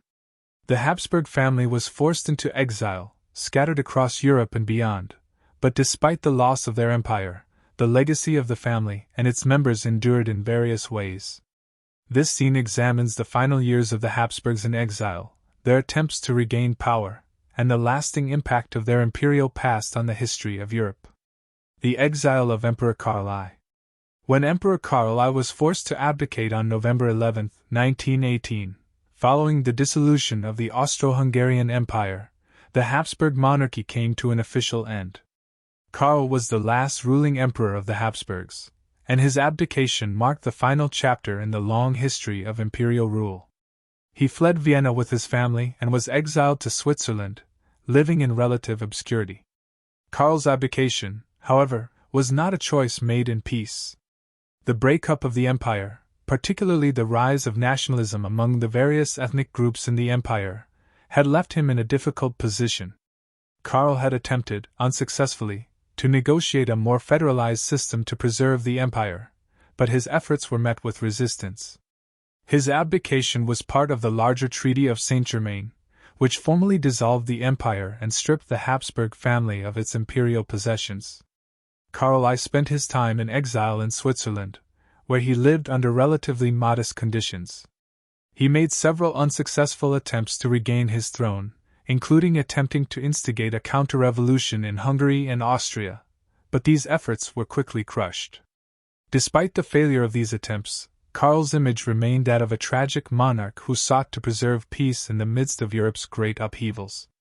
His exile was marked by personal hardship and the struggles of living as a former emperor without a throne.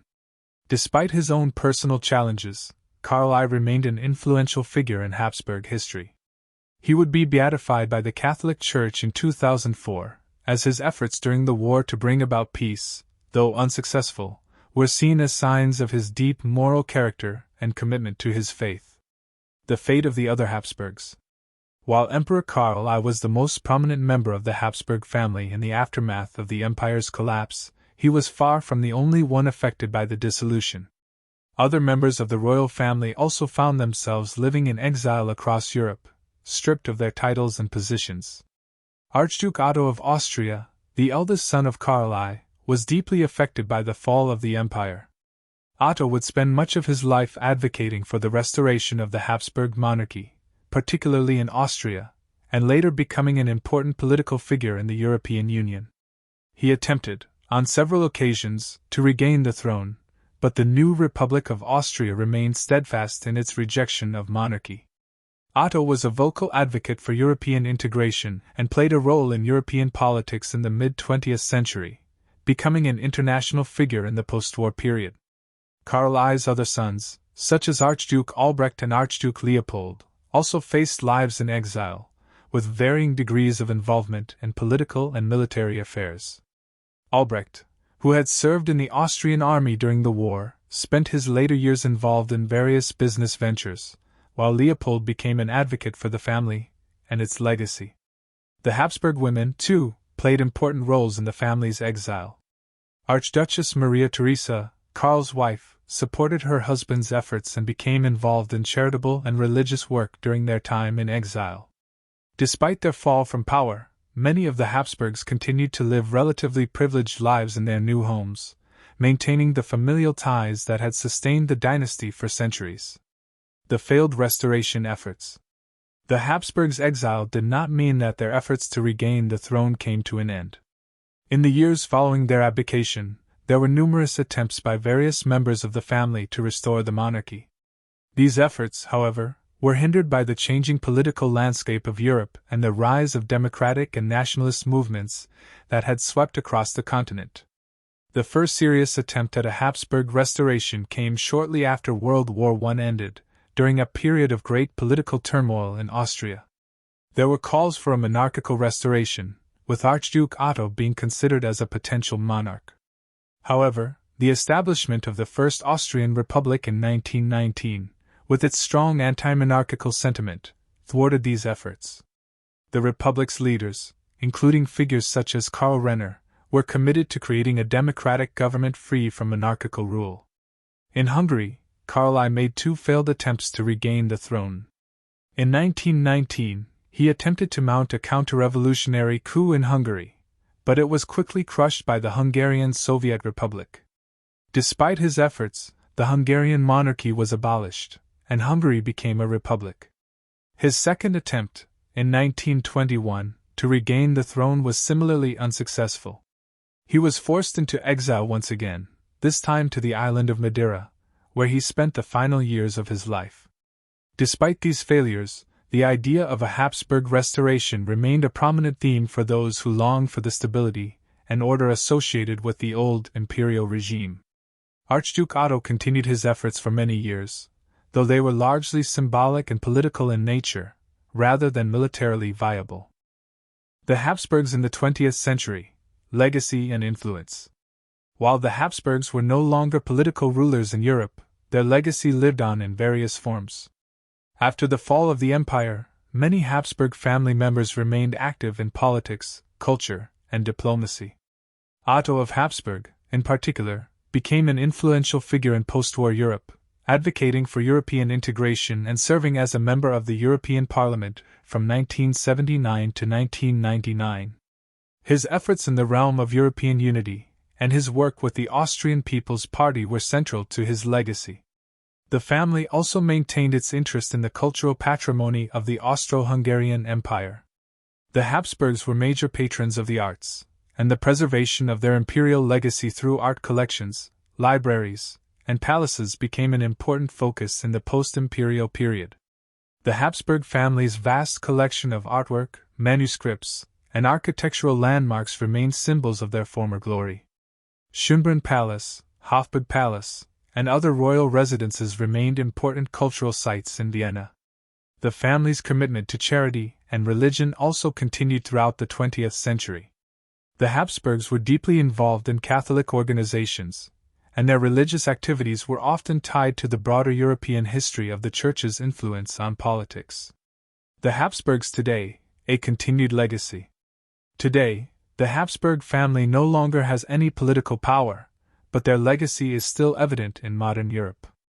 The family is viewed with a certain sense of nostalgia by many in Central and Eastern Europe, particularly in Austria and Hungary, where the memory of the empire is sometimes seen as a symbol of a more stable and ordered time. The Austrian nobility is still associated with the Habsburg name, and the family's activities, especially those of Otto von Habsburg, who passed away in 2011, continue to attract attention. In recent years, the Habsburg family has also been involved in charitable works and the promotion of historical research on the Austro-Hungarian Empire. Their continued presence at cultural and historical events, such as royal gatherings, conferences, and museum exhibits, ensures that the legacy of the Habsburgs remains relevant to modern audiences. Conclusion: the enduring legacy of the Habsburgs. The Habsburgs may have lost their throne and their empire, but their impact on European history endures. Their dynastic rule left an indelible mark on the history of Austria, Hungary, and Central Europe as a whole. The Habsburgs' reign influenced the political, cultural, and social development of Europe for centuries, and their legacy continues to shape the modern world in ways that extend far beyond their imperial rule. Their final years in exile were marked by loss and disappointment, but the family's enduring legacy is a testament to the lasting significance of the Habsburg dynasty in the history of Europe.